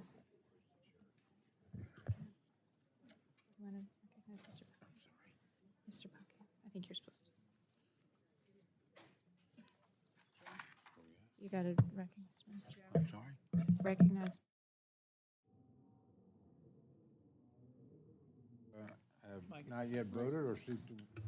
Are there members who have not yet voted or seek to change their vote? Gentleman from Nevada? Mr. Amadei, no. Gentleman from Wisconsin? Mr. Pocan, aye. Gentleman from Illinois? Mr. Quigley, aye. Gentlelady from Connecticut? Ms. DeLauro, aye. Gentleman from Georgia? Mr. Bishop, aye. Are there others wishing to record or change their vote? Seeing none, the clerk will tally.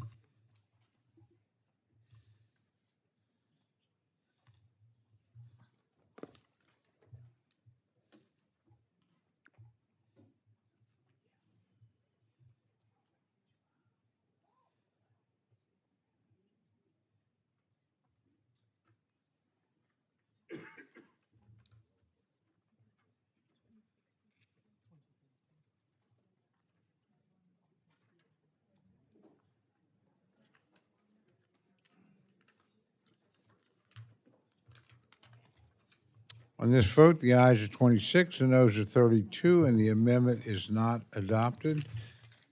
Mr. Morelli, the gentleman from New York, is recognized for an amendment. Thank you, Mr. Chairman. I have an amendment at the desk, and I move to dispense with the reading. Without objection, the reading of the amendment is dispensed with, and the gentleman is recognized for remarks on his amendment. Thank you, Mr. Chairman. This amendment would ensure that the Smithsonian Institution is not forced to divert valuable funding appropriated by this committee to carry out an expensive and partisan provision inserted into the reconciliation bill by the Senate.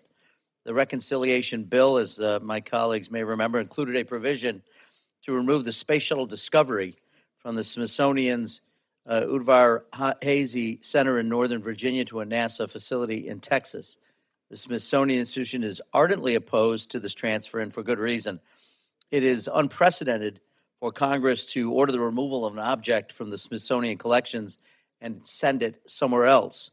While the reconciliation bill gave zero new funding to the Smithsonian, it did provide $85 million to NASA for the, quote, transfer of a space vehicle, end quote. But the Smithsonian estimates the actual cost to be almost 4 times that number. The Space Shuttle Discovery is the centerpiece of the James S. McDonnell Space Hangar at the Smithsonian's National Air and Space Museum's Annex, the Udvar Hazy Center. This hangar, like the rest of the Udvar Hazy Center, was constructed entirely with private funds, not federal dollars. And yet Congress is essentially saying to the Smithsonian, pack it up, ship it out, and while you're at it, pay for it yourself. I think this sets a very dangerous precedent. And let's not forget, discovery is part of American history, and future generations deserve to be able to see it in top condition here in the nation's capital. The center that it is currently housed at has unique facilities and expertise to maintain and preserve discovery, and its 1.2 million annual visitors who enter free of charge expect to see a space shuttle, and they should. Any funding expended by the Smithsonian should be decided by this committee and should be for the good of all American people and for our constituents, and urge the approval of the amendment. With that, I yield back, Mr. Chair. Thank the gentleman. The gentleman from Idaho, Mr. Simpson, is recognized to respond to the amendment. Mr. Chairman, I support the gentleman's amendment and urge my colleagues to support it, and I yield back. Thank the gentleman. The gentlelady from Maine is recognized to respond to the amendment. That is excellent news. Thank the gentleman for submitting this very timely amendment, and I thank the chair very much for accepting it, and yield back. There's no further debate on the amendment. The gentleman is recognized for 1 minute to close. Thank you, Mr. Chairman, and thanks also to the chairman of the subcommittee. I appreciate very much your support and the bipartisan support for this amendment. I appreciate the majority's willingness to listen. I hope we can continue working throughout the remainder of this appropriations process to preserve a treasured Smithsonian artifact and keep it where it belongs. So I urge my colleagues to support. Again, thank the gentleman for his support. I yield back. Thank the gentleman. The question is now on the amendment offered by the gentleman from New York. All those in favor say aye. Aye. All those opposed say no. The opinion of the chair, the ayes have it. And the amendment is accepted. Gentleman from California, Mr. Levin, is recognized for an amendment. Mr. Chairman, I have an amendment at the desk and ask unanimous consent to dispense with its reading. Without objection, the reading of the amendment is dispensed with, and the gentleman is recognized for remarks on his amendment. Thank you, Mr. Chairman. This amendment is about ensuring the Bureau of Land Management can carry out its responsibilities efficiently for all energy types. There are currently more than 60 utility-scale solar, wind, and geothermal projects under active review by the BLM. That represents over 25 gigawatts of proposed clean energy capacity, which is poised to unlock billions of dollars in private investment, particularly in rural areas of California, Arizona, Idaho, Nevada, and other western states. Many of these communities rely on the revenue from these projects for infrastructure, schools, and emergency services. And with federal permitting required to move forward, timelines really matter. Turning now to the appropriations that help carry out energy permitting and help get these projects built. The oil, gas, and coal permitting offices received $118 million last year. This year, that number is increasing in this bill to $130 million. That's a $12 million boost. The Renewable Energy Office, meanwhile, is being cut in this bill from $40 million down to $10 million. That's a 75% reduction. So again, oil and gas goes from 118 up to 130, and renewable goes from 40 down to 10. It's obviously a serious imbalance. The amendment that I'm proposing does not add any new spending. It simply shifts the $12 million increase from fossil permitting over to the renewable office. Fossil permitting stays fully funded at last year's level of 118, no change. Renewable permitting moves to 22 million, which is still a 45% cut from last year, but far more workable. Permitting staff are already stretched thin, and recently the department added new steps to the permitting process for solar and wind, requiring personal sign-off by the secretary. That may be a policy choice that some of you agree with, maybe some don't. I do not, But either way, more process means more work, and more work requires people to get the job done. If the renewable office doesn't have capacity, these projects stall. That means delayed job creation, lost investment, and missed opportunities for energy development in communities that are counting on it. Again, in all of our states. This isn't about picking one energy source over another. It's about keeping all permitting offices properly funded so that government works the way it should. Again, this amendment does not cut funding for fossil permitting by 1 penny. It uses the increase proposed for fossil permitting to ensure the renewable office isn't left unable to function. And accordingly, this amendment does not raise some of the spending concerns or create any of the 302B issues as raised with other amendments. This is a modest adjustment that helps keep projects moving and reflects shared priorities: energy development, efficiency, and economic growth. I urge my colleagues to support the amendment. Thank you, and I'll yield back. Thank the gentleman. The gentleman from Idaho, Mr. Simpson, is recognized to respond to the amendment. Thank you, Mr. Chairman. I thank the gentleman for actually finding an offset, even though I disagree with the offset. So consequently, I'm going to rise in opposition to this amendment. The Interior Bill funds programs that champion American energy dominance. This bill supports the President's strategy to unleash American energy, create jobs, and enhance our national security. We embraced opportunities to support the administration's requested increases to the Bureau of Land Management, oil, gas, and coal development activities.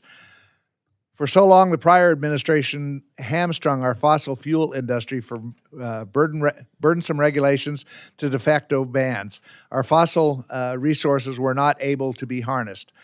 I, too, am a fan of an all-of-the-above energy strategy, and unfortunately, we're now playing catch-up after the prior administration's attempted ban on fossil fuels. So I cannot support this amendment that robs Peter to pay Paul, and I'm not opposed to wind and solar power by any stretch of the imagination. It's appropriated in the right places.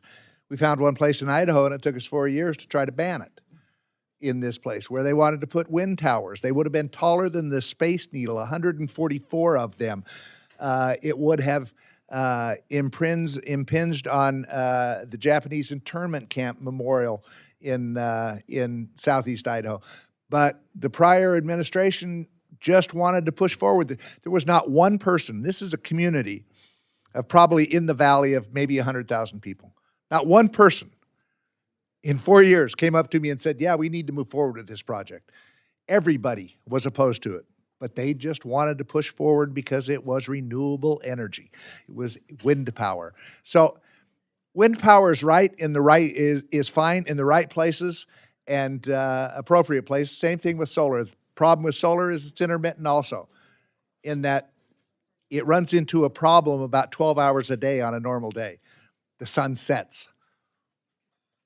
We need more base load, and that's what's happening here. And when you do these digital centers, these data centers that are being built all over the country, they need power all the time, not intermittent power. So I think we did the right thing in this bill, moving in the right direction of an all-of-the-above energy policy. And so I would encourage my members to vote against this amendment, and I yield back. Thank you, gentleman. Gentlelady from Maine, Ms. Pingree, is recognized to address the amendment. Thank you, Mr. Chair. I rise in support of this amendment, and I thank the gentleman for submitting it. On day one, the Trump administration said, we are experiencing an energy emergency, but they also said we won't fund wind and solar. It is totally short-sighted to not use all the tools in the toolbox. In 2024, solar and wind energy combined accounted for 17% of total U.S. electricity generation. Stifling clean energy development increases utility bills for Americans. According to Center for American Progress, investments in clean energy, electrification, and efficiency will save the average household $500 annually in reduced energy costs. It is ludicrous that this administration has decided to shut down wind and solar. They're backing up on this. I support this gentleman's amendment, and I hope that we can move forward on this, and I yield back.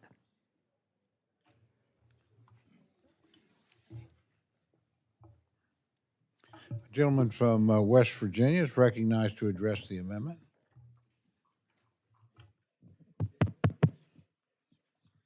Sorry.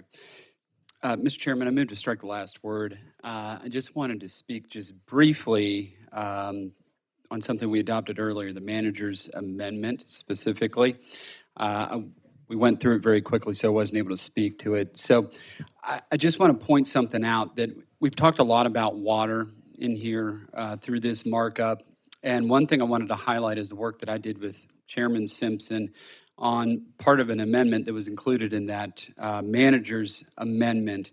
And myself and Carol Miller, Congresswoman in the 1st Congressional District of West Virginia, we worked on language to shine a light on the ongoing water crisis that is going on in West Virginia. Today, there are American citizens living in Wyoming County and McDowell counties without access to clean water.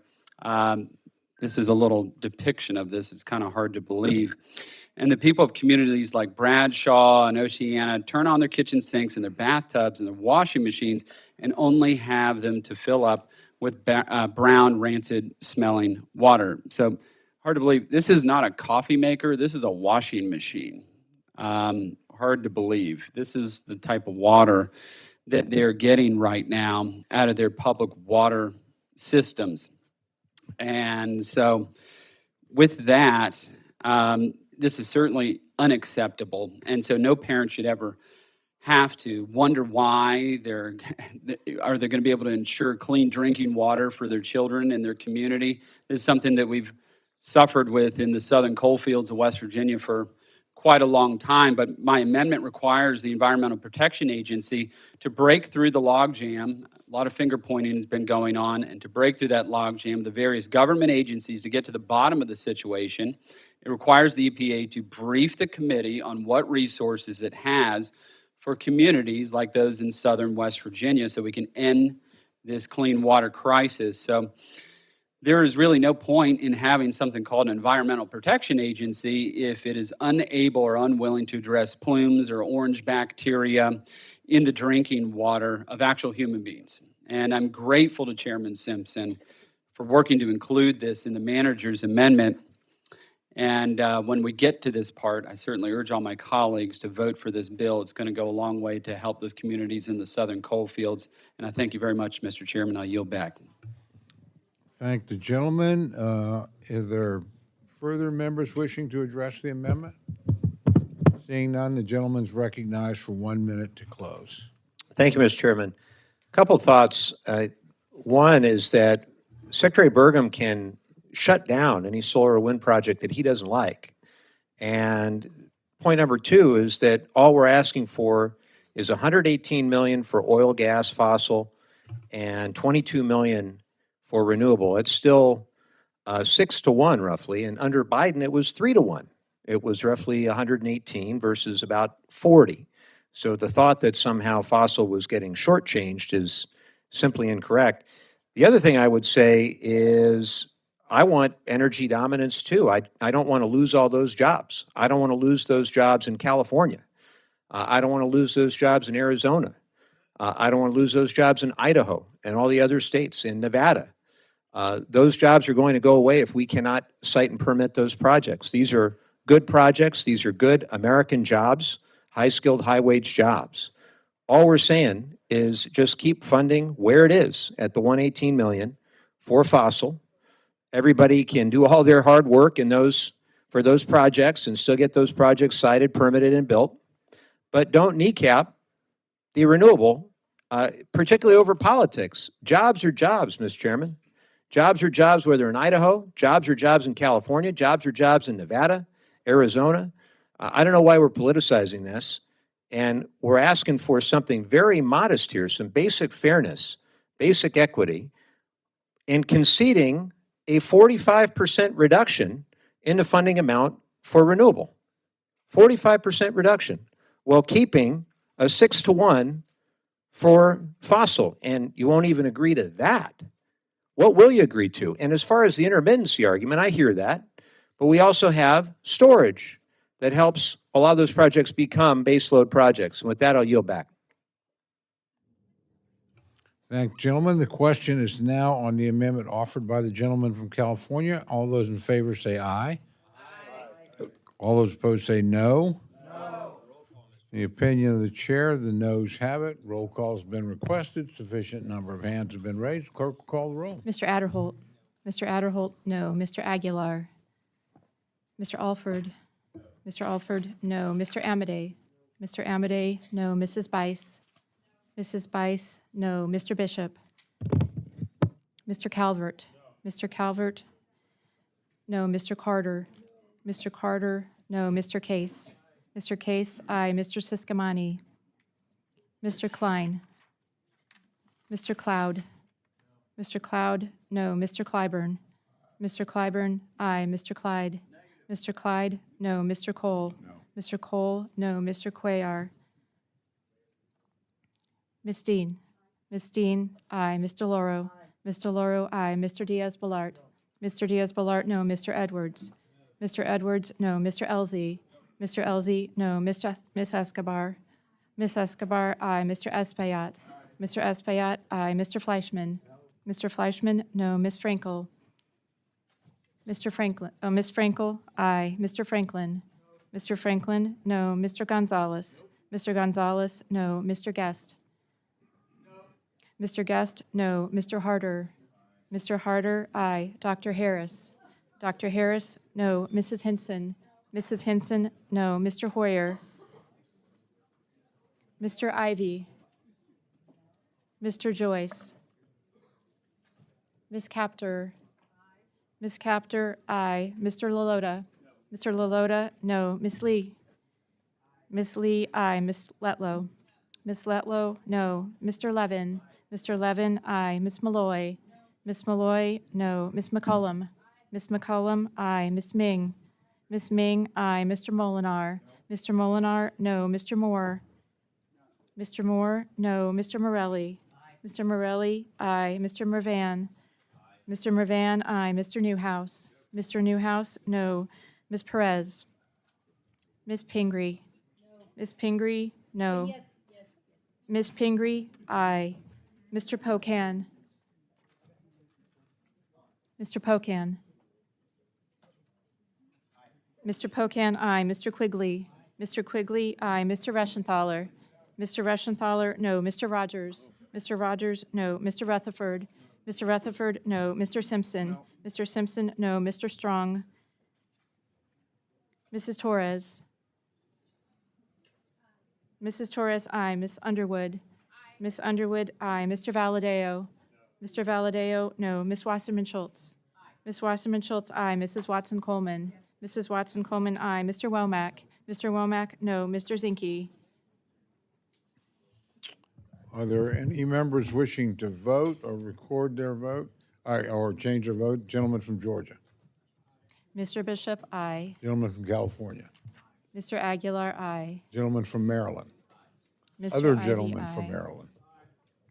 Mr. Gentleman- Hoyer, aye. Gentleman from Virginia. Mr. Klein, no. Gentleman from Alabama. Mr. Strong, no. Gentleman from Ohio. Mr. Joyce, no. Did Ice vote? Yes. She did vote. Okay. How about Newhouse? He was there. Okay.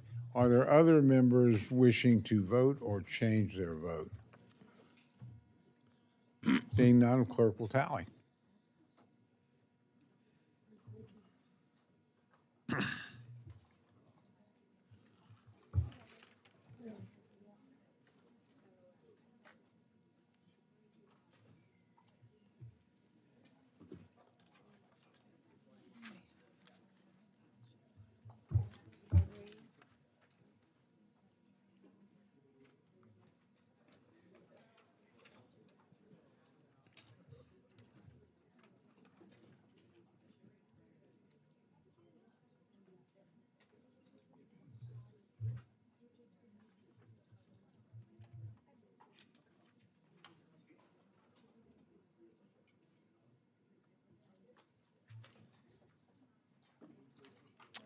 On this vote, the ayes are 26, the noes are 33. The amendment is not adopted.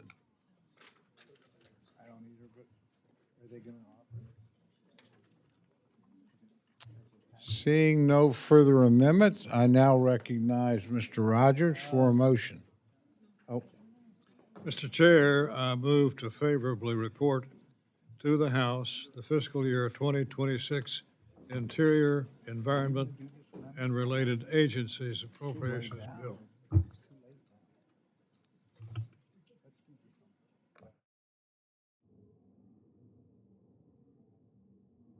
just to complete his motion.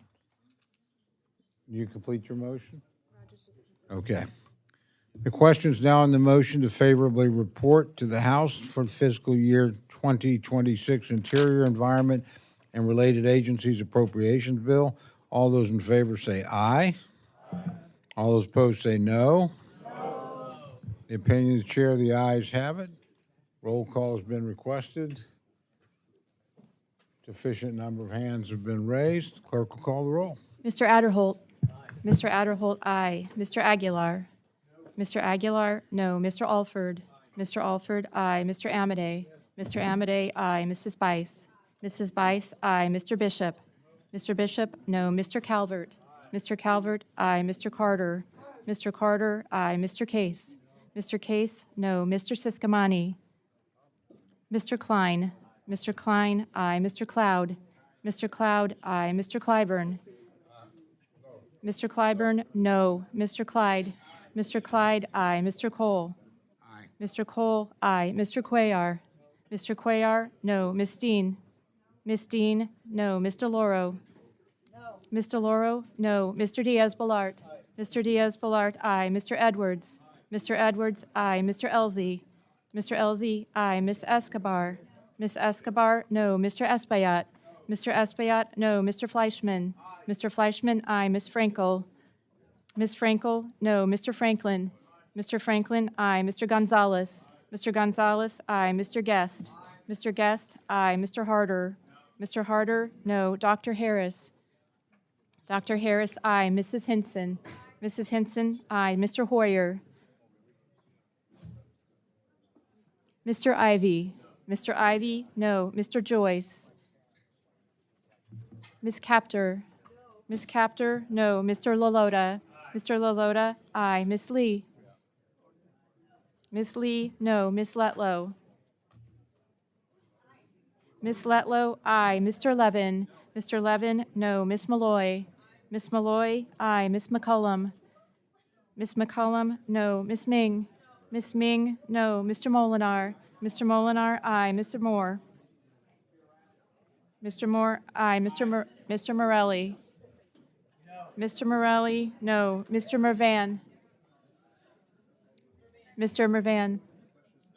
Mr. Mervan, no. Mr. Newhouse. Mr. Newhouse, aye. Miss Perez. Miss Perez, no. Miss Pingree. Miss Pingree, no. Mr. Pocan. Mr. Pocan, no. Mr. Quigley. Mr. Quigley, no. Mr. Reschenthaler. Mr. Reschenthaler, aye. Mr. Rogers.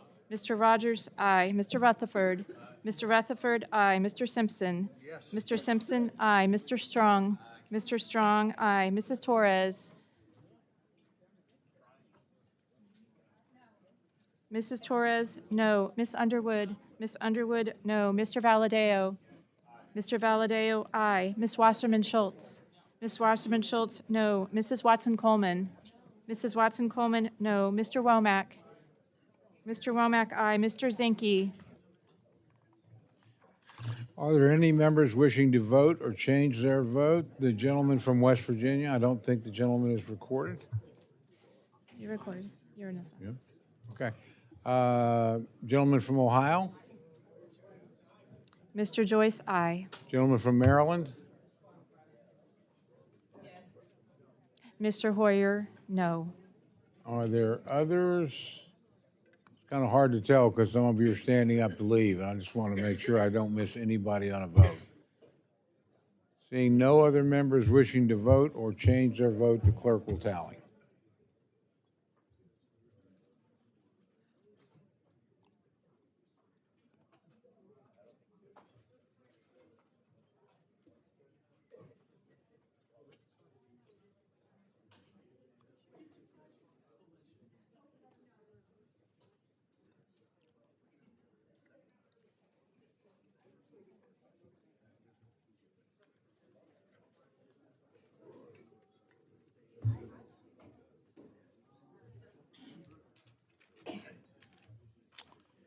On this vote, the ayes are 33, the noes are 28. The motion is agreed to. I asked unanimous consent that staff be permitted to make technical and conforming changes to the bill and report just approved. 3 days. Seeing no objection, so ordered. There being no further business, the committee stands adjourned. Most of you are gone, but the ranking member and I will confer and try and work out timing over the next couple of days, given the early exit of Congress, and we will get in touch with you as quickly as we can on both sides of the aisle and let you know as soon as we've got a decision. With that, yeah. Yes, we do. With that, committee stands adjourned.